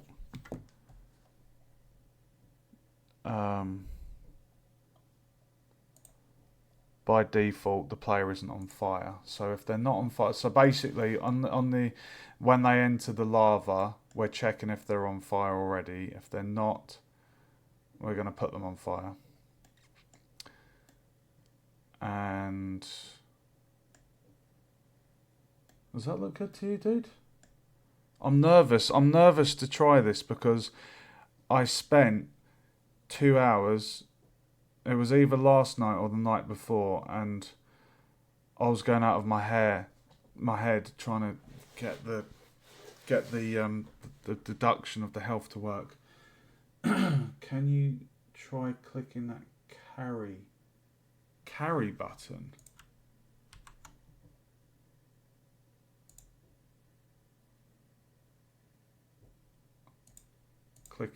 Click it off.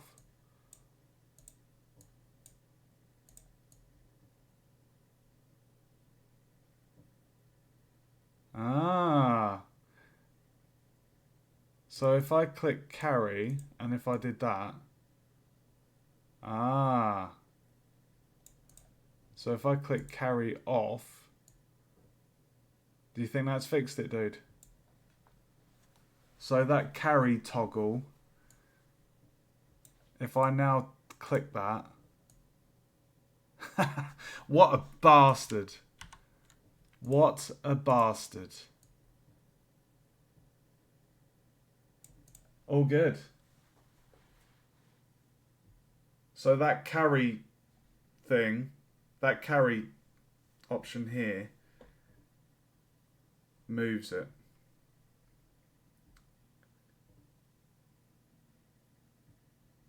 Right, good to know. Thank you, dude. That was really bugging me, as I'm sure it was bugging you watching that happen. Right, so if I can I now shift these? There we go.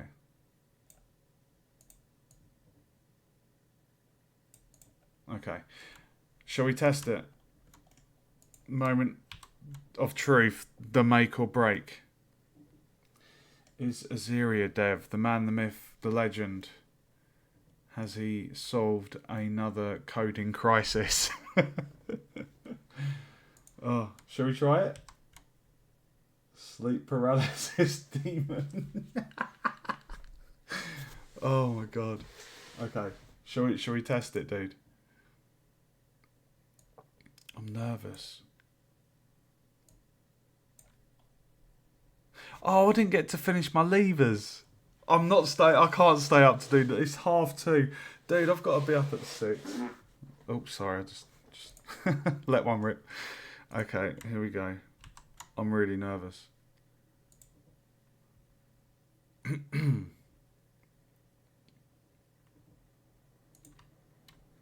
Oh my god, look at... The jump is even higher, dude. What the fuck? Every time I'm... What is going on? Dude, I could probably jump into the lava. I can.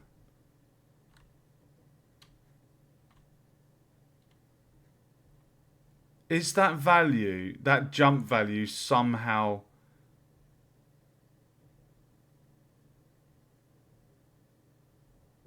Is that somehow getting increased? Jump strength 15. Is that... I have no fucking idea what is going on with that. Hold on, why have I just taken damage?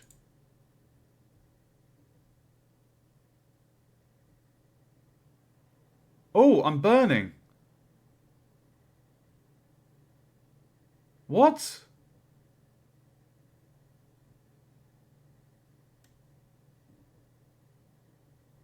How have I taken damage? I'm not in the lava. Jumping is leveling up.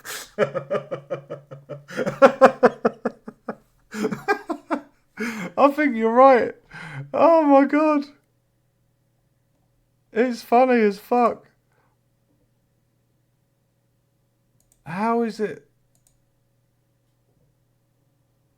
That is funny as fuck. I love it. You just... Dude, I think you're right. Every time I play the game, is that actually happening? Dude, it really is. You set on app start. Oh, right, okay. Oh, wait, no, hold on. Hold on, dude. Hold on a minute. You told me to put that variable value. You told me to set the value at 250. So that's your fault. That's your bloody fault.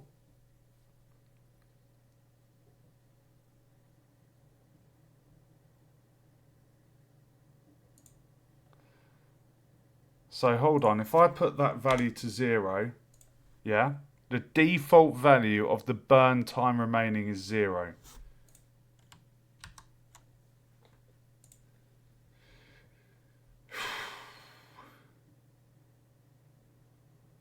There we go. Oh. Oh, it's just gone to 0, 1. Why is it? It's just gone to minus 1.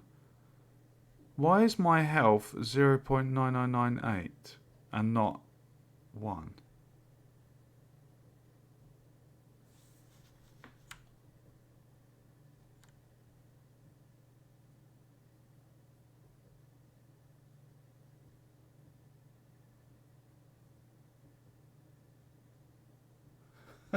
Have you just scrolled through our chat to find that message? Have you seriously just scrolled through the chat?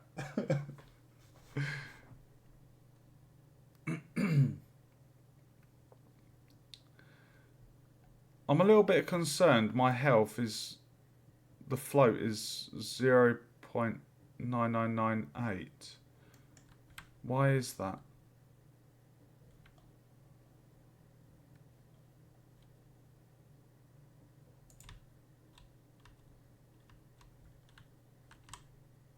I've got max health. I've run into my potion. I've got max health. Why is my... Why on game start...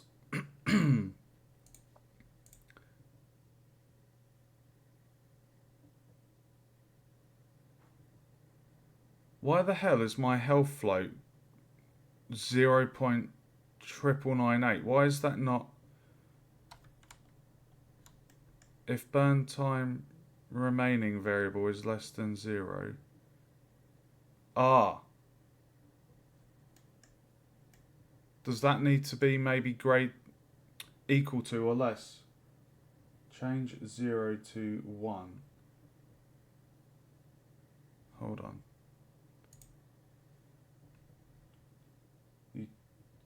You take 1 tick of burn damage on game start.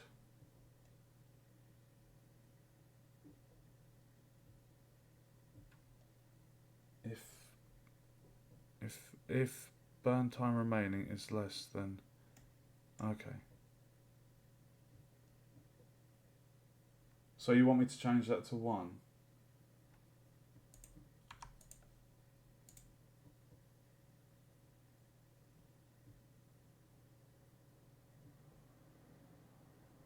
Huh.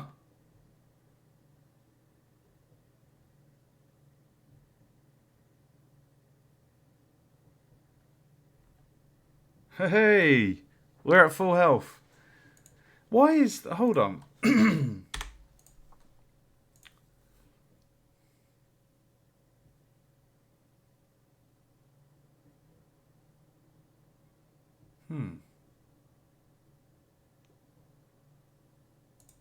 Okay. Alright, so putting that to 1.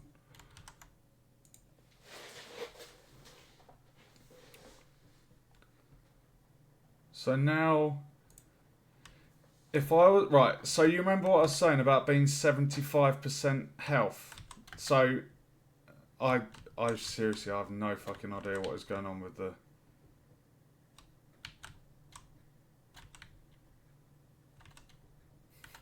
What the fuck? What? Oh, seriously, I need to sort this jump out. This is becoming game breaking. This really fucking is. Oh my god.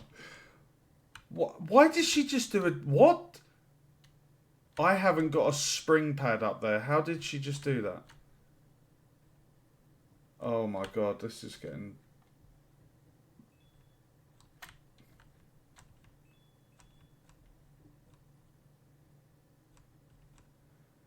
Okay, dude. Are you sure? I'm nervous, dude. I am very nervous. I'm really nervous about this. So we jump in the lava. What we're expecting to happen... This was how I planned it before I started building it, okay? Our current health is 1. I wanted the lava to deal 20% damage to the player's health, and I wanted a further 5% damage inflicted on the player, which means a total of 25% damage. Sorry, hold on.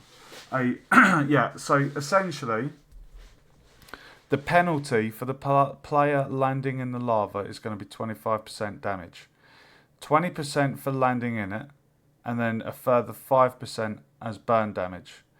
At the moment, our life is 1, or full.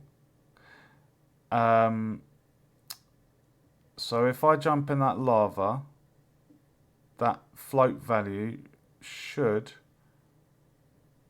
go straight to 0.8, and then over the time of the burn damage, our remaining float health should, down the bottom left there, so 0.75. Moment of truth. Yes, dude. Literal trial by fire. I'm really nervous. Oh.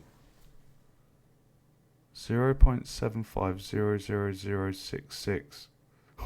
Could you imagine? Could you imagine if that said 0.7500666? That would have been legendary. Oh my god.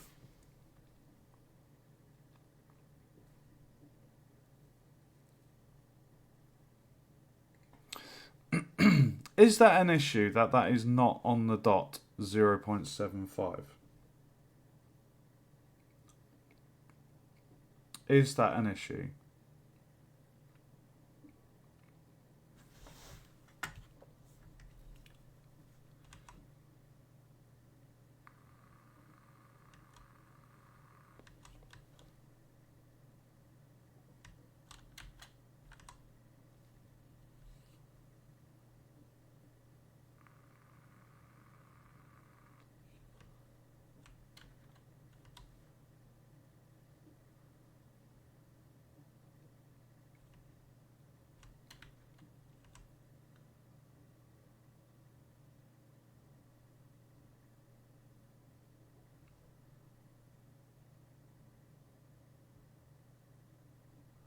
3 more dips.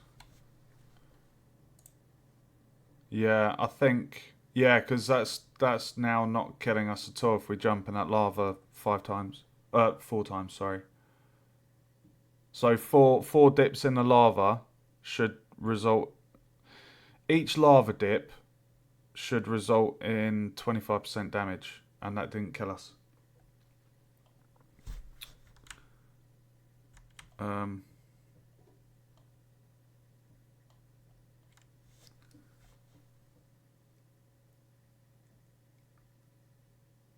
Sorry, what we...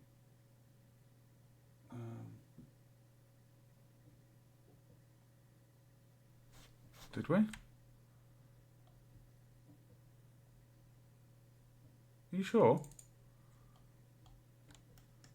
No, I've got it here. Burn damage.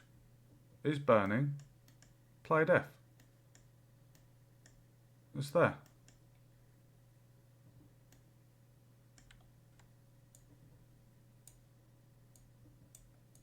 It's there, dude. Burn damage right at the end. Play death. It's also in the actual lava thing as well. It's there. My health wasn't... what was the boolean? Sorry, yeah. 0... Look, 0.0001. Watch. 0.0001. I'll just do that again. Let's dunk in the lava. Are you ready for dunking time? Trial by fire, as you said.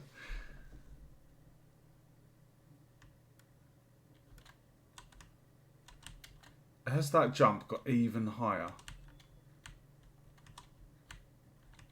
Oh my god.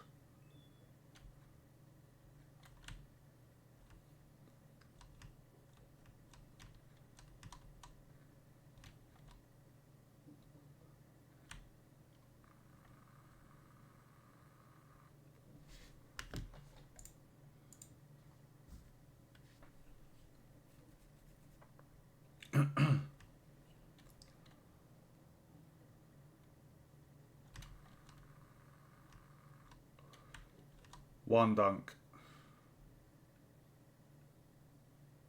75. 2 dunks.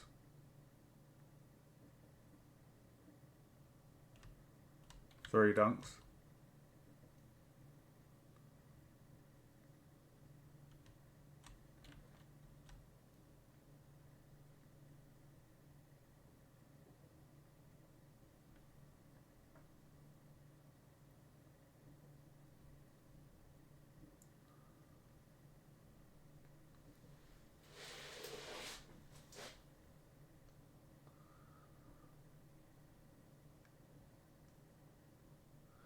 Therefore, if burn damage kills you, the game won't check.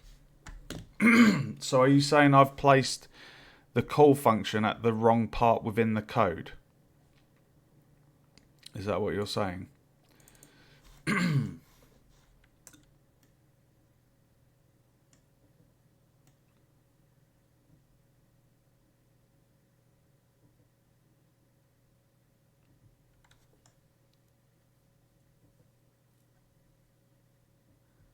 Oh, I see what you mean. Within here, I need to do the player def. Sorry, I apologise. I apologise, dude. I see what you mean about where you say I forgot to put in player def check. Because essentially, my player def function that I called, I actually had that. If I show you my... I have to, as part of my... Oh, hold on. 1 second. Bear with me 1 second.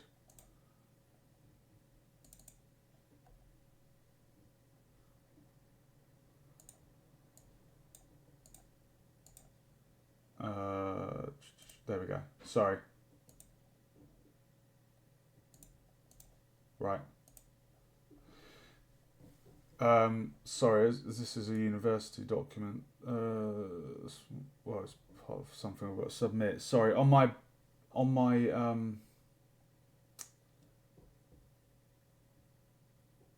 yeah, on my test, I've actually got something in my bug testing. I'll read it out to you. It says player death, respawn the player when the health reaches 0. La-di-da-di-da. If the player had the Right, I'll read this out to you. This is what happened. If the player had the burn damage debuff and their health reached 0, they wouldn't die and the respawn event didn't occur. And then as a solution, I've said added a trigger for the custom event player death to the burn damage timer. So the custom event would be checked at all stages and initiate player death if conditions are met. So, okay, so basically I need to put the player death on that branch, right?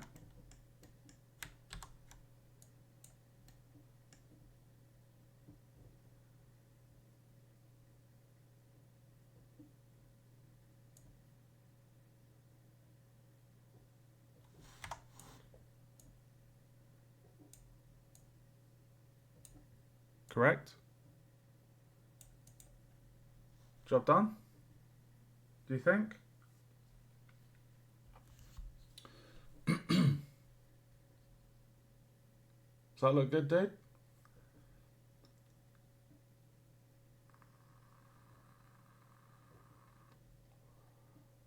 Oh, sorry. Should that go after this bit here?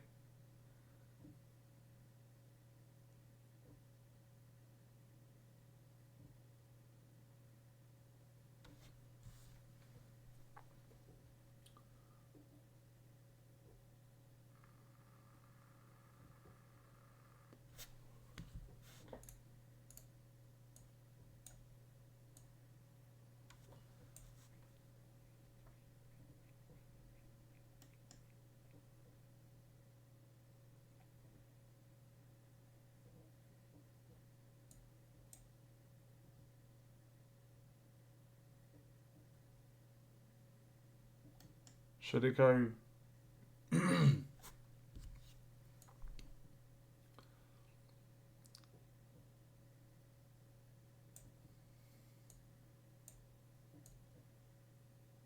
Up we go. Going up.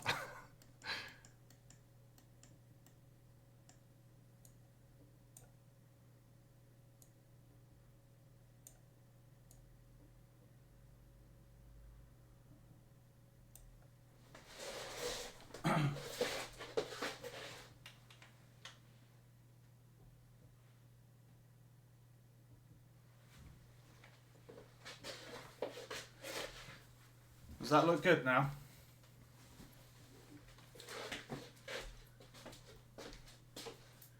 Dude, I'm not even joking. This coding, there's something about making games that it wires me. It's like electricity. It keeps me alive. I don't know what the hell. What is it about game dev? I've been streaming for 4 hours, 35 minutes. I've been doing game dev for that long. I'm wired. What the fuck?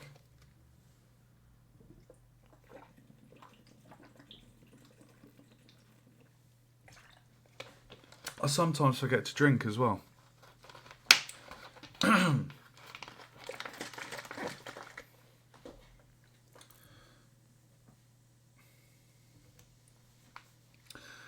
Right.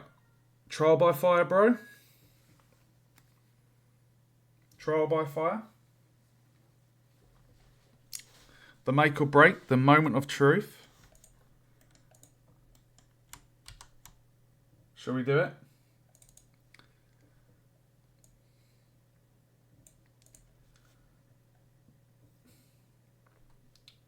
Can I get a hell yeah? waiting for your signal. I'll let you have the shoot the gun.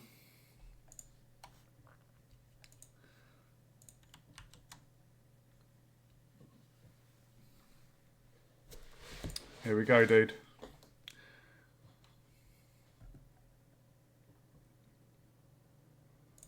Mario jump. Whee! Oh my god. I swear I could have made that. Sorry, let me do that again. I swear I could have made that jump right then.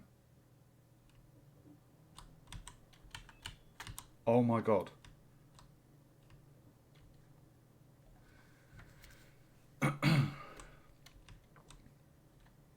Okay.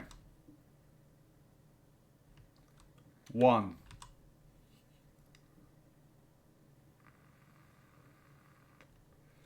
2.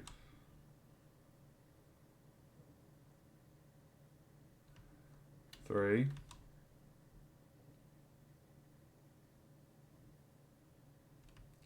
4.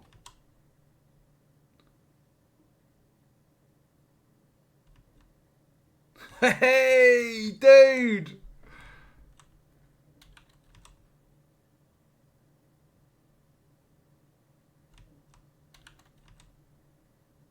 Dude.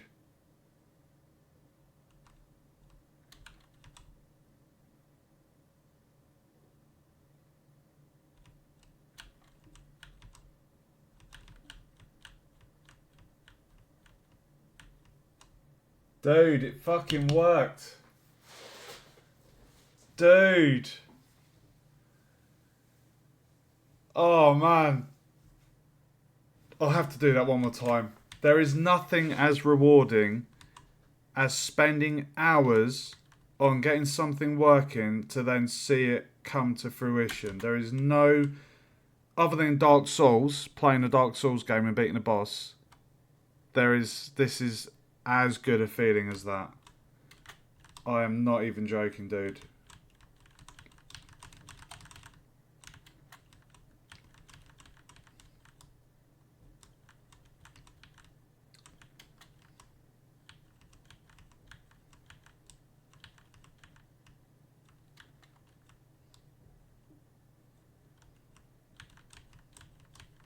Dude. It works. Oh my god, it works. Dude, thank you so much. That was killing me the other night. That was... Well, actually, what was killing me was the way the burn damage was not working on the... I couldn't get the tick to function.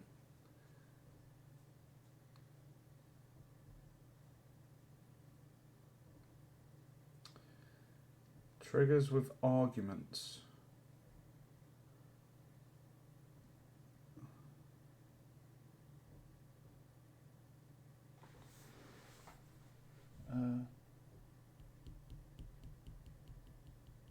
Triggers with arguments to make a damage player trigger. Damage player trigger, so you don't need to check for death. So you don't need to check for death limit HP on every source of damage.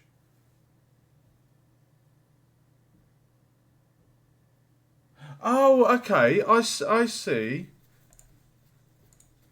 So what you're saying?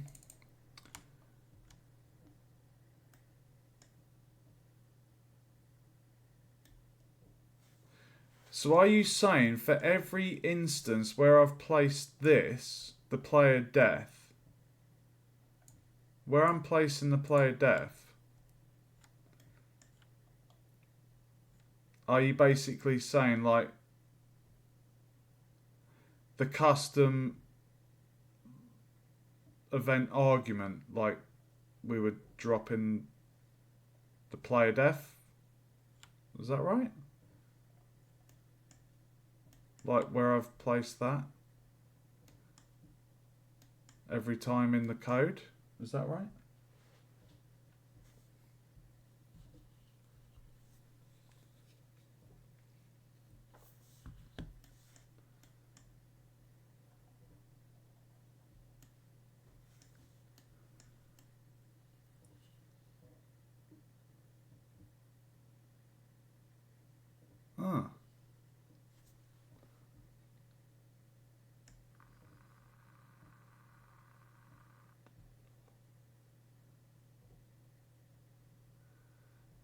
Oh, so what you're saying is I would be able to have this.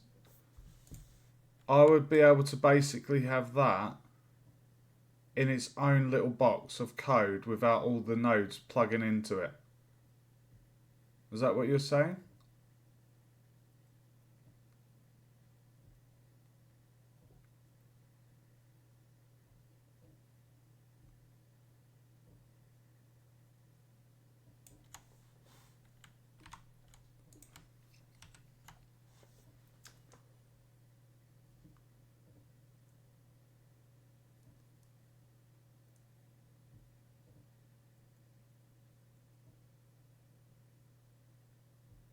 Okay.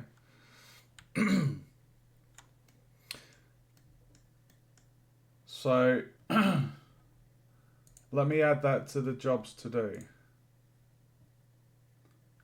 Um,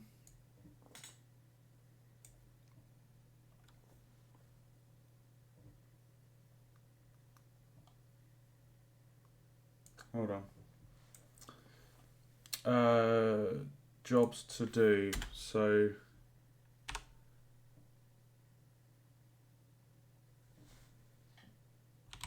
triggers with arguments.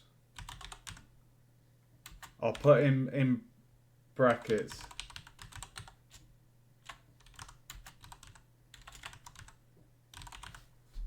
There you go. How does that look, dude? Right there. Triggers with arguments. This area. Does that look good to you, dude?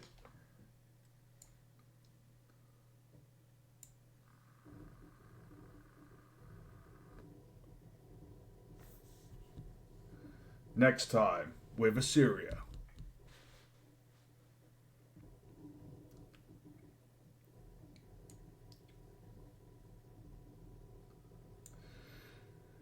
It's been a good night. It's been a good night for game dev.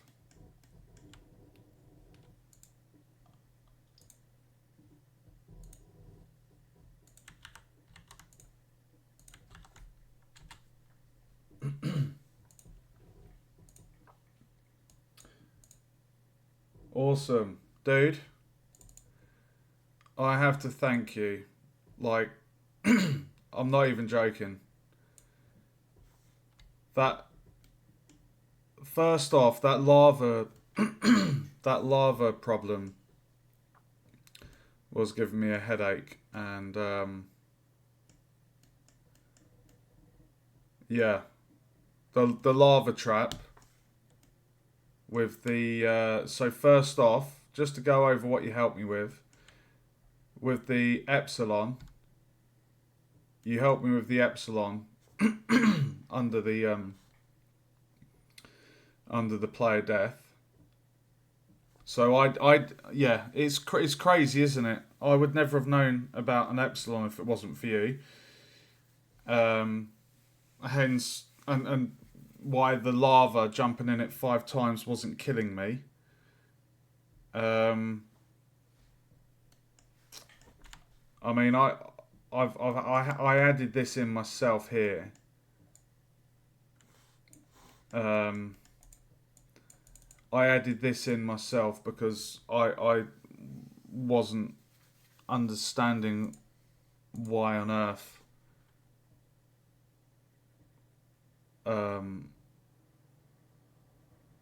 yeah, I just wasn't understanding why